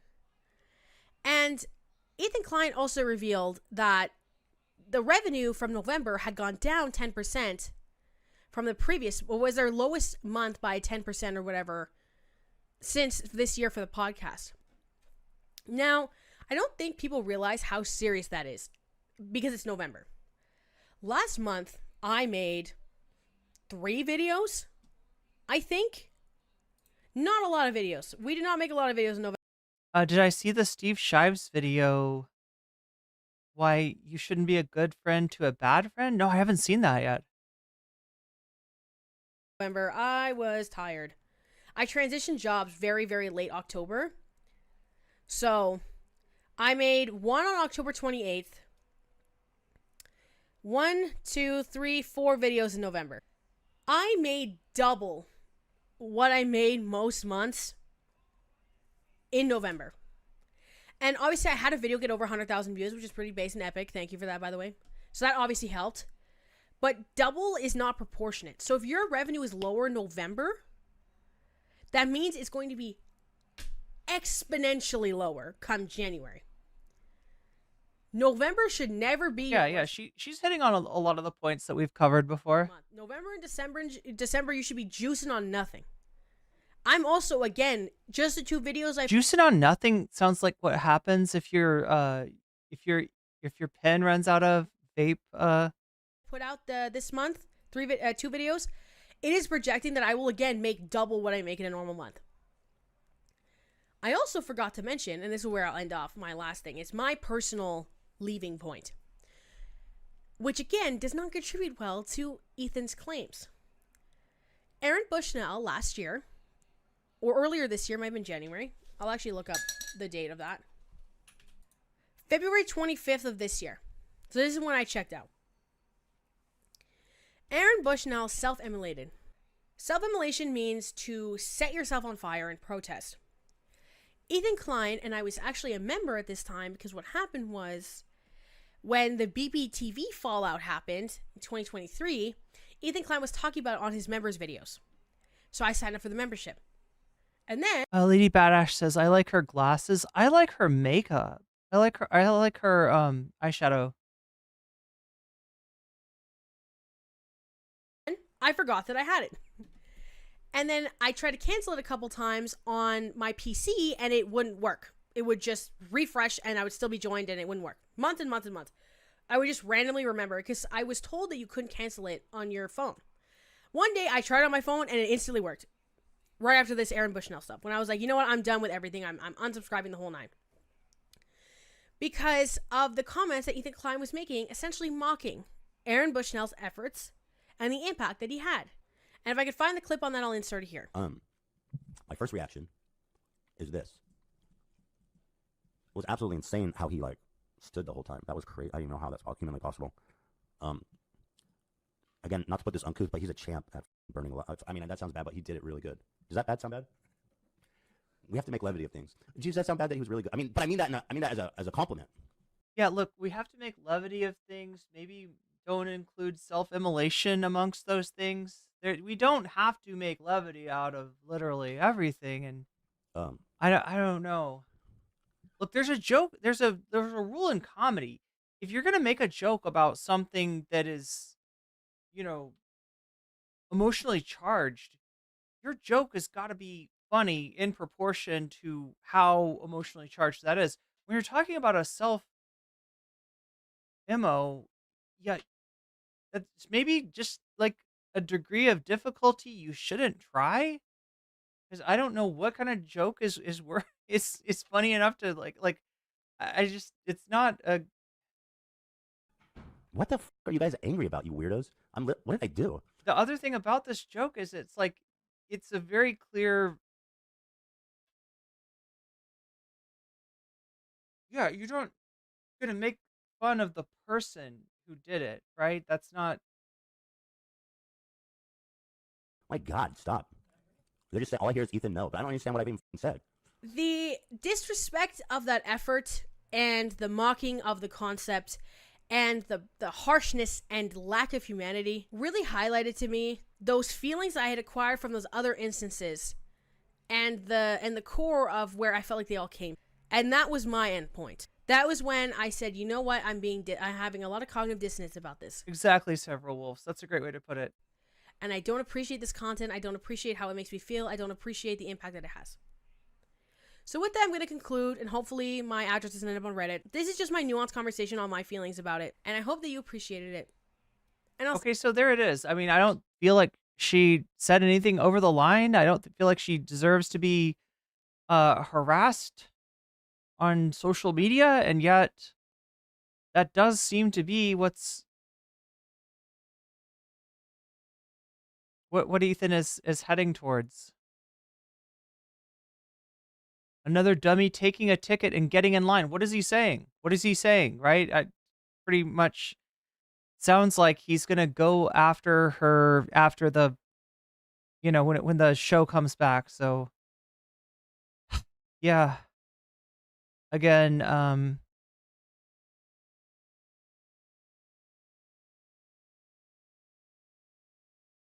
Hassan Nuke is yet to come. Let me switch modes real quick, chat. And check and see how are we doing when it comes to the bonus content. Well, it looks like we're at 100%, so we're getting some bonus content. Now, I haven't taken down anyone's name as far as people that are donating. That if you want to add your donation to one of the topics or another, let me know in the chat if that is you, if you've donated and you want to have me put your money where your mouth is by adding it as a percentage to the topic of your choice. I'll be happy to do that for you. Also, if you do donate, know that if you say in the chat which of these topics you want to see, I'll put that there as well. You can also say Vox Populi and be like influencing it to be the poll. So as far as the poll goes, Hassan reacts to Jink at Turning Point USA is running away with the poll today. H3 doesn't know by Gokunaru's new reaction video on his Clips channel at 23%. A visit to the Spankologist at 14%. How is the Spankologist only at 14%? For that matter, how is Alt Hist? How is Rudyard only at 10%? I don't know, chat. But if you want to change all my money on Rudyard, okay. Okay, that's...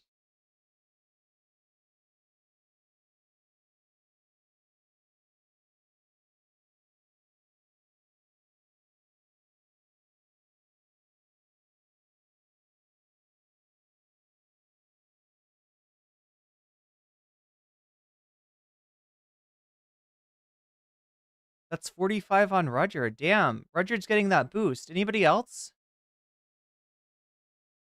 Make sure to let me know. Because, yeah, look at that. 45 plus... What is it? 10 is 55, which is 1 point ahead of Hassan reacts to Jank at Turning Points USA. So I saw that we have Vadim in chat. I'm not sure if Vadim got my message that I am in bird brains at the moment, but Vadim, if you want to stop by and chat, my VC S Su VC.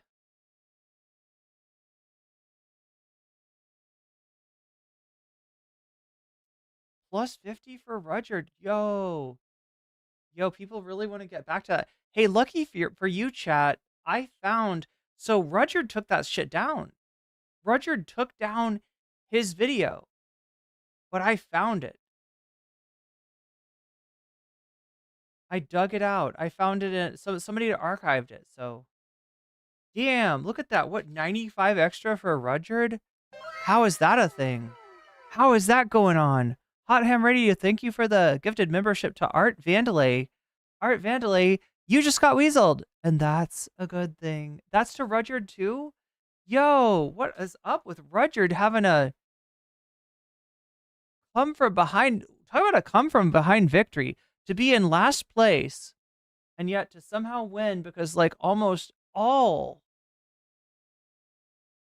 every single person who donated is pulling for Rudyard, is advocating for Rudyard.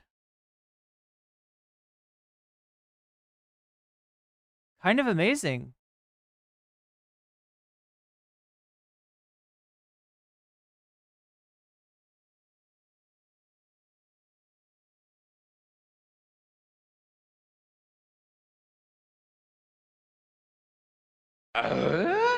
Davy Cliff super chatted $9.99. Please look at 30-second video called What I Fullfist tells his origin story. 30-second video. What if Alt Hiss tells his origin story?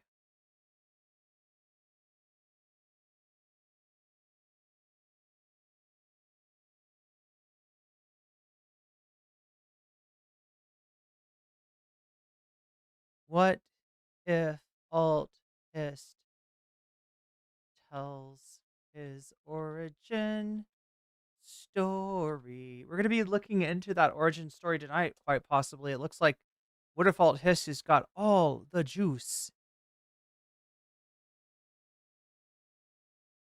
Okay, so 30-second video here. Forced me to be born with a midwife around 4 a.m. since she believes hospitals kill I stopped.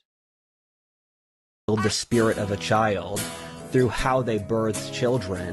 And she also forced me to get no vaccines as a kid. So I literally would play strategy games for 4 hours a day. Be really careful about recommending videos that have copyrighted music on them.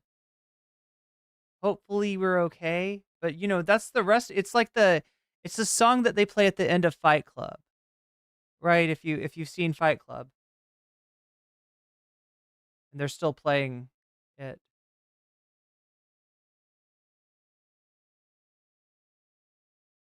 So basically he's Tyler Durden.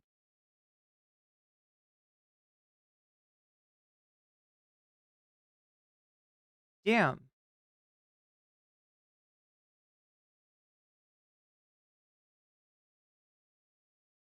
I wanted to check this out. This is Peden Online. Eden is online, aka Eden. I haven't seen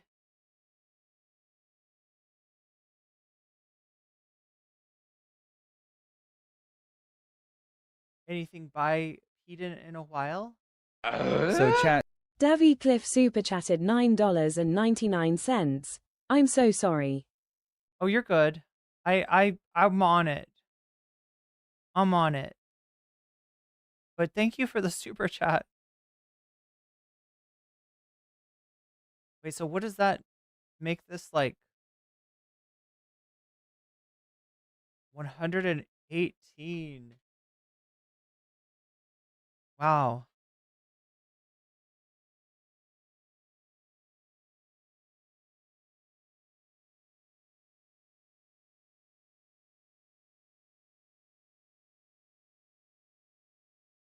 Speaking of experts in the Israeli-Palestine conflict, Ethan Klein was corrected very seriously by the Do Not Worry Pod, a podcast done by some Lebanese content creators in Lebanon.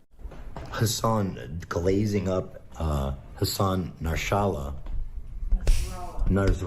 He doesn't deserve me saying his real name fully. He doesn't have. حسن نصر الله فشر على رقبتك يا اخو موتك انت ومر صهيونيه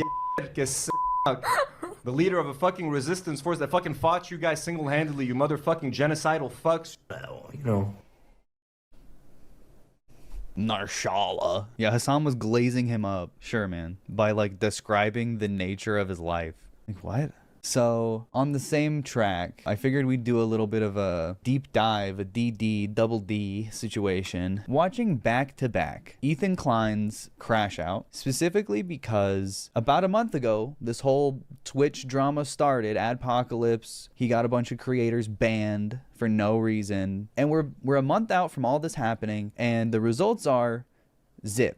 The creators have been unbanned. He's lost a bunch of very loyal fans that are now very angry at him for being so aggressive, mean, and ignorant, and just completely on the wrong side of this argument every time he continually inserts himself into it. What if you get banned, though? What is he going to ban me for? Is it anti-Semitic to listen to his own words? I mean, it depends on how far back you go. No, I mean, these are short little videos. This is a month ago. This is the first one, and we're going to watch all of them, including Hassan Piker is a weaselly little liar.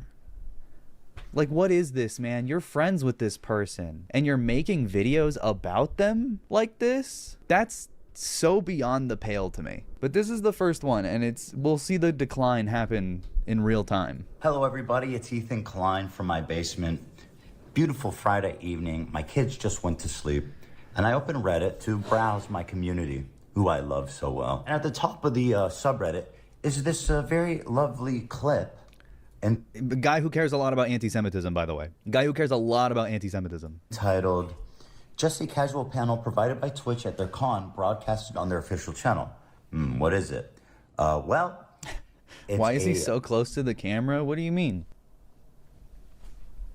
Come on, guys. I'm canceling Twitch today. Panel hosted by Frogan and 4 of her friends, in which they have a tier list where they rate people where good is Arab, closer, and bottom is loves Sabra. Good is Arab? Okay. It's just a reductive way to phrase this whole thing, a little dishonest, but whatever. Sabra is a very popular hummus brand. I know in Israel, it's pretty much in everybody's refrigerator, and it's kosher. They're an American company, but they've been the subject of the pro-Palestine boycott. I mean, it's kind of just Arab good, Jew bad. It's just dumb. Like, it's dumb for him to assert that the reason they're shitting on Sabra hummus is that it's kosher. That has nothing to do with anything. He just brought it up for no reason. It's Israeli made, which is why it's under boycott, because the Israeli government, under which these businesses operate, is evil. That's how boycotting has always worked with BDS. The whole thing is that Sabra is like the worst brand of hummus available. Yes. And he has said this before in his own words on his podcast, I believe, back in the day. I'm pretty sure there's an old clip of him being like, yeah, I hate that stuff. But it wasn't anti-Semitic then either. Oh, wild. Wait, is this true? Personalize it. Oh my God. Sorry to call out a chatter, but I feel like WB might know. WB, are you in chat? Do you know? Did Ethan ever diss Sabra hummus? That would be super ironic. That would be super ironic. After basically saying Sabra is a product of 2 companies, PepsiCo and Strauss Group. The latter funds the IOF. So does that mean that PepsiCo has it in the US and Strauss has it in Israel? Is that how that works? I had never heard of Ethan until recently. I am already sick of him.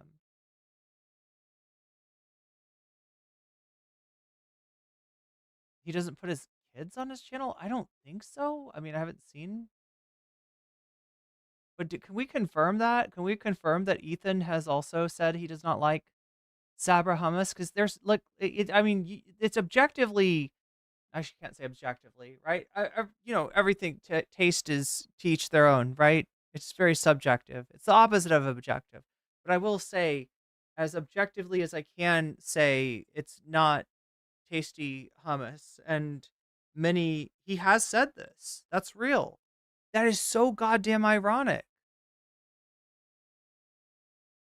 That is so ironic. Yeah, it's very all over the US. Yeah, it's like the most common brand. I've seen Sabra more than any other brand. And, you know, almost every other brand I've tried is better, so that's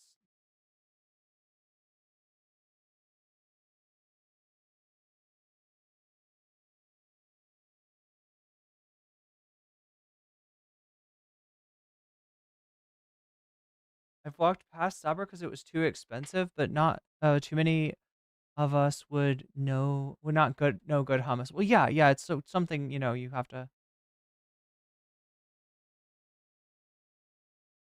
Yeah, it's not. I don't prefer its taste. That's all. That's all. In criticism of hummus as criticism of Israel and ergo criticism of Jewish people is mental gymnastics that are incomprehensible. I'm having a hard time seeing this any other way. And what's crazy is that I've been suspecting that He's doing criticism of Israel equals prejudice. No, he's doing criticism of hummus equals criticism of Israel equals prejudice. Because they're not even talking about Israel. They're talking about hummus. Bibi's literally a Holocaust revisionist. Yeah, and I've said that for a long time. Baby Netanyahu is a Holocaust revisionist. He's a demon. He's an awful person. Oh, wait, Netanyahu's kid? Yeah. He's a genocider. Twitch has an anti-Semitism problem. Obviously, it started And actually, with Hassan platforming Houthi. if I remember correctly, Netanyahu himself has some non-standard ideas about terrorists and showing unfettered terrorists. We gotta go forward. Put him in Arab. Is Turkish, but he's a brother. Yeah, what? I'm gonna guess the okay. Turks are Again, technically. chat. I'm skipping that scene because I know that Twitch is being pressured on that particular clip from Hassan's broadcast, and I don't want to be the, you know, the compromise for them to, you know, ban someone in order to. Not Arab. That is true. They're Turkic. It is an entirely unique distinction. Yeah. But he was raised Muslim. So Obviously, he's Arab coded. Yeah, I think he'd be on Arab coded. I mean, I would put him in Arab to be honest. I would put him also in Arab. Which is great. That's the good one. That's the one you want. Austin, let's go down the line. That's the one you want. Implying that, like, what is he implying with that? He's Arab. Arab. He's Arab. Arab. He's Arab. Lebanese. Like, Yeah. He's Lebanese. What do you mean? You can't do that. So yeah, I mean, Eden hasn't maybe heard this yet, but Ethan's literally implying that list was a racial tier list, like as in implying superiority. Or was that? Austin, let's go down the line. Okay, Austin's not full Lebanese. Austin is only like a quarter Lebanese, but that's still funny. He is Lebanese though. You Good can't job. do that. Good job, Austin. The next person is one of my favorite people. This is so sad. He's just like watching. He's like Squidward watching from the window meme. Fine. I told you guys to clap. This is a good reaction. That was a good one. Jewish. That's so insane to imply that that's what they're saying. I cannot believe he said that. That's slander, dude. You can't, like, that is so not what the conversation even is. And to accuse someone of that is so, like, unserious. I mean, it's a serious accusation, but it's unserious in the sense where it's like, that's not what's happening here, and no one else believes you. Yeah, they're booing you because you're Jewish. No, they're booing you because you've attacked Frogan multiple times with your, like, exponentially larger platform. That's why he's even on here to begin with, because he's made himself Frogan's personal enemy for some reason. One of, if not the only hijabi streamer in like popular streamer circles. I don't know of any other hijabi streamer, but for some reason, Ethan Klein has felt the need multiple times to attack her on his social media and on his stream. This is anti-Semitism. Criticizing hummus is anti-Semitism, but we can't even look for a second at what Ethan Klein is doing like that's racist. No, certainly not. No, he voted for Kamala Harris, guys. He's not racist. Oh, thank you, Several Wolf. So they split the proceeds. Pepsi gets half and Strauss gets the other. Pepsi manufactures it and Strauss does the branding. What do you mean? She is the only one on this stage that he has repeatedly and specifically targeted. He also mixed up in Denims and Frogan twice. He can't tell Arab people apart. Okay, that's insane. He's just stupid at that point. Dude, where's the, you guys are missing a category for Zionist. Yeah, booing Ben Shapiro is because he's Jewish. Anytime anyone ever boos Ben Shapiro, that's why? Did Ethan Klein put this edit in? What That is was it? a joke. That was just a joke in my... Stand up.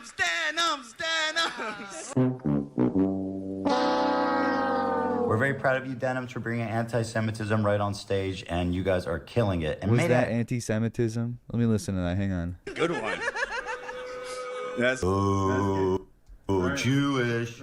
See, the only one saying this here is Ethan, who has said some pretty heinous things about Orthodox Jews before. Heinous, disgusting things. Where's the, you guys are missing a category for Zionist. That was a joke. That was just a joke in Yeah, that doesn't mean Jew. Yeah, no, that's like calling you a Republican. That's literally like saying we're missing a category, Trump supporter, because you're a racist piece of shit. That's not anti-Semitic. And may I point out here, Chevron, Capcom, and Samsung.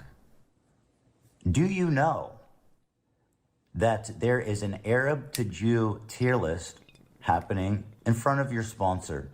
Would you put two white guys on the top and then another white guy on the bottom? It's an Arab to Jew tier. We're on the third person, are we not? You can't say that because the two people on the Arab tier aren't even Arab completely. Austin is a quarter Lebanese and Hassan is Turkish. That there is an Arab to Jew tier list happening in front of your sponsor. And Chevron, do you guys know? Chevron, call Asmongold. Chevron.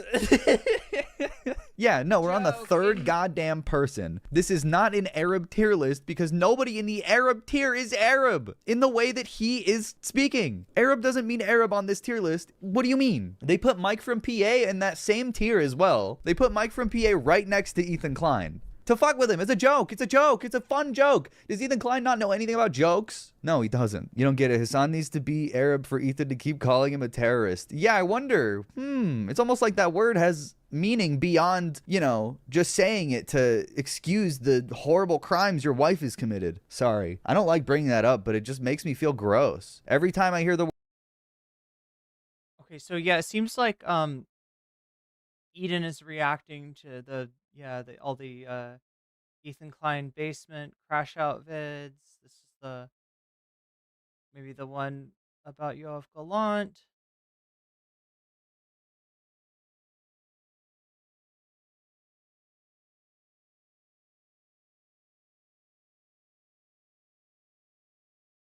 The Twitch says Zionist is a slur. Video Twitch has a major problem. I think we've seen all of these. Okay, so I wanted to take a look really quick at what may be the last Do Not Worry podcast episode talking about. A whole bunch of things. Comrade Casey from North Star Radio, the YouTube channel. Okay, folks, now it's time to move on to the last portion of this video, the Ethan Klein slash H3 segment. Ethan has continued to crash out. He's complaining about Hassan, a whole bunch of things. Comrade Casey from North Star Radio, the YouTube channel, has... We'll see what's on here, and then from there we'll go to the What If Alt Hist. And lucky you, I've actually got it. I've actually been able to find a re-upload. Dropped a spanking 23-minute expose on Ethan, just showing his Islamophobia, him and Hila. So we're going to react to some of that video. I don't want to spend too much time on H3, but before we get to that, just let me say, okay? I know we've been talking about Ethan a lot, and the title of this episode is I'm done talking about Ethan. And that's true, because again, we're going on vacation for 2 weeks, so that is a technicality, but also... It's a very H3 way to do things, right? Want this to become an H. If you don't know, I think that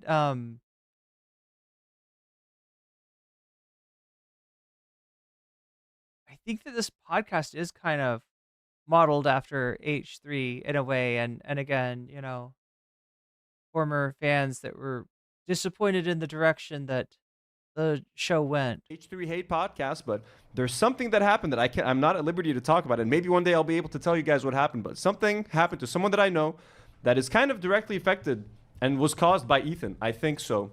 Wow. The fact that these things are happening makes me want to continue to call Ethan out. He still has an immense influence, and I'm not gonna lie to you guys, this talking about Ethan has helped the channel tremendously. It has helped the channel grow a lot, and there's a lot of you guys that still want me to talk about Ethan and track his crash out. So I feel like as long as we can still provide the show that we are and talk about all these other topics and spend a little bit of time calling Ethan out, I think that's okay. For people who aren't interested, they can just skip it. But it would be foolish of me to ignore what the people want. So I'm gonna give the people what they want. We're taking 2 weeks off. Let's react to Ethan. They're dropping another episode tonight while we're shooting, so if he says anything that's useful, I'm going to shoot a quick update tomorrow. He's mentioned many times that he's working on a Hassan content nuke. He might drop it during like Christmas. So yeah, this is what we're waiting for, and he has, if you're just joining us now, Ethan has indicated on his Instagram that the Hassan nuke, content nuke is on its way, maybe shortly. We'll cover that whenever it does come out. It hasn't come out so far, but. Break. Instead of spending time with his family, he's in the basement editing a video to shit on Hassan. Fucking insane, fucking insanely petty. But let's see what, so if that video is worth talking about, then I'm going to try to talk about it maybe during vacation if I have time. So let's wait and see. But before we get to Ethan, let's show Ethan's best friend, Destiny, talking to some comedian called Adam. Our best Friedland. I forgot what Adam's name is, but check this out. He's talking about, he's hinting that like Palestinians would kill Israelis at the first chance they get. Oh, just like Adam Friedland. Adam Sorry. Friedland, just like Ethan thinks. They don't have political sovereignty. That's true. And they are occupied by people that do. That's true. But then the question is, what does the resolution of that look like? Anytime the fucking prime minister is about to go to jail, then he has to fuck up some Palestinians. That's the resolution. I haven't heard a resolution. My grandma lives in Cape Town, bro. Jesus. She didn't have to move because black people got to vote. What does it have to do with... You can end an apartheid. Yeah? Yeah? Do you think that if... He's got nothing. This is so funny. I've never seen anybody cook him as hard as Adam, actually. And that includes Norm. Do you think that if Jews lived as a minority... I do right now. Do you think that you live in a minority state where the majority are Arabs? I'm a minority in America. Are the majority here Arabs? Oh, there we go. There we go. Destiny with the racism. Yeah, but what about Arabs, though? What about Arabs? That you would face the same pressure Oh, that's here. not... What's the difference? I'm saying it's a country where people vote. Okay. Right? Okay. So Destiny thinks that Arabs are just like violent pieces of shit that can't fucking control themselves, bro. Like that motherfucker, bro. Like what a disgusting piece of shit, bro. I fucking hate Destiny, bro. I wish I never fucking heard about this much. Like my life was so much better when I didn't know who that motherfucker was, bro. I'm so thankful to Norm Finkelstein for fucking embarrassing the living shit out of Destiny. But what a piece of shit. And Ethan Klein shares his exact same thoughts about Palestinians. Palestinians and Israelis can't share the land. It can't be a one-state solution because Palestinians are going to fucking rise up and eat the fucking Israelis. They're going to call over all their families from abroad and they're going to outnumber them overnight, and then that's it. If they're outnumbered by Arabs, what's going to happen? Well, you can only imagine. It's as if Arabs caused the fucking Holocaust, right? It was fucking Europeans, you fucking... Dude, they're projecting. Let's calm down, Anthony. We can talk about this for hours. Yeah, we should calm down. We don't need to talk about it. So here's Ethan talking about clickbaiting Hassan. Just like I'm very open with you guys. Hey, I'm gonna sometimes use Ethan to clickbait because it's been very helpful for the channel. It's helped us grow. I'm not gonna deny that. We went from 12. Oh, yeah, that's a good point, right? Any time that Ethan wants to accuse anybody else of this, it's literally what he's doing every time he puts Hassan in the title, which is actually a lot. Like even if he eventually reverts the name of the stream back to whatever, right? For the moment he'll put Hassan in the title just to get people to watch him, pay attention to me. 12,000 subscribers to 22,000 subscribers, thanks to Ethan Klein's crash out, and we're gonna celebrate the new year with our good friend Ethan. Here he is talking about needing to use Hassan as clickbait because their show is fucking tanking. Oh, Ben Shapiro is also a wicked queen, so we'll do both. We'll hit them both. Why don't we do the wicked Should one we first? clickbait Hassan? I mean, people click for that shit. Not in like a good way though. I don't care. Who said that? Who said I care about that? Yeah, I gotcha. What do you think, love? So he's literally talking about making ad money off of anti-fans by, like, he's basically admitted he knows that the only people that'll come in and watch are people that hate him if he clickbaits Hassan. I don't know what's better. Listen. Honestly. Hassan Piker is. Listen, I get that you're going to talk about it. I think at this point, it's pretty clear that the people that still watch. Are you back, Nate? Okay. I forgot, chat. Did we end up watching? Maybe we missed this part. Wasn't sure if I was still switching. We watched some of this episode, but I don't think we watched this part. Let's do a poll then, Dan. Should I? This is just solely from a totally cynical, dry numbers perspective. It's not should I. It's not this or that. That's it's his like foot. which one is going to get more clicks. Without put out of the Hassan frame. Piker is It's not Twitch friendly. Whatever. I don't know. What's the? I hate this guy. Why not just write clickbaiting Hassan or It's not clickbait. Current title. Well, you know what I mean. They need the views. They're losing 30 to 40% of their views. Yeah. Okay. Versus current title. Okay. How about Hassan must apologize? Because you keep saying he should apologize for making Right. nothing. For Hassan Piker must apologize.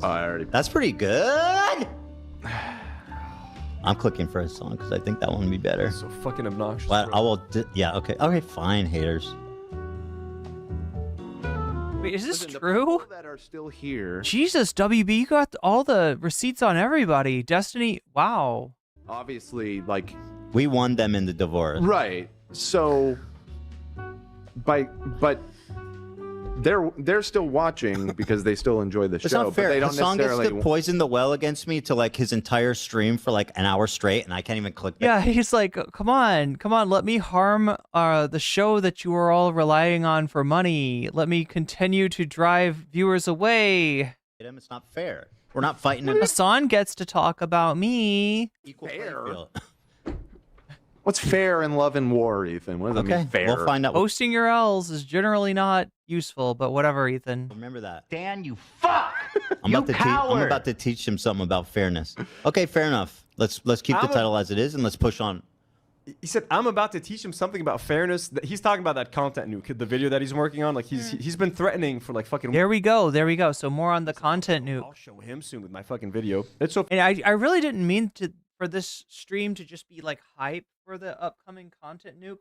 I honestly thought it might come out. I had a feeling that it would come out tonight. It doesn't seem to have done so. That being said, we're going to be streaming again tomorrow, a New Year's stream, possibly with an extended subathon going on Twitch after the main stream on both YouTube and Twitch. We'll continue into the night, see how long we can get that subathon. How long you can keep me for on New Year's evening. Fucking pathetic. And he's talking about Hassan, like the hour-long video. Hassan watched Comrade Casey's video, and for like he reacted to it for like an hour. So Ethan is upset about that, and that's what he's referencing. Here is Ethan talking about Hamas resistance fighters from Monday's episode. He is forcing my hand. Imagine if I did this to him, like Hamas. He's like, well, Hamas are resistance fighters. He said Hamas is resistance fighters. What's next? Killing babies is okay? Can you imagine if somebody showed you this out of context? This guy with the bare knit cap who is saying what he's just said in this exact way. Can you imagine what you would think? Right? If you didn't know the context of this, like, why is this man wearing that cap? Like, I mean, just look at this. Pretend you're somebody that's never seen any of this before. Talking about Hamas resistance fighters from Monday's episode. He is forcing my hand. Imagine if I did this to him, like Hamas. He's like, well, Hamas are resistance fighters. He said Hamas is resistance fighters. What's next? Killing babies is okay? What? Like, that's literally what he's doing. What's next? Mass rape? Oh, we're still believing that? Okay. Bro, it's such a fucking bad faith argument. Like, no one ever fucking says that, but he's so fucking stupid. So here's Ethan again complaining. Oh, sorry. And this has, so a lot of the clips that I'm getting are from the H3 snark on Reddit. And Ethan and H3 have been copyright claiming a lot of those videos because they're upset that people So yeah, Adam McIntyre covered this. are criticizing them. So they've had to use little filters to get away from Ethan copyright claiming this stuff. So this one looks a little funny. I just wasn't sure if you were saying Hassan or Comrade Casey. He's watching Comrade Casey. You guys in this community know how fucking pathetic that is. But here he is again. And again, like, I'm not doing this. I'm not I haven't pulled up a single Hassan hate video and watched it. Wait, what the fuck is going on? Is there a TikTok filter on this? Again, he won't watch anything I'm actually saying. He will only, and he goes, I don't have time to watch that. There's a genocide going on. That's what he always says. But he'll pull up Comrade Casey talking about me for like a fucking hour, watch the whole thing. Somebody's pre-chewed up fucking Ethan propaganda to get shoved down your mouth, you baby-birded bitch. God, he's such a fucking bitch. Wait, so did they literally put a TikTok filter over his face to keep it from getting claimed? Is that what that is? Is that what's going on? Sasha G with the super pair super sticker. I haven't seen that one yet. Thank you. Anyway, he's just doing... Wait, who's the baby bird in this analogy? He is. Hassan's the baby God, bird. I forgot about the baby bird. Yeah, it's fine. A little bit. Comrade Casey's chewing up the food and spitting in his so fucking Comrade mouth. Casey is the mama bird in this case. Yeah, which is pretty sad. Right. That's why I wasn't following. I would assume that Hassan would be the mama bird in this analogy. Oh yeah. So Comrade Casey made a video I don't know the exact name, but it's like Ethan Klein and liberal Islamophobia. It's a whole video about me being Islamophobic. I can't watch this with this TikTok filter. It's breaking my mind. Let's just take a second. Here's the video that Ethan is talking about, and this is the video that Hassan was reacting to. This is one that we're going to watch in a little bit. It's Ethan Klein. I can't take it, Chad. It's too much. And you have Ethan. It's a crying filter. Okay. And Destiny. Yeah, you could tell I haven't been on TikTok in a hot minute.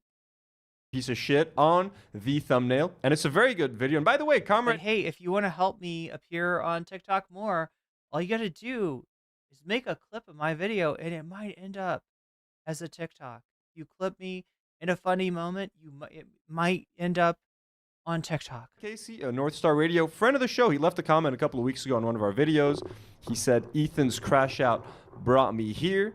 We left him a little heart. Much respect to Comrade Casey. Ethan Klein fucking hates Comrade Casey. So anyone that Ethan hates, we love. Like Bad Empanada, Comrade Casey, all friends of the show. So I mean, maybe not anyone.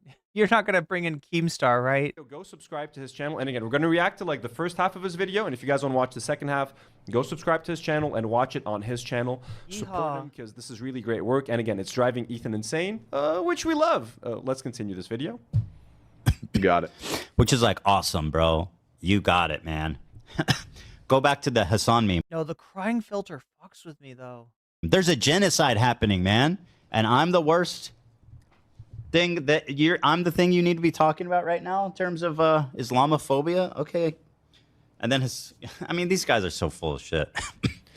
So they're watching like 10-year-old clips of me talking when I was in Israel. I don't even know. It's just dumb shit. But here's a little clip of dumbass piece of shit. You went to an apartheid state. Israel liked it so much that you decided to become a citizen, and you want us to feel fucking bad for you. You fucking genocidal piece of shit. Stop fucking complaining, bro. You literally are trying to get Muslim creators banned off of Twitch, off of YouTube. Shut the fuck up. Stop your complaining. You're fucking crocodile tears, man. Okay, you know exactly what you're doing. He even pulled up old videos of Hassan to try to make him look bad. Like Hassan used to make like these videos back in the day, like controversial takes and stuff. Let's watch a couple of minutes of that. Asedia. This is bro tip. This week's bro tip is about bringing out the alpha. Get a load of this thing, whatever this is. I would not want to be friends with someone that looked like this ever at any point in my life. He's so fucking petty.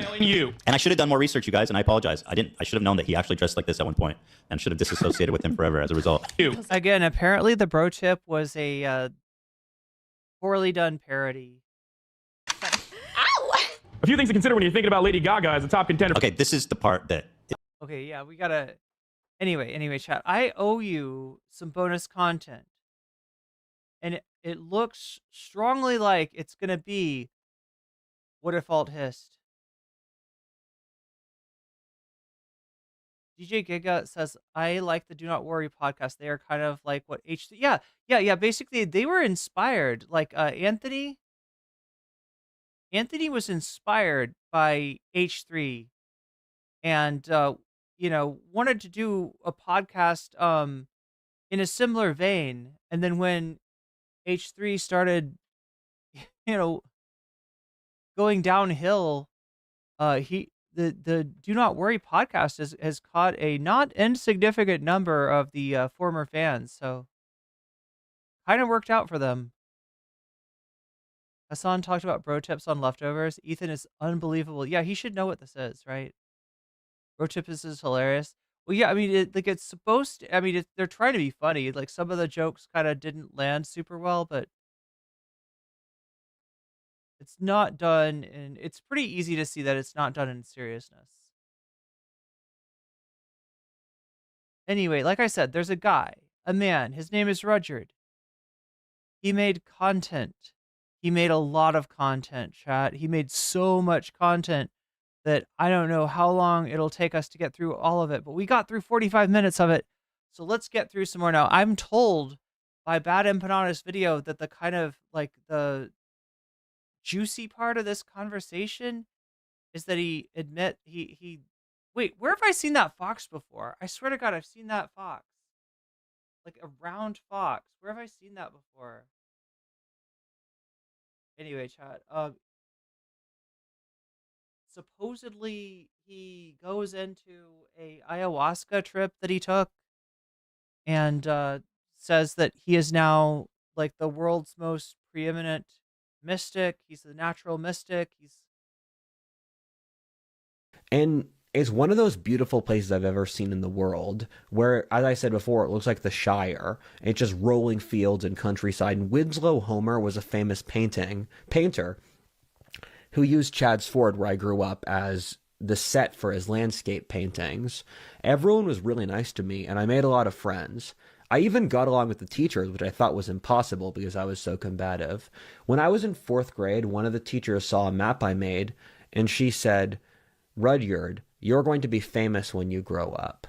And lo and behold, you are. You've got a channel of, I don't know, how many is it? It's like 100,000 or so. It's not bad. I'm not like saying culture of the area I grew up in, Chester County at the time, was called God, Guns, and Horses. And over time, we're all out of God and guns, so it's gonna have to be the horses now. Became more left wing, and it got pacified. Okay. Vadim, hey, it's Vadim. What's going on? Oh, nothing much. Just watching a little What If Alt Hist. Have you ever heard of this guy? No. What if Alt Hist? Is he like a good or bad alt history? He's a bad alt history channel, but he's also funny because he's completely lacking of self-awareness. Mm-hmm. Unlike me, who is an awesome host in terms of getting people's video on the screen, which I did in record time there. Nice. I'm giving you like 1 million brownie points for that. But yeah, a lot of alt history channels are like super fucking right wing and even like alt right or like crypto Nazi types. Oh yeah, that fits for this guy. That fits big time for this guy. He's a huge eugenicist and eugenics enjoyer. Yeah, he's like that. But yeah, what's up? You wanted to comment on the I think you came in. What was it when I was going over the Mika's rhetoric video? Yeah, you were, and I guess just there's been something on my mind lately that I just I'm probably going to, because I think I told you I'm working on a couple of videos, and if this stuff is still relevant around the time that I get to it, I think I might make a brief video uh about the fucking um sorry, I'm a little tired right now. The whole Ethan crash out and whatnot. And it would be a little bit, I mean, well, actually, like probably compared to most people these days that, that we kind of both just kind of vibe with. I think that the video that I would make would be, I think, more charitable to him in some ways. In some ways, because don't get me wrong, like I mean, it's largely inexcusable the shit that he has done in the past year and especially in the past few months. But I actually have a former best friend who is someone who is in kind of like the public eye.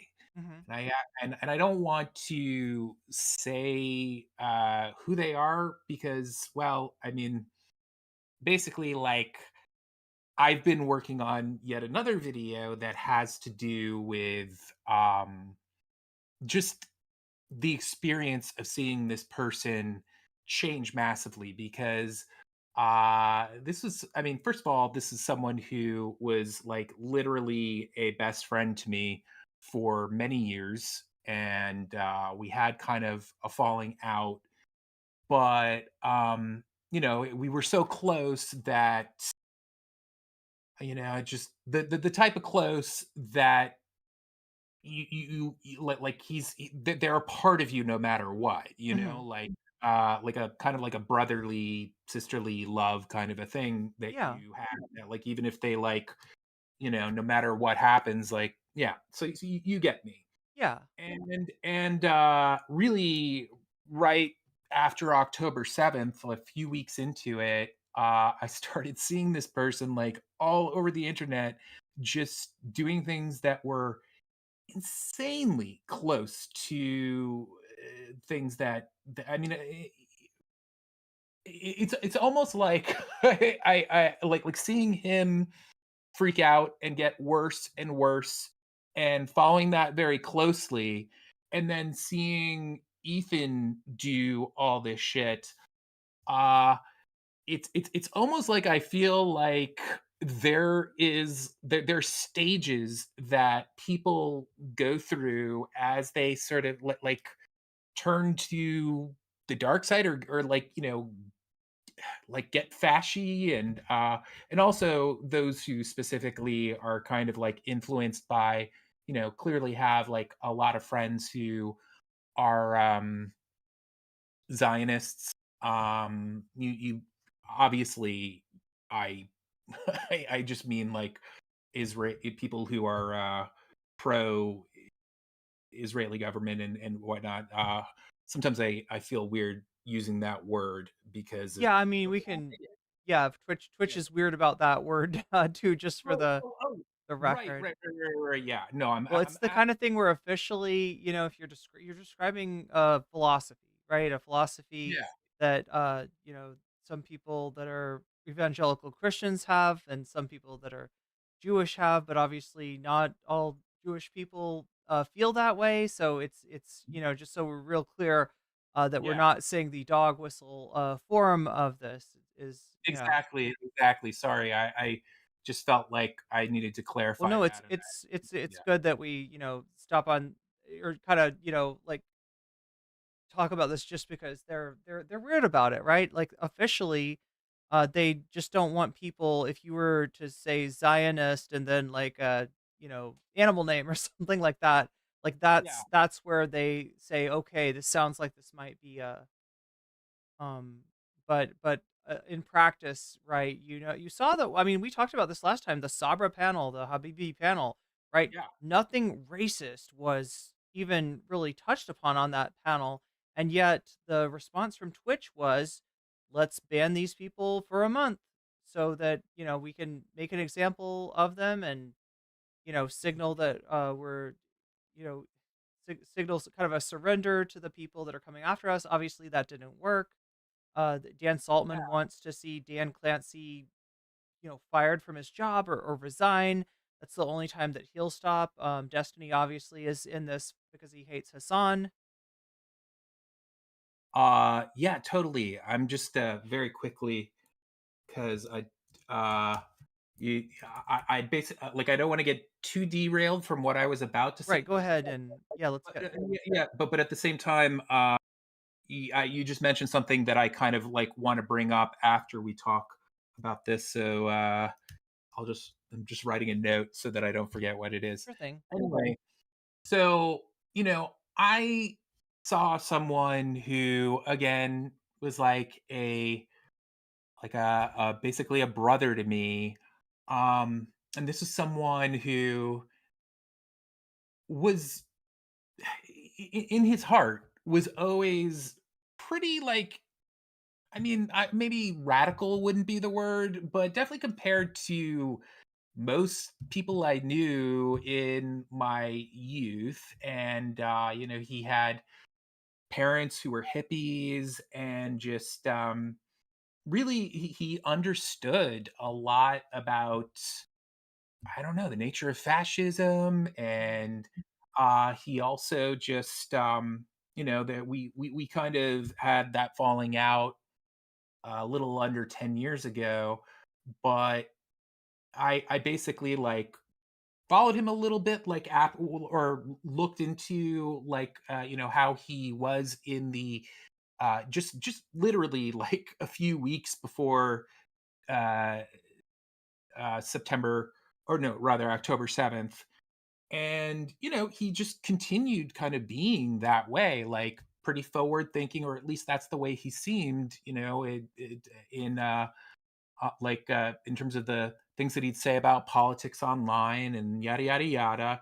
But he fucking lost his mind, and I saw and I basically saw this like gradual, like he just, yeah, so I saw him get worse and worse, and tons of stuff that is just like basically the same exact tactics, saying the same sorts of things. And I would actually go as far to say that I think that in many ways he has done worse things than Ethan, which is I think pretty severe because Ethan has done some really fucked up shit at this point.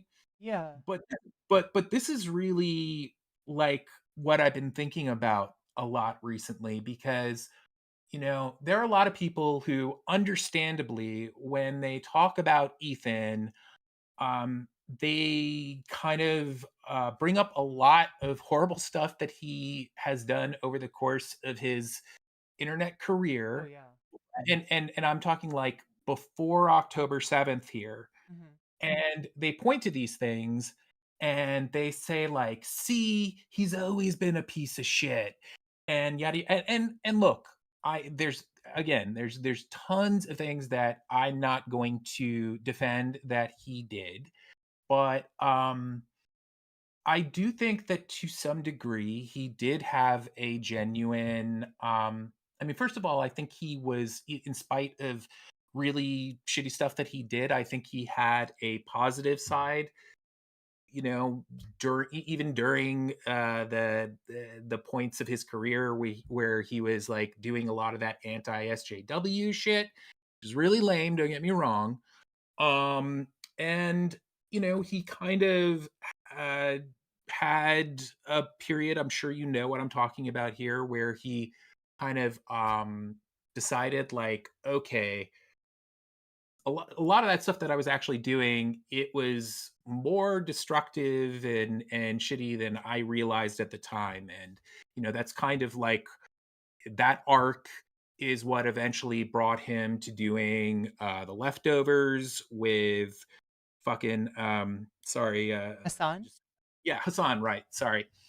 And this is really this is it. This is really what I think is important for people to, well, this is just my take, but I think I think that this is something that I wish people would recognize more, which is that I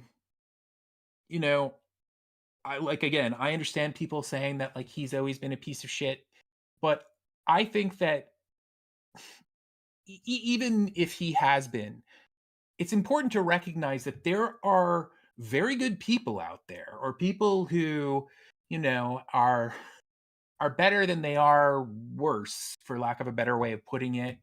And circumstances like these can change them Oh and yeah. make them horrible people, And there's a bunch of reasons why I just sort of feel like people should be reminded of that, because one, a big one is that I just I think people have to be careful. I think people have to kind of look at things like this as a warning sign, and you always have to kind of check in with yourself, Hmm. to ask yourself, like, am I getting jaded? Am I like, I mean, Yeah. depending So on. like almost like a cautionary tale then. Yes, yeah, absolutely. Because I mean, we're seeing this, like, I mean, the Young Turks are also. I Oh know god. you've covered it a great deal. Like, Yeah. it's just this totally disgusting and insane. Like, what the fuck are they doing? Type of pivot, and I just think that there are similarities there in terms of uh I don't know. I mean, again, like, some people will look at that stuff and think that it's 100% like a grift. Like a content strategy. Yeah. Yeah, yeah. And you know what?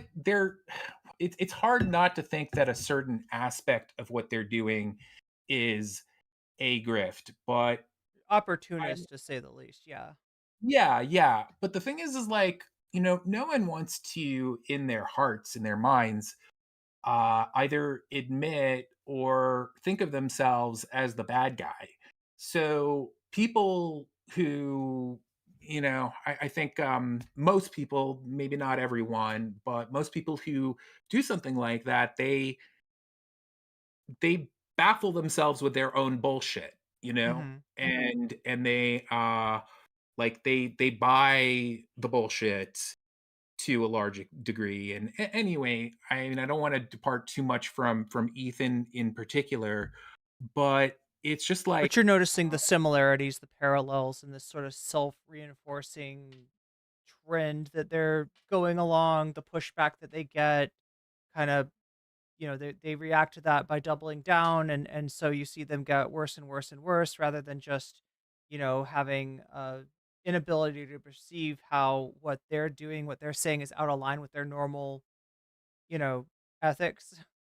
yeah, I mean, also another person, and don't get me wrong, I'm not saying that, like, this guy, I mean, this guy is kind of like, has been more of a piece of shit longer than the other two, but even Destiny within the past year, just since he's gone down his whole pro Israel arc, there's like, recently I started watching, like, because I'm working on a video having to do with it, frankly, and I just started watching more of his. Like, I had seen clips and I'd seen some debates and whatnot, but it's insane if you really look at what he's doing and saying, how he is totally deviating from facts, and like, uh how, like, just, he used to be this person, even when he, like, through most of his online career, even though that he could be like weird, full of shit, vindictive, disgusting, gross, most of the time, not always, but most of the time, he still, with his arguments, was armed with facts. And there's a bunch of things that he, to this day, continues to argue well, like if he's talking about, like, January 6th or something like that. But, like, basically, he was always someone who just stressed the importance of of having like just doing your due diligence in terms of the whether or not the information that you're drawing from is reliable and factual, yada yada yada. And like he has like due to I mean the reason for this, sorry if I'm like kind of going on and on, but the reason for like basically he has become someone who just will spout the most ridiculous bullshit. And it's sort of like he has to do that in order to defend that side. Like there's no way to defend that side and not kind of just Yeah, being incredibly morally inconsistent and uh, selective in terms of the facts that you acknowledge and so many other things. There's even I think there's a Twitter video that has Destiny from back in the day when he did his debates against the alt-right and would occasionally the subject of Israel would come up, and then Destiny now, and you could actually have a debate between Steven then and Steven now. They don't agree. They're on opposite sides of the issue. Absolutely, I know exactly what you're talking about in terms of that person is actually a TikToker. They go by on TikTok the name Destiny versus Destiny. So Oh, yeah.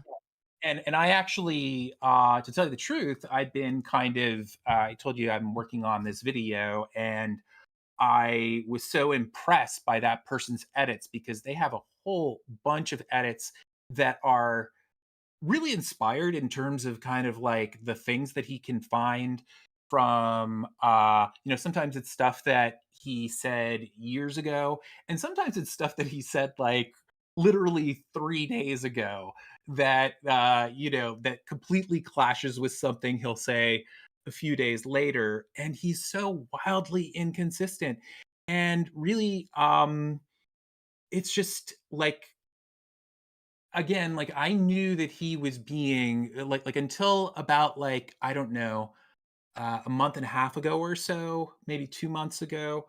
I knew that Destiny was just being fucking repulsive with his the way that he was arguing in favor of Israel and whatnot. But then I saw this person's video, and I like just really looked at some of the shit he's saying, and he's really lost his fucking mind. And the thing is, like, he was always, don't get me wrong, he was always like I'm sorry if this sounds like a little ableist, but he was always clearly like crazy in a lot of ways, but still like there were certain lines that he would not cross.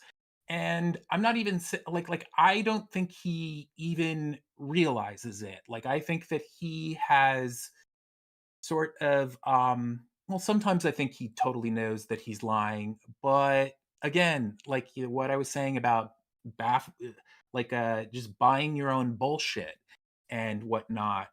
And Yeah, like I mean, a perfect example of the like the kind of shit that I don't think he ever would have done years ago is, and maybe you know this, maybe you don't, but did you know that he has pushed the whole Hollywood thing?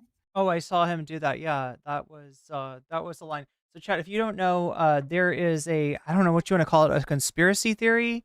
Conspiracy theory. Yeah, amongst supporters of Israel that whenever you see a picture that makes your heart go out for somebody in Gaza, a picture of a wounded child or a dead child, that this is a scripted event that has been created in order to engender that emotion in you to get you to be more sympathetic towards the Palestinian side of things, and that there is a cottage industry, so to speak, of Palestinians trying to create this sort of content, trying to give that impression. And just like right wingers will come up with things like show you stuff from January 6th where they're like, see, the cops wanted them to come in there. They'll kind of distort the context of a clip in order to imply that see they set this up, and it's ridiculous, and it's the territory of conspiracy theorists. It's the territory of somebody that does not have a leg to stand on rhetorically, and so they go for this explanation of, well, you know how they are, this is Hollywood, that they set this up, that none of this stuff is real, and yeah, it's the like last refuge of somebody whose argument is just not Yeah. defensible. It's like honestly, it's like right out Ooh. of the what? Oh, somebody in my chat says it's kind of like Alex Jones had this idea of crisis actors. Yeah, it's very similar, Randall. It's very similar. What I was just going to say. I was just going to bring that up. It's like right out of the Sandy Hook. They started doing that with like oh man, this is just really creepy, disgusting shit. But yeah, that started becoming a big thing in relation to the Sandy Hook shooting, and that's actually like the the people who successfully sued Alex Jones. That was basically the big reason why they got the settlement that they did, because like they were portrayed as crisis actors, and that they weren't like they didn't actually lose their I mean, we don't have to go into that because it's sort of like getting in the weeds, but yeah, But yeah, that being said, so like I mean, Destiny to a lot of people was somewhat inspiring when he started off.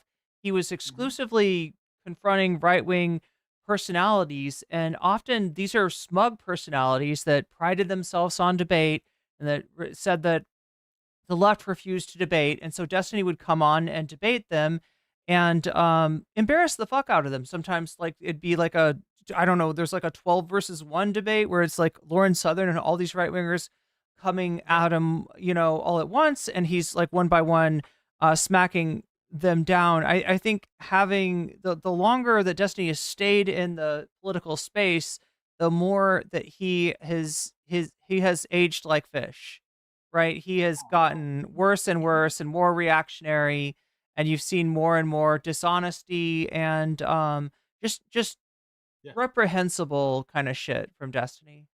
Well, he went from as you said, like smacking down Lauren Southern to literally That's right. fucking her. I mean, I'm sorry, like that's really sounds crass, but he was. I mean, like Yeah.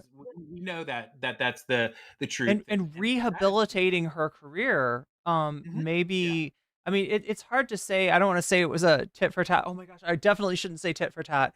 Any other phrase other than tit for tat would be better. But there's allegations about a sort of informal casting couch. There's allegations about I can neither confirm nor deny that. I don't want to get into that mess. But that being said, rehabilitating Lauren Southern's career is bad. And he bragged about doing this. He's not even, he's on record as saying he knows he's doing this. He did the same thing for Nick Fuentes. Again, there's allegations involving Nick Fuentes that I shall neither confirm nor deny. But yeah, there's evidence of at least 2 right wingers that he was close to, and that maybe for that reason, got to use his platform to rehabilitate their careers when they were nowhere. They had been, reduced to very little influence, and afterwards, both of them, gained more rehabilitated their prominence essentially. So Yeah. yeah. Absolutely. I mean, I was don't get me wrong, I always like had a sense of like this guy seems like a douchebag in certain ways, but I watched the fuck out of his debates. As a matter of fact, I would go as far to say that he was one of the trailblazers, if you will, along with like Sean and Contra and just H Bomber, like Yeah, people used to include his name along with breadtubers, right? In terms of seeing him as being like useful against the alt right when that was on the rise. Absolutely. I mean, also another like I think it cannot be understated how much you probably have heard about the JonTron debate that he did. Like there's this extraordinarily popular, used to be more so, comedic, ostensibly YouTuber named JonTron, who just was not that political at all. But like around like 2017, maybe it was 2016, but I think it was 2017, he just started like on Twitter just saying this wild stuff, and it was completely like 100% like word for word the type of shit that people like Richard Spencer and other alt-right people were Yeah. saying. Things like, I mean, And people didn't think of John. Yeah, Sorry, go on. people didn't think of JonTron as being a particularly political creator, let alone like a reactionary, you know, racist like content creator. And here Destiny was kind of, um, you know, pushing his logic to its conclusions, and having JonTron end up defending some really reprehensible shit. Yeah, absolutely. I mean, JonTron looked like it was just wild. Like because yeah, that was another thing about it. It was really shocking to see that JonTron held those beliefs. And I mean, it was incredibly clear that he was just parroting shit that he heard in like really, really like alt-right shit, like videos and whatnot. But yeah, he that was the first time that I saw him. And when he did that, because I was following the whole rise of the alt-right, this is before Charlottesville and whatnot. I had been witnessing this stuff getting worse and worse online. And like you said a little bit earlier, there weren't many people who were actually like having like discussions with, or like having debates with these people. And or at least there weren't people who were genuinely on the left and were doing any sort of decent job.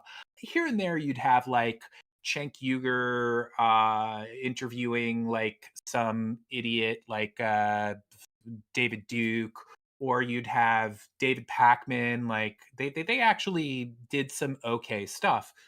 But yeah, it just I guess I'll just wrap this like little part up. Just like, yeah, his place on the left was very important. I mean, he not that this is necessarily a good thing, so much horrible shit has come out of it, but he like is basically responsible for, or not responsible, but he is like the first guy in terms of lefty debate bros, and whether like maybe he shouldn't be thought of as a lefty these days, but you get me, right? So that's just like I guess we don't have to continue talking about. Yeah, it was definitely a moment, but yeah, you're right. He just kind of fit into this pattern of people, especially like this whole thing about you get critiqued from the left, and so you double down on your reactionary turn.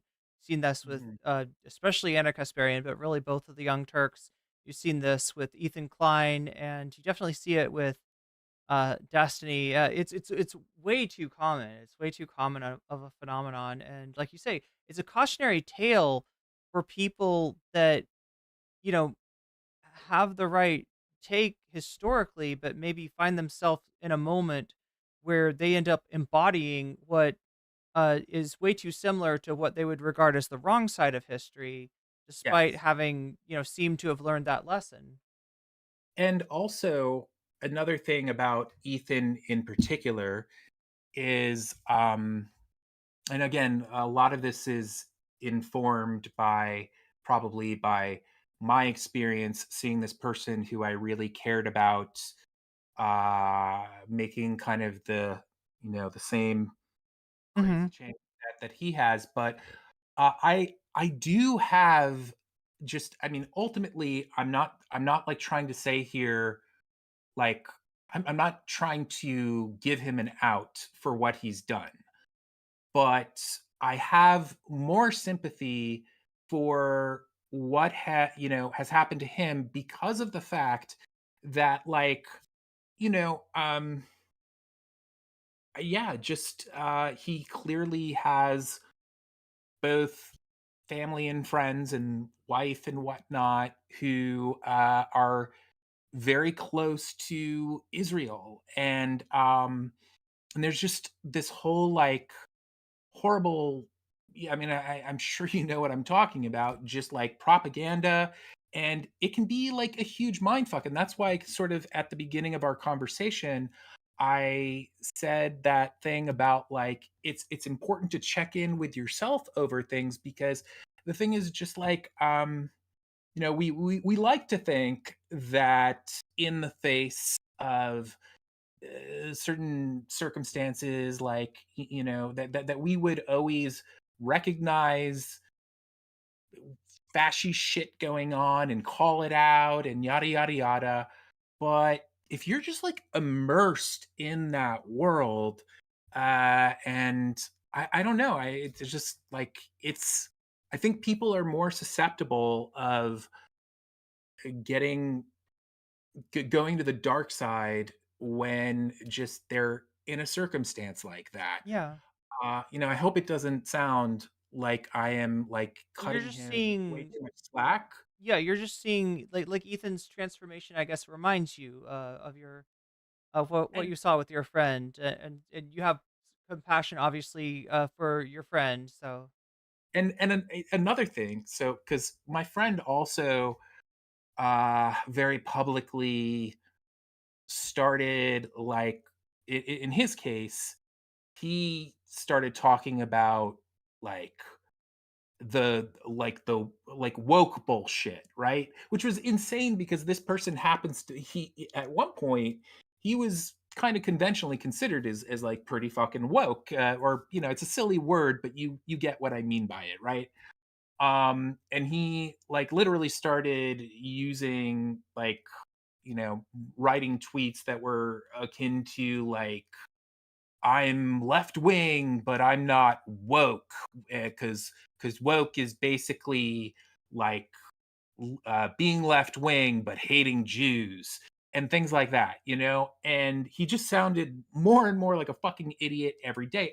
But the thing is that here's the thing, like if you look at a lot of just like pro-Israeli sites, like news, like I'm putting that in air quotes, like news sites and stuff like that, like basically very often they will go into like the same thing, like basically I mean this is been done, like this was done during the World War II.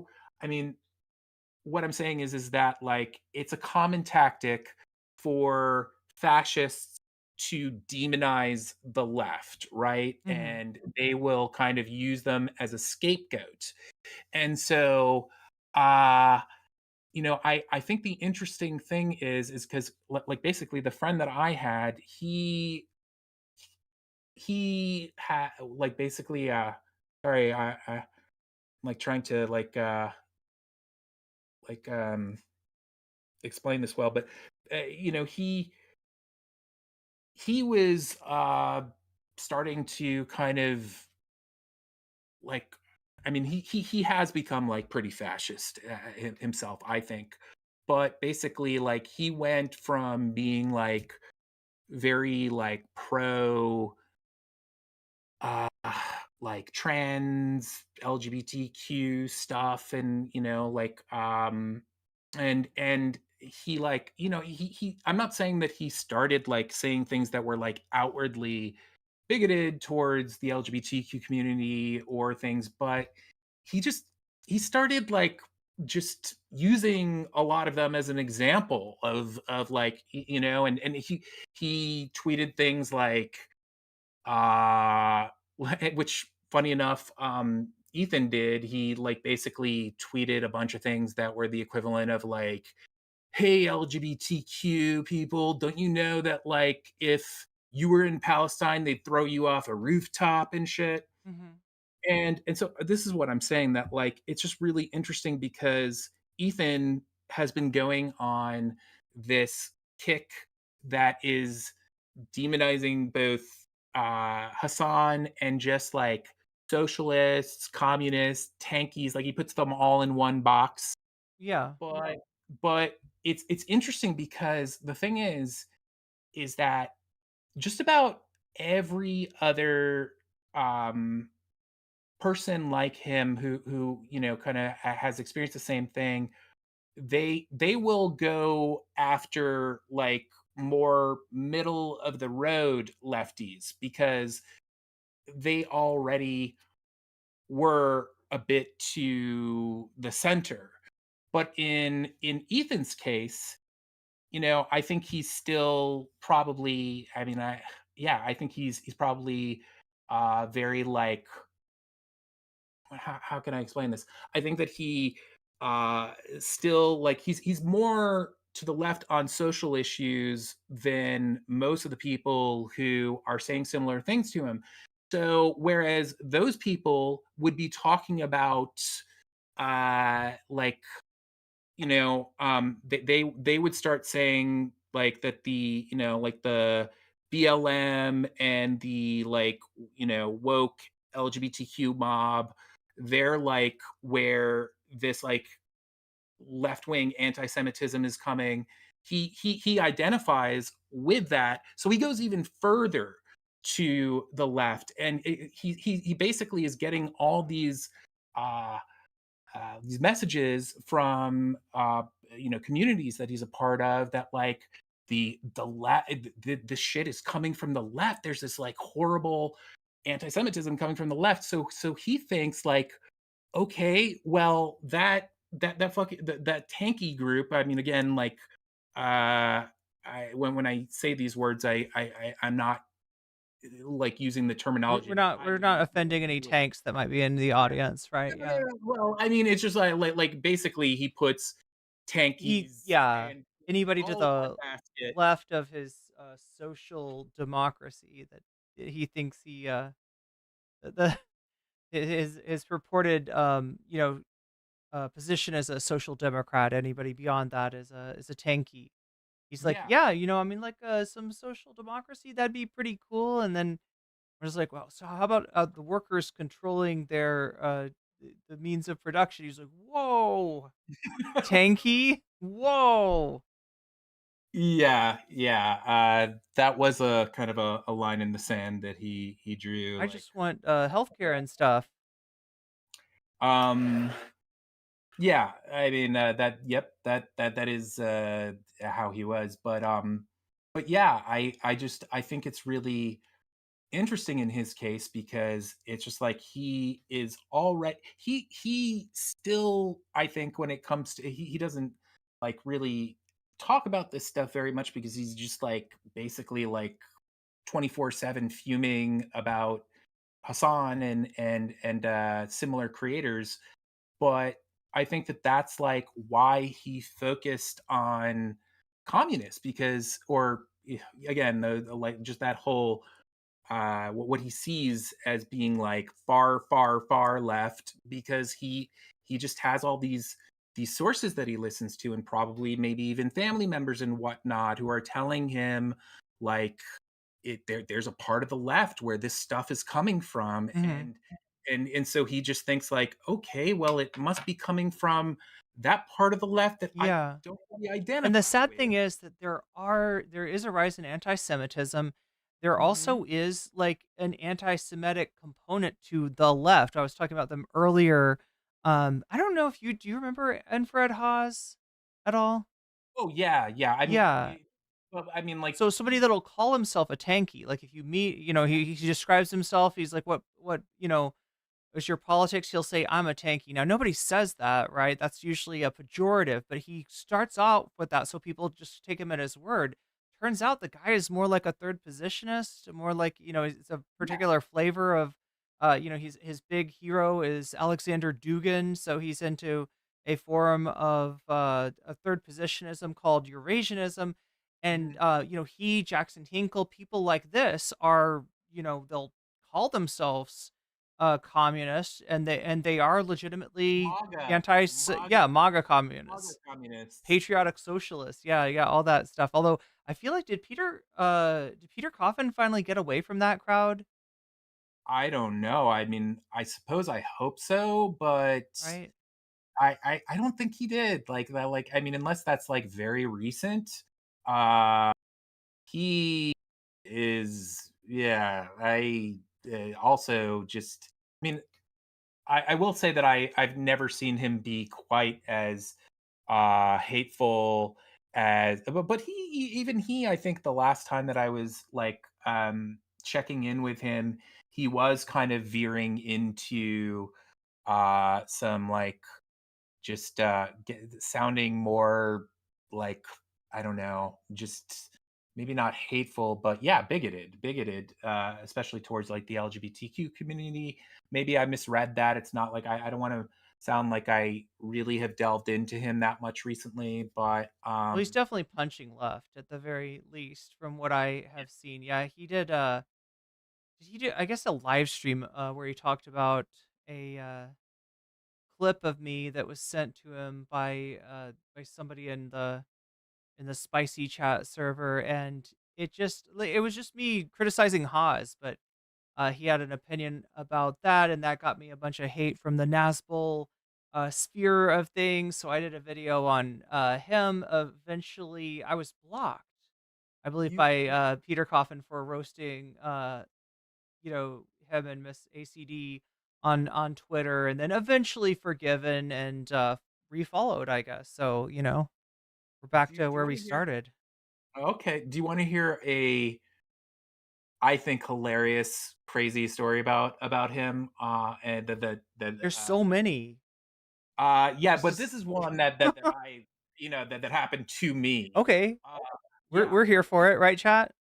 Yeah. So basically, I defended him to a certain extent. I was not necessarily like, I never was a big fan of his videos or anything, but basically, like, there were people online, like I'm the kind of person who sometimes maybe argues about things that like steps in when I feel like people are just being like lied about. And so like basically like I had like a few at the time friends who were bad mouthing him, and like it's not like I was like, oh, I must defend my friend Peter Coffin. No, not at all. But at the same, like really, I just knew that what they were saying was bullshit. Like they were uh, reading into certain things, and like I mean, Was this the controversy with like oh my god, what's her name? Somebody speaks. oh, Angie Speaks. Was this the and she speaks controversy? Oh, Or- Angie Speaks was, well, actually, to tell you the truth, uh, no, the Angie Speaks thing happened around the time that the story I'm about to tell you, right? Okay, so different. Yeah. Drama. I mean, like basically, like they were describing like shitty behavior from him, but I don't even remember what it was. It doesn't matter. But the point is that just they were being insanely hyperbolic about and just to the point of like kind of lying. And so I like one or two times with different people, I basically like spoke up and was just like, hey, like, I'm not really going hardcore to bat for him right now, but like, like you're just kind of full of shit. Like what you're saying, just that's not true. So like like why are you, and in both times I was I think like both times it was a group of people. And in one case it was people that I was somewhat informally friendly with. And like both times the people were like, oh my god, I can't fucking believe you're standing up for him, yada yada. And I was like, okay, kind of.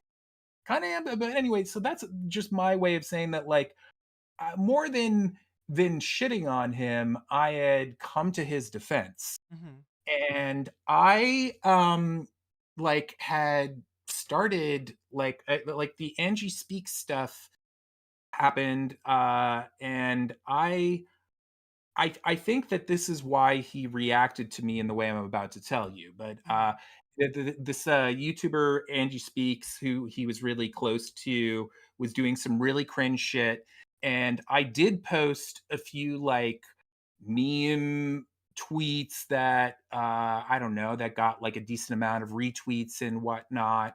And I didn't say anything about him, but I had done that, and then gosh, I was in a conversation with someone about uh the whole Biden sexual, like the allegations of sexual assault, right? And Harvey. Yeah. yeah. And so I like had after like I took it very seriously, but at a certain point I felt like the evidence was very much lacking for that. And so I was fighting with someone who was just like swearing up and down that he was a rapist. And do you want me to like censor my language? Oh, yeah, I mean, we are on Twitch, so it's always Okay. better than. Okay, I'm sorry. I'll do that from here on. It's just I'm not in the habit. So and to be perfectly honest, I have a back, like I'm a survivor myself, right? Um, which I'm like pretty open about. But I was talking with this person, basically saying like there were in one of the exchanges, I said like, hey man, like I have a history of this myself, and I don't think that this is productive for people who actually have experienced that. And he retweeted me. He retweeted me. I wasn't saying anything about him, but he retweets the tweet where I'm talking about my history with SA and whatnot. And And this is Peter Coffin that retweets you? yeah, he retweets me as a means to like basically like um put me down in terms of the fact that like I was like defending, or I mean he took it as defending Biden, but I was just, as far as I'm concerned, I was just speaking about very specious claims of sexual assault that I didn't think anyway. So he retweets me, makes me look like I'm a grape apologist, and it's an eight it ends up being like an 8-part like thread, and he just goes on and on. After the like second tweet, he starts saying like, and you were never there for me when everyone was, mind you, like it's not like I never had a fucking conversation with this guy. Like Yeah. literally, like we had exchanged like maybe a couple of like DMs like at some point, but like we had never even like talked. And so he's like, and you were never there for me when the cancel culture mob came, and and he ends it. I mean, part of what I've said is like sounds a little serious, but he ends it with this GIF, okay?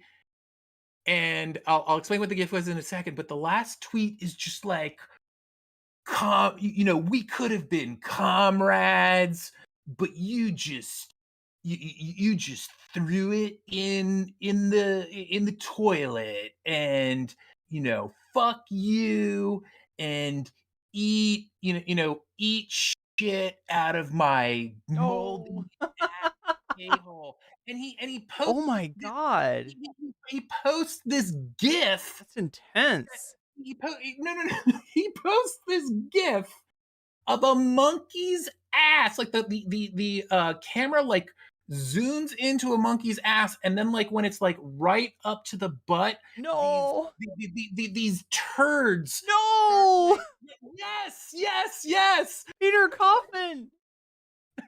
So like the common thread, between all the people that you're talking about tonight is this kind of grievance, a grievance that causes somebody to double down and I don't know, become a MAGA communist, become a I don't even know what Destiny's doing, but he's going on trips in Israel now with Lonerbox and everyone, or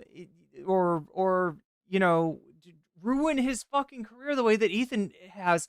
Now, I haven't, I don't know if we talked about this, right? But Ethan, his audience like a year ago was double what it is now. He has really eaten shit for this. And, part of it is just, breaking up the Hassan and Ethan community. But honestly, there were people that were willing to watch them both until he, after losing a little bit, associated that loss with Hassan. And so he's got to come back and try to claw it back. But of course, it doesn't work that way. He's just losing more and more viewers to the point where it feels bad. It feels bad covering his dissent. No, it's terrible. And this is like also what I was saying about like how I think it's sort of it's not it's I don't think it's productive to kind of talk about these people or especially like him and again like I'm not going to police people. Like he's done some fucked up shit, and so like I'm not like really wagging my finger here, but like it's a real loss. We're losing something really good with him. Even for all his bullshit, he was someone who like I think around the time that he made that like pivot and like he took down. So you're not talking about we're missing something him from the old days, right? You're not talking about the anti-SJW version of his shit. You're talking about like that sort of like intermediary time, while he was doing after Frenemies, during the leftovers, that kind of that's where you saw some potential for Ethan. Well, to tell you the truth, I think that the up until about like Trump's first presidency and like a couple years into it, there were a lot of people who descended into douchebaggery and like they just I don't know, like I'm not defending it, but there are people who came out of that and realized like, oh, I fucked up. But there actually was, because I basically stopped watching Ethan around the time that he really leaned into the anti-SJW stuff. And it was like, I saw that he interviewed Jordan Peterson and like after I had already tuned out. And but that's when Peterson gave his warning, right? Yeah. All the right wingers and the debate bros and the commentary bros, they love to talk about this. Peterson warned you. Yeah, but the thing is, I guess just what I'm saying very quickly is there is evidence of him being really cool, even like before that time. Like, yeah. Like for instance, do you know who Joey Salads is? He's this like right-wing douchebag. Yeah. And he. I've heard the name. I don't know that much about Joey Salads. So he's just a piece of shit. But basically, like, I mean, there's a lot of other examples like this. But Joey Salads made a video where he like acted like he had set up a camera. He had put a car and put like Trump signs inside of it. And he basically hired these black actors to trash the car, and they weren't told what was going to happen in the video. And he like made it sound like, I put this hidden camera in New York City to see like what would happen. It's like a reverse Jussie Smollett. Yeah, absolutely, absolutely. Wow. And you know, Ethan was the guy who like he actually like saw it and he thought like that looks fake as fuck. And he like did some like you know, just sleuthing and he found the people who like were hired to do it and they were mortified by what had happened.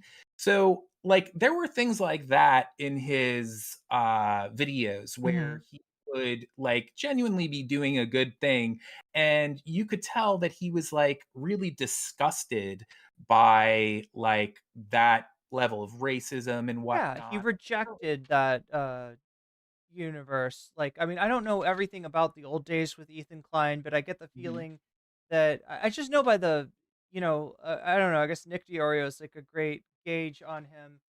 When Nick Diorio's been critical of Ethan versus when, commentary bros like that have been really kind of praising Ethan lately. They Yeah. love this new turn, Yeah. but Yeah. No. yeah, I mean, you've got like he kind of distanced himself from that. That represents his old audience, from what I understand, right? The first, you know, fallen fans, and now the fallen Mhm. fans that he's having fall off are fallen fans that are more on the left that thought that like he was the person you want him to be, and yeah, I mean, Absolutely. I just hate to say it, but I think the only person that's going to be able to reach out to Ethan Klein and change his mind on any of this stuff is going to be like a family member, a close friend. Like, I just don't think it's coming from the outside. I don't think it's coming from other content creators. I feel like anything that you say towards him, even if you're, I don't think there's a way to be, to reach out in a way where he won't smack your hand away and go twice as Mhm. hard in the other direction. It's going to have to be somebody, like you said, people in your life have a lot of effect on the way that you see the world. And if he's got like a fundamental, like, I don't know, I gotta say, like, racist and Islamophobic lens over the way that he sees the world, he's gonna justify these things that he knows Yeah. would be wrong in other circumstances, but because he's bought into this idea of Palestinians being a certain way, he's able to justify it. Yeah, absolutely. But yeah, I was that's 1000% true. And I guess I was just going to kind of just, you know, mention you probably know this. I think the because I didn't watch all of your coverage of the Mika video, Mhm. but I watched the Mika video like within the past few days. And I think that she mentions at a certain point things like his interviews with people like Ollie London and uh, Girl. what with Jesse I think his name is Jesse something, you know, amazing that guy. Oh, I forgot Jesse Lee about that. Peterson. Yeah, he Yeah, yeah. did Um, interview Jesse Lee Peterson. yeah, there's a whole and Pearl like those. If you watch those any of those debates, he is very sharp Mhm. and and he's hilarious and he really in a very like you know, I like think pretty awesome way just makes them look like fucking morons. Yeah, And yeah. it's really great to have people like that, people who are genuinely funny, who I mean, to be fair are though, we're talking about Pearl Davis, we're talking about Jesse Lee Peterson, and we're talking about Ollie London.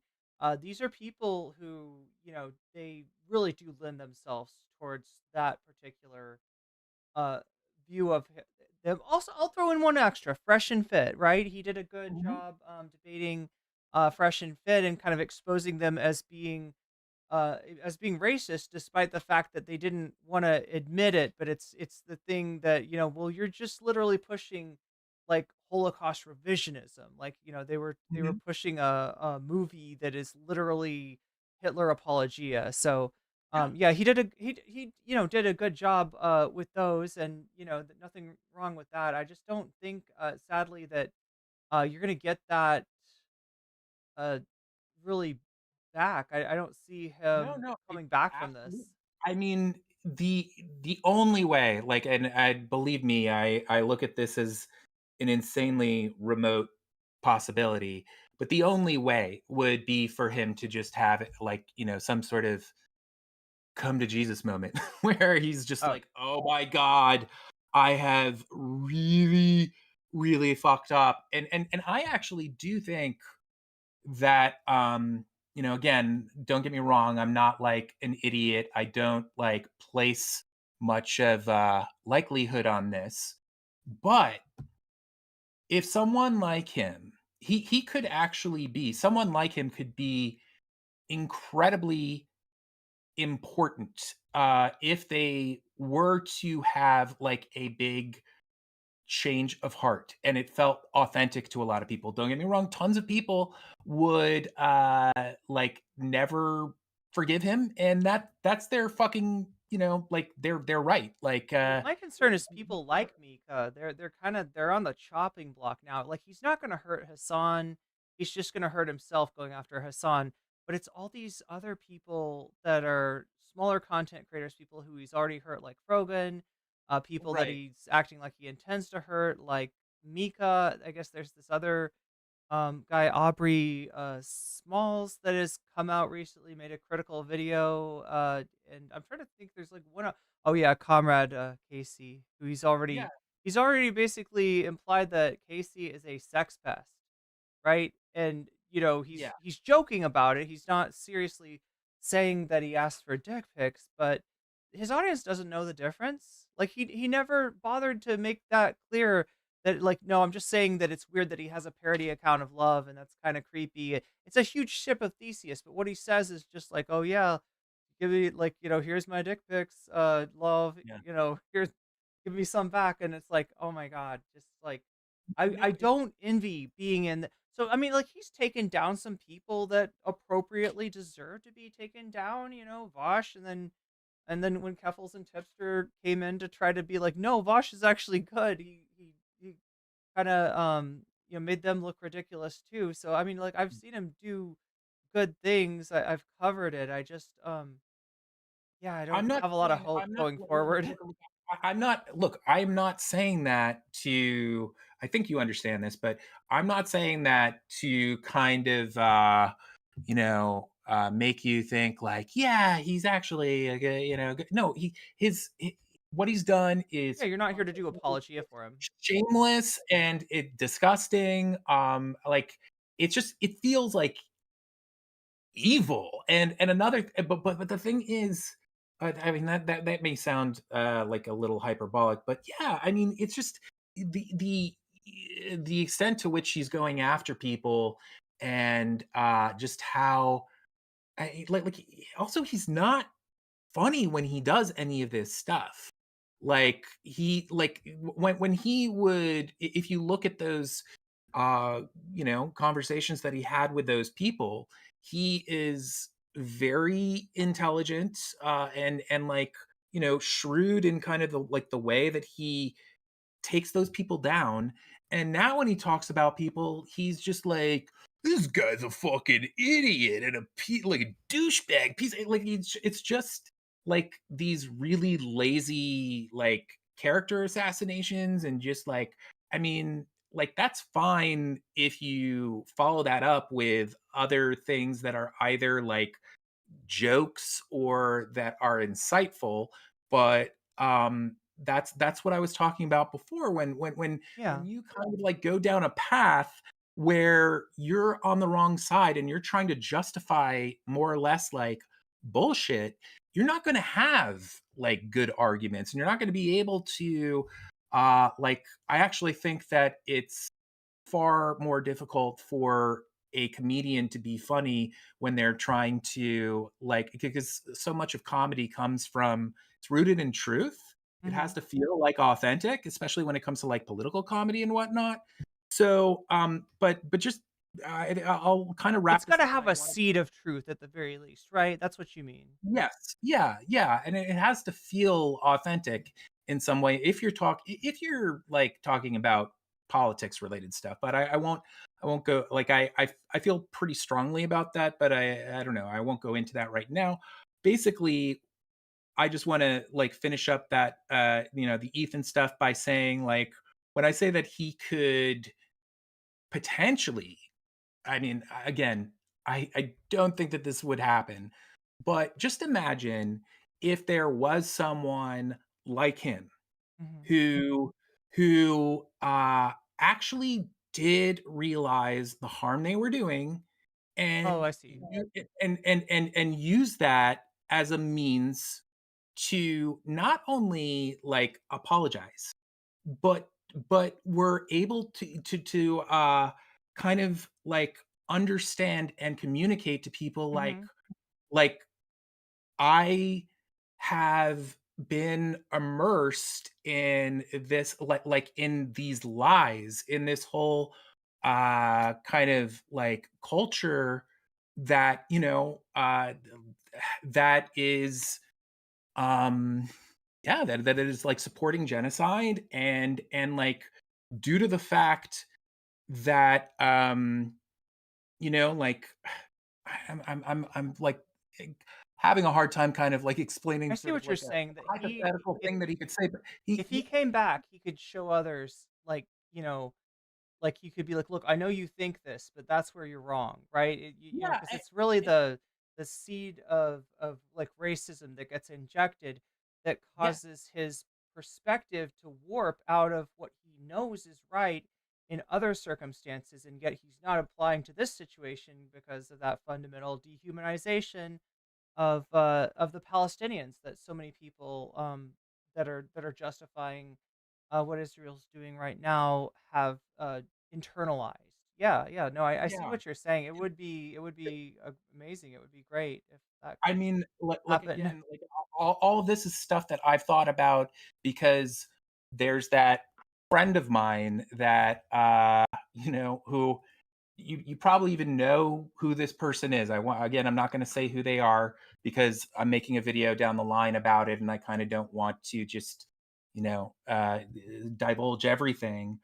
But like, I know that this was a person who he was someone who had a really great like fascism detector. Hmm. He like he was genuinely like there were a lot of times where we would talk politics and like I mean I'm not saying that like he like we were kind of on the same page. I'm not saying that like he like taught me, but he genuinely inspired me here and there. Just like he had like a real fire within him against like just the spirit that he is now like basically embodying when it comes to like fashy shit. And like I know like first of all he recently like he also, on top of, having kind of a family, he like he does have, family in Israel, and I remember when we were younger talking about, like, Israel and him, like, we didn't talk about it that in depth, but he basically just would say, like, "Yeah, Israel's doing a lot of fucked up things." Like, to be honest, yeah, totally. Um, but he married a woman who is a hardcore pro-Israeli like fasci type, and yeah, again, like these sorts of things can just change people, and they don't realize it's happening, and just again, like we all think that we would be immune to stuff like that, but just I don't know. I think that we're all more susceptible Oh yeah, to these things than we think. classic. It And can't happen here. Misunderstanding that like people will see that stuff happen in other countries to other people in other circumstances and not realize that it would you know fascism like appeals to every will appeal to different people in different ways and in a way Mhm. that where you would recognize it if it's directed towards someone else, you don't recognize it when it's directed towards you. Yeah, and you have so many people, like in his case, I'm sure that he has so many people in his life that he loves that are just, that have a very particular point of view, and those people are influenced by other people, and it just becomes like, to a large extent, like a feedback loop, and you start, um the friend that I have, one of the, like, I mean, he got worse and worse as time went on, and I like, there was a point, and it wasn't even that far into things, but like, for a little bit, I was like kind of trying to give him credit, or not credit, but like, there was a portion where I kind of thought like, okay, he thinks he's thinking a lot of bullshit now, but he's not like bigoted, he's not, and like, you just have to understand that, like, I'm having a hard time talking about it because it's just like a dagger in the heart Yeah. to to because this is someone who just always, with every, like, I mean, even Arabs, like, like, during fucking the Iraq war invasion and stuff like that, like, we were livid about what was happening in, like, detention camps. I mean, like in Abu Ghraib, and just, I mean, you name it. Like, he called George Bush George Bitch, which isn't really that funny, but I don't know. For some reason, coming out of his mouth, it was really funny. And he just despised Islamophobia, Mhm.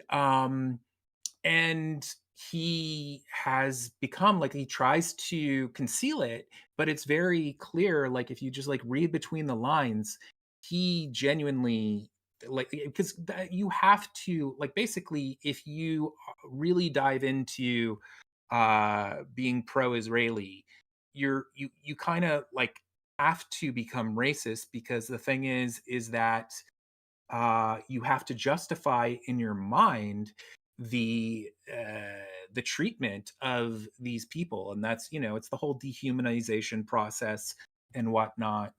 But yeah, so I did kind of like want to tell you a couple of other things about, like, Frogan specifically, and that you may, the recent developments with those podcasters who were who got the ban as a result of Mhm.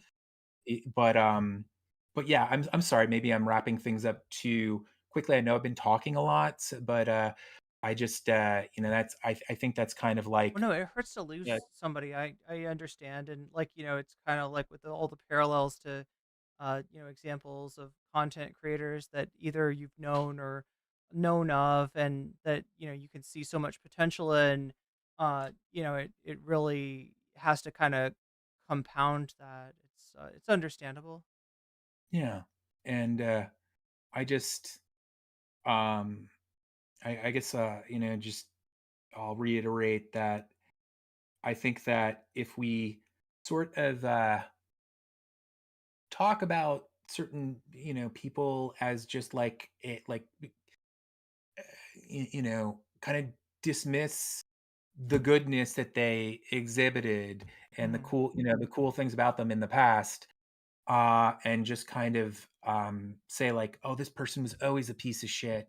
And again, I'm like, also admitting that I totally understand why people would be that way.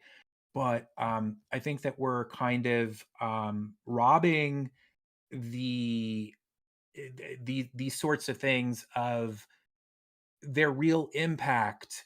Like, we just recognizing that shit like this can turn ostensibly good people into, paranoid, angry, hostile pieces of shit, it kind of like, I don't know, it just You definitely don't want to what compartmentalize that to where the point where you think that that could never happen to you. Yeah, I know what you're saying.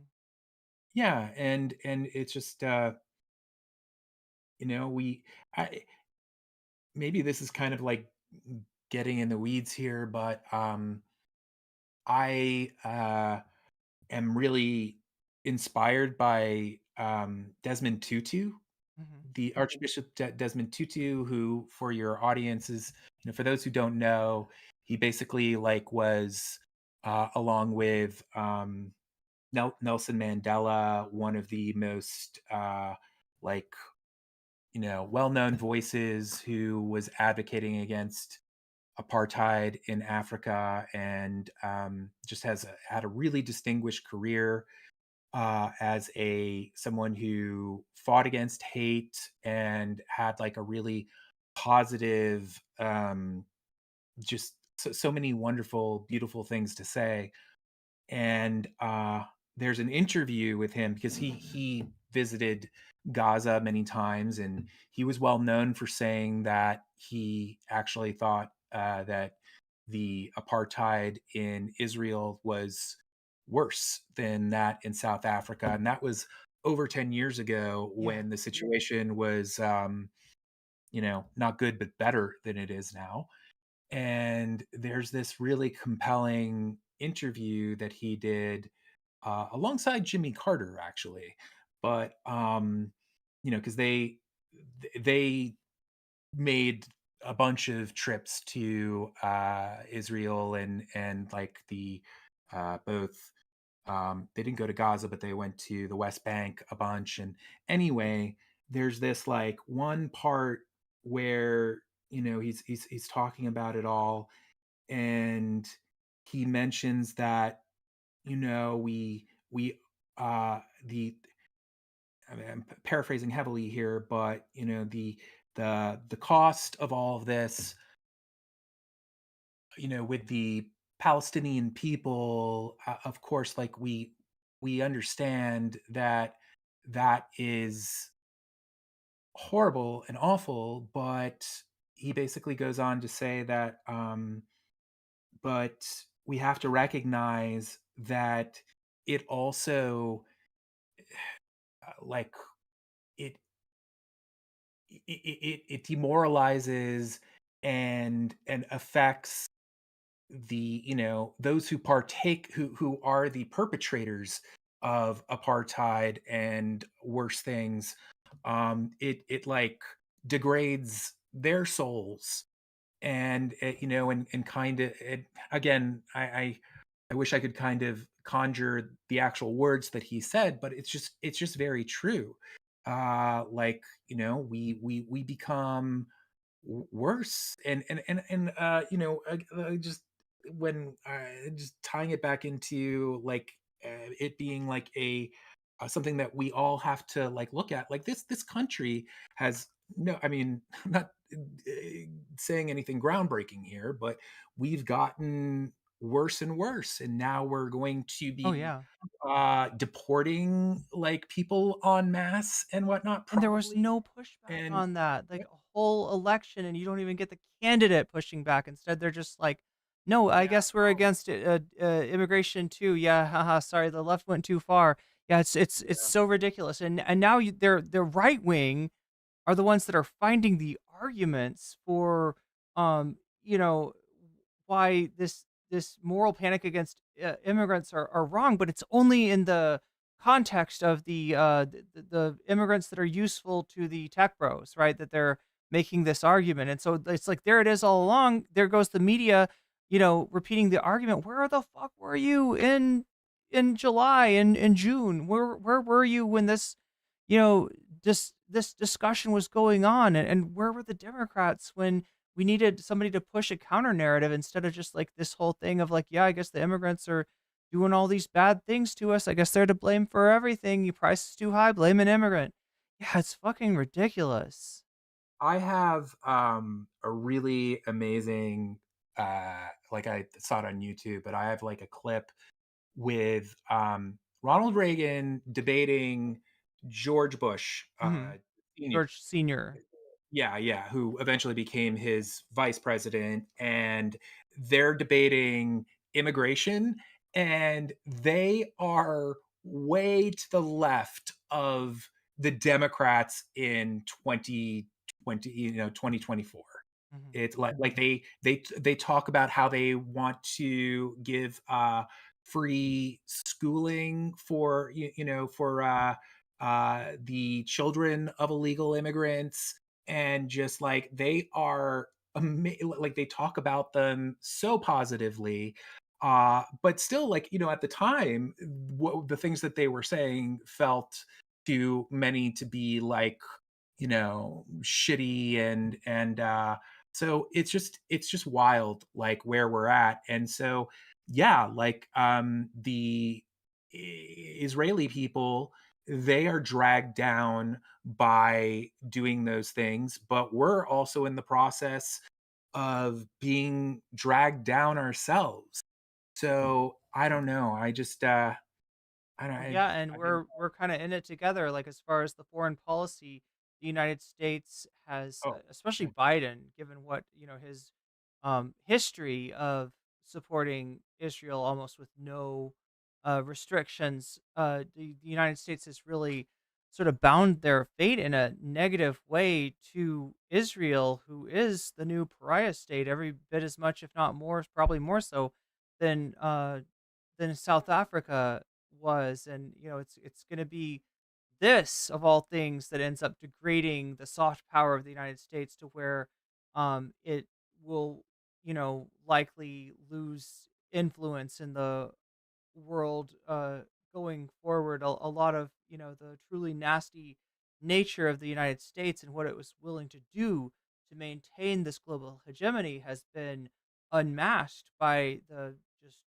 unremitting support of anything that Israel wants to do in Gaza, in the West Bank, in Lebanon. And now you got a president who, gave them the Golan Heights to annex, gave them the embassy moved to East Jerusalem, and yeah, is gonna green light who knows what going forward. And he's appointed Huckabee as the ambassador to Israel, a guy who literally has said things to the effect of like, you know, uh like, I'm really looking forward to the end times, Yeah. and just And when we're talking really about wild stuff. Christian evangelical Zionists, Huckabee's a great example. There's not an interest in the Jewish people for their own good. There's an interest in the Jewish people as a chess piece in the Mhm. game of getting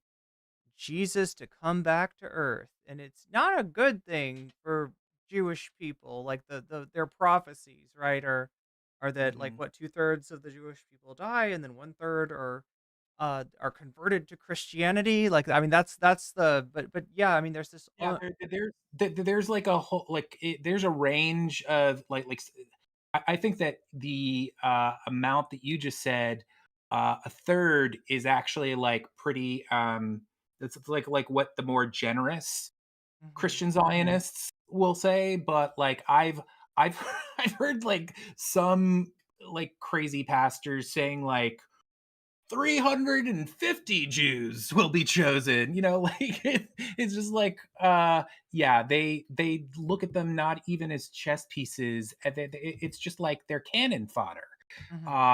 And yeah, it's crazy. But I'd like to very quickly, if you don't mind, go grab another White Claw, and I wanted to tell you a couple things about having to do with those podcasters, and then I'm gonna Uh-huh. say goodnight if that's cool. I am gonna have to cut it off here because it's Oh, way okay. past my Oh, bedtime. I'm But sorry. I love talking. It's great to catch up and nice to hear your thoughts about the whole situation with Ethan. Look, the best we can hope for is maybe does he leave a few of these people alone? If he could just cut some of these smaller content creators a break and not try to destroy them. I don't know. Maybe that could be the beginning of some kind of turn, but like I'm not hoping for anything, any sort of Yeah. big miracle of Ethan, changing his mind on these things because, like we said, sadly, this is a Yeah. self-reinforcing sort of thing. Yeah, I am not. I just want to make it clear that that's sort of like, I don't know, like a maybe fantasy is not the right word, but it's just sort of like uh I it's something that I truly don't think would happen, but I just kind of recognize like, wow, if he did do it, he could actually do some good because he would be instructive Yeah. to other people who have gone through the same thing that he has, and could be like, you'd be able to say like, look, this is like how I was manipulated. Yeah, yeah. This and Well, that could be very instructive. we're kind of talking about de-radicalization at this point, and it can happen, but it generally it's more likely to happen from somebody inside the person's life, whether that be a family Mm. member or a friend. So I mean, like if you've got people in your life that are going down this kind of downward spiral, if you're capable, not everybody has the energy, not everybody has the spoons, not everybody can, be capable of the emotional labor that is required to try to, reach out to somebody, and let them know that at least this part of their life, is still intact, and you haven't cut them off. But yeah, again, it's not easy work, and it's not work that everybody is super capable of. So, Yeah. but yeah, we can hope for the best, that somebody will come around and Yeah, it's sort of like daydreaming about winning the lottery. I don't think it's something that yeah. is very likely, but it's anyway. Thanks for having me on, and thanks to all of your audience who kind of put up with me for Well, just going on and on. thanks to you and your cats for gracing our stream this evening. It's been a pleasant conversation. My cats have been remarkably well behaved. Usually, like when I start like kind of talking with someone on the internet, Wizard, who is not he just retired from the room a moment ago. He starts like just getting like just wants me to play with him and stuff. So I'm proud of them. Anyway, yeah, I think I'm gonna jet, and cool talking, and happy New Year.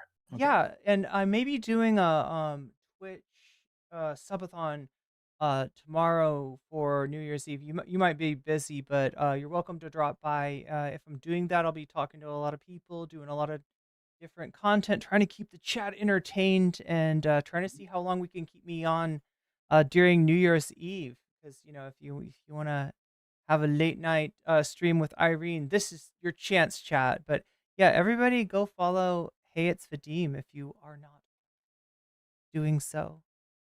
We'll be looking forward to your Well, upcoming content. yes, I'm coming back. Nice. And yeah, so and yeah, I'll at the very least I'll check in with you after that. Might be like maybe we could have a chat about the crazy shit that I'm talking about in my various videos. But Yeah, 100%. 100%. all right, Absolutely. Right. I'll see you later. Good night. Bye. Bye. Press the button. This button. Oh no, that's Discord audio. Let's try this one. Somewhere there it is. Boom. Oh my gosh, chat. I almost called you Jat. I don't know where I got that. Rudyard.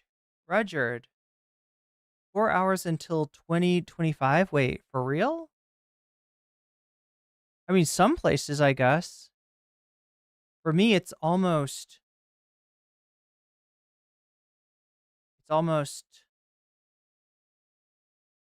Um, it's 12 hours. It's less than 12 hours. So yeah, I probably got to get to sleep. God, I wanted to watch some more of this Rudyard stuff, but Vadim had come by earlier when I was talking about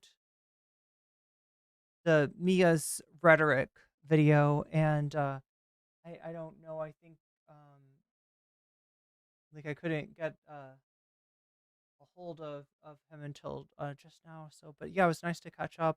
We were friends from back in the day. Vadim is one of the first people to guest on my discussion panel, Bird Brains. So it's always nice to see what's up with Vadim, see what things are like from his perspective. Yeah, he's part of some pretty like he's been a YouTuber for a lot longer than I've been a content creator. So yeah, exactly, bad lefty. I don't know what to do, chat. You earned bonus content, and I don't want to, you know, short you on that, but it also is really late, and I do need to start going to sleep earlier somehow. Let's see if we can finish up whatever point he's on here, and then maybe we'll start again tomorrow with more of the wild. Yeah, so suppose according to Bad Empanada, this ends up with Rudyard trying ayahuasca and becoming a natural mystic, saying that he is one of the world's foremost mystics, and he will now give us spiritual advice. So it's one of those. It's one of those kind of videos. And the way to see the Northeast is that in Pennsylvania is you got a series of different subcultures. So the way the greater Philly area goes is you have Midwestern Protestants, Catholic Northeasterners, and Black Southerners. And where I grew up felt like a cultural extension of the Midwest. It felt like it could be completely Ohio, where when I was in middle school, our curriculum in history is at how the American Revolution was amazing. Then all our history teachers were members of the NRA and they owned guns. Our Boy Scouts leaders were former Vietnam vets. It's very much that kind of culture. In a lot of Pennsylvania, in rural Pennsylvania, they give the first day of the deer hunting season as a day off from school and from work. Hunting's a big part of the culture there. And to change topic to something less pleasant, my mom started to spiral into bizarre conspiracy theories that my father had bands Oh yeah, I forgot about this. The mom was going of thugs. The mom used to be very like left wing and then became super far right. I guess was kind of where we left it last time. Let me go ahead and shout out my patrons as well while I'm thinking of it. Yeah, because I usually try to shout them out twice every night. So yeah, everybody on my Patreon gets the videos early. You get them uncensored and sometimes uncut. So there's a few extra scenes in there that I haven't cut out yet. So everybody in my Discord gets that. The $5 and greater members, you also get a shout out. So let me do the shout out now. Shouts out to Oral Ellipsis. Shouts out to Tracy Eva. Shouts out to Temporal Insanity. Shouts out to Funky Monkey. Shouts out to Shaxba. Shouts out to Nadia. Shouts out to Moe Noe. Shouts out to Just Julie. Shouts out to Jules K. Shouts out to JR. Shouts out to Hot Ham Radio. Shouts out to Good for Gabby. Shouts out, Fancy shouts out to Zara Zarix, to Rachel K, to Crystal Saphira, and to Omega Star. Who were vandalizing her property. Yeah, Chad, I gotta get to bed pretty soon just because I'm gonna try to see if we can do. So what we'll do tomorrow is we'll do a normal stream where I'll be streaming on Twitch and YouTube, and then after the YouTube stream is over, I'll invite everybody on YouTube to come over and join us on Twitch, and we'll be doing like a subathon. So I'll start out with a certain amount of time on the board, and every time somebody subs or donates or does anything like that, I'll add extra time. So we'll see, how late we end up staying up on New Year's Eve. And if you want to see, just like, it won't be, I'll cap it at something, right? Because I don't want to be like, I can't even, well, wait, some people, they'll just keep it going, but they'll like be in bed or something.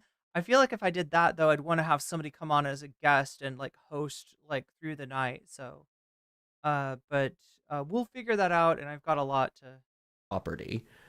And she literally had no evidence for this. And the Chester County court system got so fed up with her bullshit that they literally refused to take cases from my family, forcing them to go to external counseling to solve our own issues. Chester County cycles through judges, and my mom accused each of the different judges and any social worker who stood against her of corruption charges. And the third Sounds familiar. Sounds like, MAGA behavior to me. Judge built up a personal vendetta against my mom and demanded that every future case that involved her go through her. This judge saved me so much suffering, and I literally emailed her to thank her as an adult. My mom shot one of her horses to frame my father for killing it. My mom would also keep 5 cats from one of her friends in a tiny closet that Oh my god. This is like some Christy Gnome shit. This is a weird tangent, but my mom was also obsessed with the FBI stalking her. I have suspicions my mom was involved in the secret government testing program MKUltra, given they sourced from places like Are you fucking kidding me? Columbia Political Science Department at that very moment, as far as I've researched. My mom was super cynical about the ruling class before that was a big thing. She believed she was a psychic, which is another MKUltra thing. She was paranoid about the FBI following her, and I also know that she was molested. Yeah, is that confirmed? Did they try to develop psychic powers at MKUltra? I know like the main thing that MKUltra is known for is testing out psychedelic drugs on sometimes unknowing subjects. I'm trying to think of the famous people who I know that were involved in MKUltra. I think Ken Kesey was author of One Flew Over a Cuckoo's Nest. That's too many points for my own comfort, and I'm scared to even say stuff like this on this video. But this video is going to get so much crazy. That's not even in the top 10. My mom hired security guards against this imaginary threat, but then those bankrupted her, so she moved my sister and me against my father's consent to downtown Philly. This really disappointed me, since I loved living in Chester County so much. I went to a Quaker school in Philly, and I was raised a Quaker because my mom has lots of Quaker ancestors, and my dad thought I should be raised Protestant. And Quakers are really big in that region of Pennsylvania because they founded it. And I attended 2 Quaker services a week for years straight. I've attended Quaker services for most of my life. And Chat says, bro has already said too much. Listen, this guy is a prodigious yapper, okay? We're at 53 minutes of the first video. That is 2 hours and 40 minutes. The second video, 3 hours and 24 minutes. The third video, 4 hours and 4 minutes. These videos get progressively longer. These yap sessions are just out of control. People have said to me that Quakerism has had an enormous impact on how I see the world. And that makes sense to me. My mom was a horse lady, and she also taught me how to ride. I was a pretty good horseman as a kid, and my mom said it's important because horseback riding teaches you leadership, because most leadership is implicit through body language. Wait, you're leading the horse? And how you carry yourself, which is how horses communicate. And she said, quote, "Deal with a horse as you would deal with a woman or a crowd. They are emotional prey animals." Wow. What? Your mom said that shit to you? They are emotional prey animals? Deal with them as you would deal with a woman or a crowd? What is his mom doing with crowds? All right, we made it to part 2, half a heart. God damn, so he's The got... move to Philadelphia Oh, shit. Okay, so these are mini yap sessions. was one of the most instrumental turning points of my life. My father still lived out in the exurbs. Yeah, turning point, WIAH. And so I would commute between both. I moved from a completely car-dependent society to one that was one of the most walkable places in America. Philly has such a warm place in my heart, and it has a bad reputation for obvious reasons, given its the poorest and most crime-filled of America's top 10 largest cities, but it has wonderful culture, architecture, it's affordable, historic, and walkable. I'm a walker by nature, and I would walk across downtown Philly from Camden to UPenn as a way to clear my head. Because for me, walking and thinking are the same process. And this was a really important period of my life. Since around age 13, I gained self-awareness about who I was as a person, where beforehand it was like I was on autopilot more so. And I had several really important breakthroughs around the time of age 13. One was that I hadn't really ever read a book until I was age 12. And then I looked at a book my dad owned, and I realized, wait, if I'm physically capable of reading a single page of this book, that means, because it's a repeated task, I could read 1,000 pages easily. Because if I can read a single page, I can do the task on repeat since I know how to do it. And that was The Book of Swords by Fred Saberhagen. And I have started at age 14, read 70 to 80,000 pages a year and around 80 books a year. And I've maintained that consistently for over a decade. And there has nearly never been a day where I haven't read in the last decade. And by the time I started high school, I could draw every country and every year of Okay, so it's like sci-fi fantasy. Story revolves around the 12 swords of power, which were forged by the gods and given to humanity. How various characters acquire and use them. The series spans several decades and features dozens of characters. Wait, what the fuck is this? They're just called so there's one series that's like what do you call it? A trilogy, I guess? The first book of swords, the second book of swords, the third book of swords, and then after that you have the books of lost swords, the wound healer stories, the sight blinders story, the stonecutter story, the Far Slayer story, the Coin Spinner story, the Mind Swords story, the Wayfinder stories, and the Shieldbreaker story.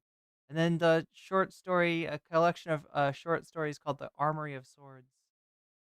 Related books, the Book of Swords series is also linked to the Empire of the East series, which is set in the same universe and presents the backstory of the series. Oh, so it's like a prequel.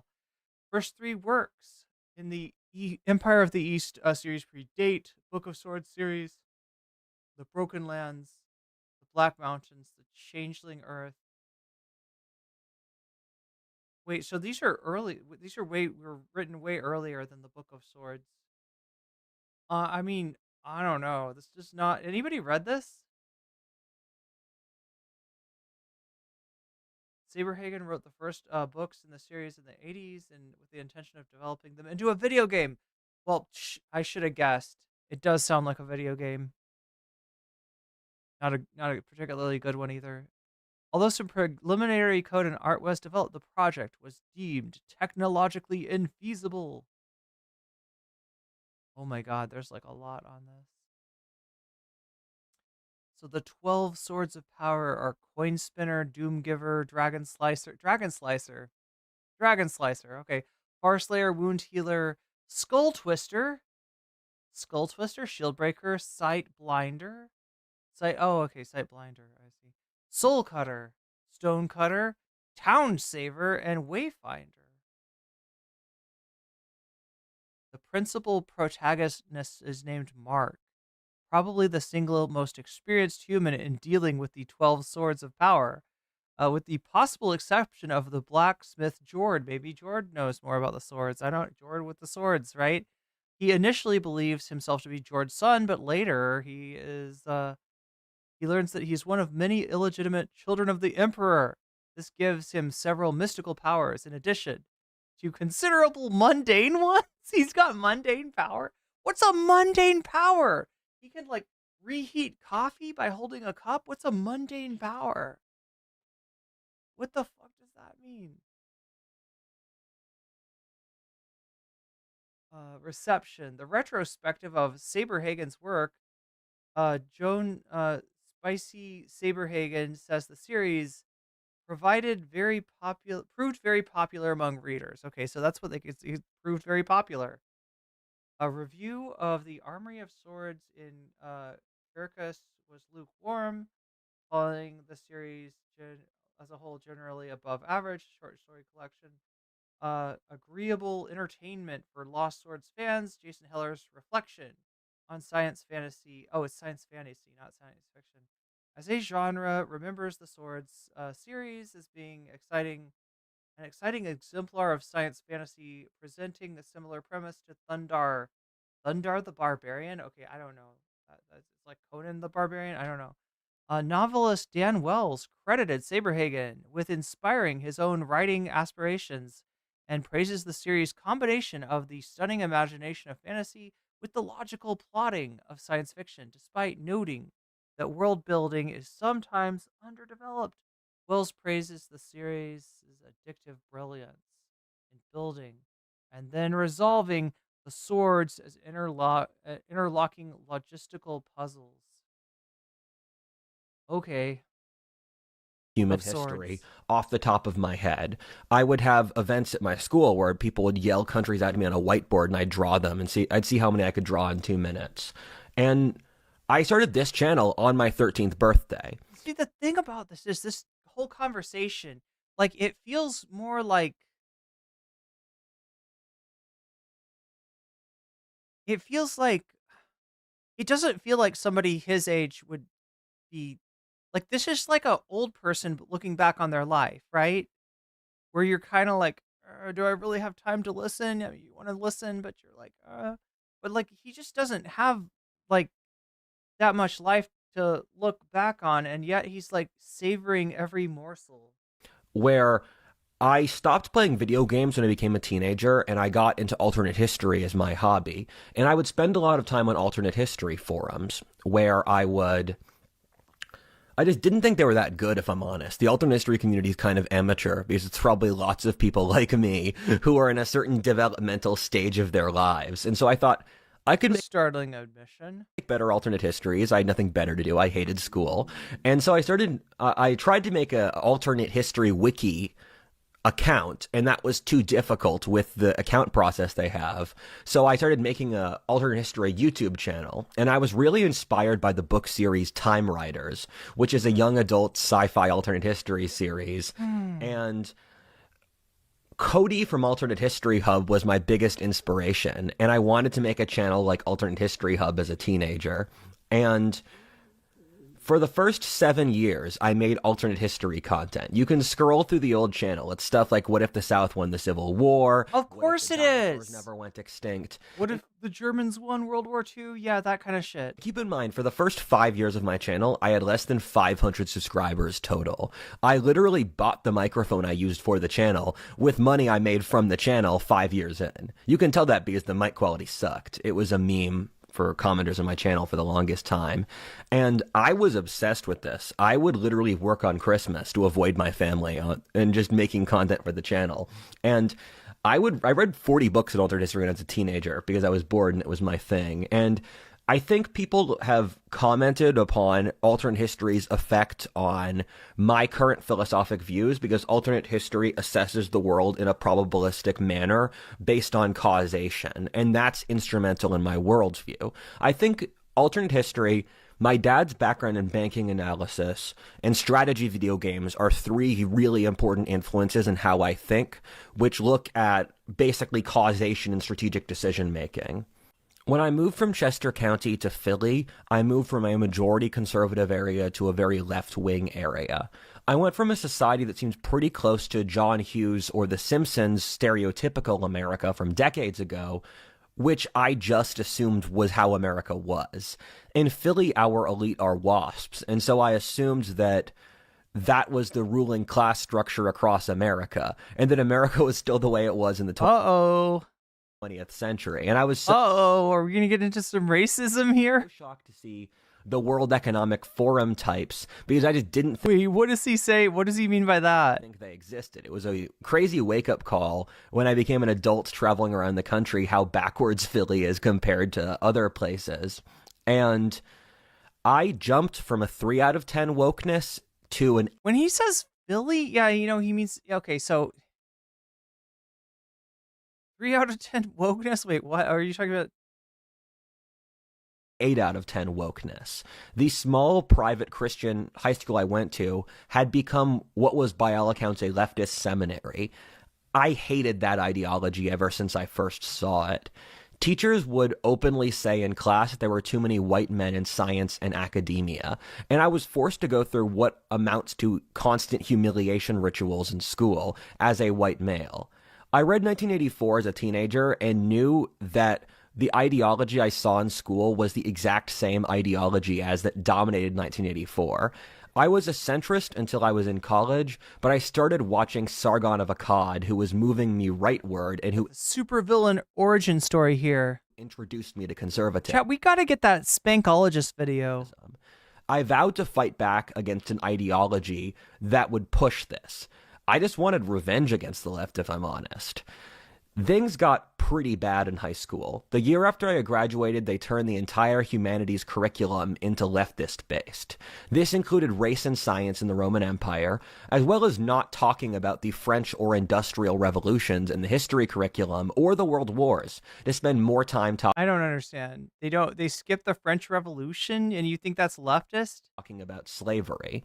We had a mandatory social justice week to celebrate social justice causes, where my school flew in a speaker from New Mexico to say that using violence to push social justice was justified. It was basically impossible to not be a leftist. For example, we were allowed to skip class to go to an anti-gun protest. I was the only person in my class who didn't, and when people... Again, leftists, are not universally anti-gun. Asked me why. I said it felt like an emotionally charged topic. And my school, for example, had a 3-year history award. I never won the history award, I suspect because I wasn't left-wing. Because you were white. I barely got discriminated against. Passed school in both middle school and the start of high school. There were moments I was convinced I would fail school. I literally went to school for something like over 12 hours a day because class was 8 hours. Then my school had a mandatory sports program, which was 2.5 hours for a third of the year. I basically hacked the system by doing lighting and stage production for my school's plays. And then you have 2 to 3 hours of homework a night. That's like a Chinese work schedule. And I'm so deeply resentful of being forced to do this for my youth. I could have been doing fun stuff, but you forced me to do Oh, but Vivek Ramaswamy wouldn't like that. You can't do fun stuff. You've got to do the math club. And you forced me to do work that had zero application for the rest of my life. And I'm still not entirely sure. Like, he seems like somebody that he's very pro STEM. Then again, for like a right winger, he does. I don't know, chat. I don't know. At the end of middle school, I couldn't see the whiteboard since my eyes were too poor. My mom refused to get me glasses for over a year since she said I didn't need them. And when my parents finally got me glasses, grades improved. By the way, I'm just here to air out grievances at this point. We got that. When I went to public school, my public school was a 40-minute drive from where I lived. And so school started at 7:20, the bus came at 6:40, and I woke up at 5:30. See, I expect him to tell me what he ate for breakfast, you know? When I was friggin' like 12 years old. My mom would serve us oatmeal and toast with a smear of peanut butter, but I would always take my smear of peanut butter and mix it into my oatmeal to have a peanut butter flavored oatmeal instead. I'm very resentful of this because I'm an innately nocturnal person. I go to sleep at 2 to 3 a.m. right now. And when I went to elementary school, the school was an hour away. And so my sister's school started earlier because she went to middle school when I went to elementary school. And so I would sit in the school parking lot for an hour playing video games until the school started. And I'm still very resentful about it. Is it in a Nintendo DS? To wake up early. There was zero reason you had to do this. You could have started school at 10 a.m. Nothing would have changed. I don't care about your sports program. It doesn't matter. And one of the things my high school did really well was it hired eccentric teachers, which let students... No, he's on board with Vivek. He doesn't... Although, I don't know, like, once you start to talk about the immigration thing, maybe not so much. be creative. When I was in high school, I made an independent study where I wrote a 250-page screenplay about the fall of Rome that followed 4 families. Because of course you did. Around the Battle of Adrianople. I was in computer science class with a teacher who was a video game designer, and we had to make video games in computer science class. I told my teacher, who's a cool guy, he's made a great video game called Jamestown, about Martians, space warfare 200 years from now based off 17th century England. I said I wanted to make a strategy game based off 17th century Poland, Lithuania. He told me I wasn't physically capable of doing that, and I took that as an insult to my honor, so I spent 4 hours for weeks coding the game with different unit types, battle factions, strategies, and that sort of thing. My religion teacher and I became quite close. My school had a theology program that was actually quite useful for me. I learned a lot of really important theology there. And they had a Mennonite teacher who, when he retired, was replaced by a black Muslim, former Black Panther. But he was an awesome dude. He went to Harvard, and he converted to both Islam and Christianity at different times. And he gave me a lot of spiritual guidance as a teenager. We would hang out for years after school, and he studied philosophy, and he was okay with me being a conservative. And he said that I was actually going to found a religion when I was in high school, and that was what I'd be good at. Well, he didn't know. He was like 10 years too early on that. And I also ran a fight club in the basement of my high school where we whacked. No, you what? Each other with rubber weapons, and then not really a fight club. We would basically bet on. And also, first rule of Fight Club, Roger. First rule of Fight Club. Come on. With no money, it was a lot of fun, and most of the people from my high school are screwed. That's true of Zoomers I've met across the country. There's this underlying what I'd call Zoomer holocaust, where Zoomers just got so massively screwed over by the system they're in because they often, and I don't want to call out people from my school because this is just normal, they often lack abilities, decision-making process, jobs, and almost no one dated in my high school or partied. People were just working so much there wasn't time for that. My high school experience wasn't that fun. It was cool because there was a lot of eccentric stuff going on, and it's heartbreaking to see an entire generation get broken. I think this is more common than anyone realizes for Zoomers. I've met Zoomers across the country, and the normal thing is that they're psychologically broken, which I've talked about in multiple videos. This is for a series of complex reasons. Between helicopter parenting is a huge factor here, which was terrible, where I had friends where their parents would walk them 4 blocks to school until the end of high school and then pick them up at the end of class. They wouldn't let them have the responsibility for walking back. I had other friends where your next argument will be, and no girl ever talked to me because their parents were going to move to the state they went to college in to follow them there, or that they controlled their spending until they were out of high school, where they said, this is how you spend your allowance. And these kids just never developed a sense of decision-making or independence for what they need as adults. My entire generation, or really their parents, were obsessed with going to college. And for example, and so the irony, fuck me. I'm Rudyard the Woodafall Tist guy. And before you watch lots of people like Social Justice Week. Sorry, I was trying to pause it. My parents were obsessed with the idea of going to college. The thing about Rudyard is that, he's obviously a very curious guy. His story is he did go to, 1 semester of college. It's literally like what I describe conservatives as, that they spend 1 semester, 1 quarter, 1 whatever in college, and they decide it's not for them. They look at it as being woke or indoctrinated, or they didn't like one of their teachers. It's literally that. That's his story, right? But ironically enough, college could give his bullshit some grounding that he doesn't have, a base level of understanding of, subjects like he seems to be interested in anthropology. I don't know if he really knows what that means, but he expresses an interest, right? I don't know. As much as he wants to poo-poo college, it's A, you probably have enough YouTube money where you could afford it, and B, you really need it.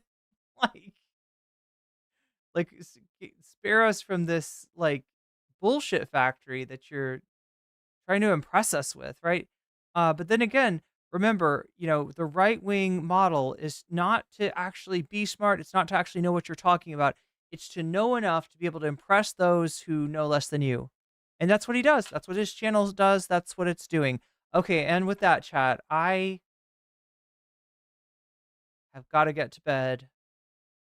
If I'm going to have any chance of being able to do what I have ambitions of doing tomorrow. So if you're watching me on Twitch, I'm going to read you into Carolyn Kwan, who is playing the Stanley Parable, which I've never played, but it looks fun. I don't know anything about Stanley Parable, but you're going to find out about it from Carolyn Kwan. So yeah, and I'll see you all again tomorrow. We'll be doing maybe an all-nighter. Depends on how the subathon on Twitch. We'll start off streaming on Twitch and YouTube, and then we'll finish the stream and Twitch and see. And you know what, chat? If we do it right, we'll stream straight on till morning. Right? We'll do the pirate ship of Theseus. I don't know, chat. We'll stream straight on till the next morning, and maybe start the next YouTube stream. I don't know. We'll see if it works, chat. I've never done one of these before. I don't know what it's gonna be like, but I hope it'll be cool. And the big goal is to put me on the map as far as Twitch goes, because I feel like that's what we need to firm up now is the Twitch community, so we can do so many cool things on Twitch. And we'll add stuff. We'll add what's it called? Like all the Twitch stuff. We'll improve my whole setup tomorrow night. Twitch ain't real. Well, we'll see how real it is tomorrow night when we do the New Year's Eve thing over there. Anyway, much love. And also from what I've heard, there's no ads, so you'll be happy. You won't have to deal with ads. Apparently, since the politics area is politics has been demonetized over there. Anyway, I will talk to you tomorrow. Until then, have a good night, and moe moe.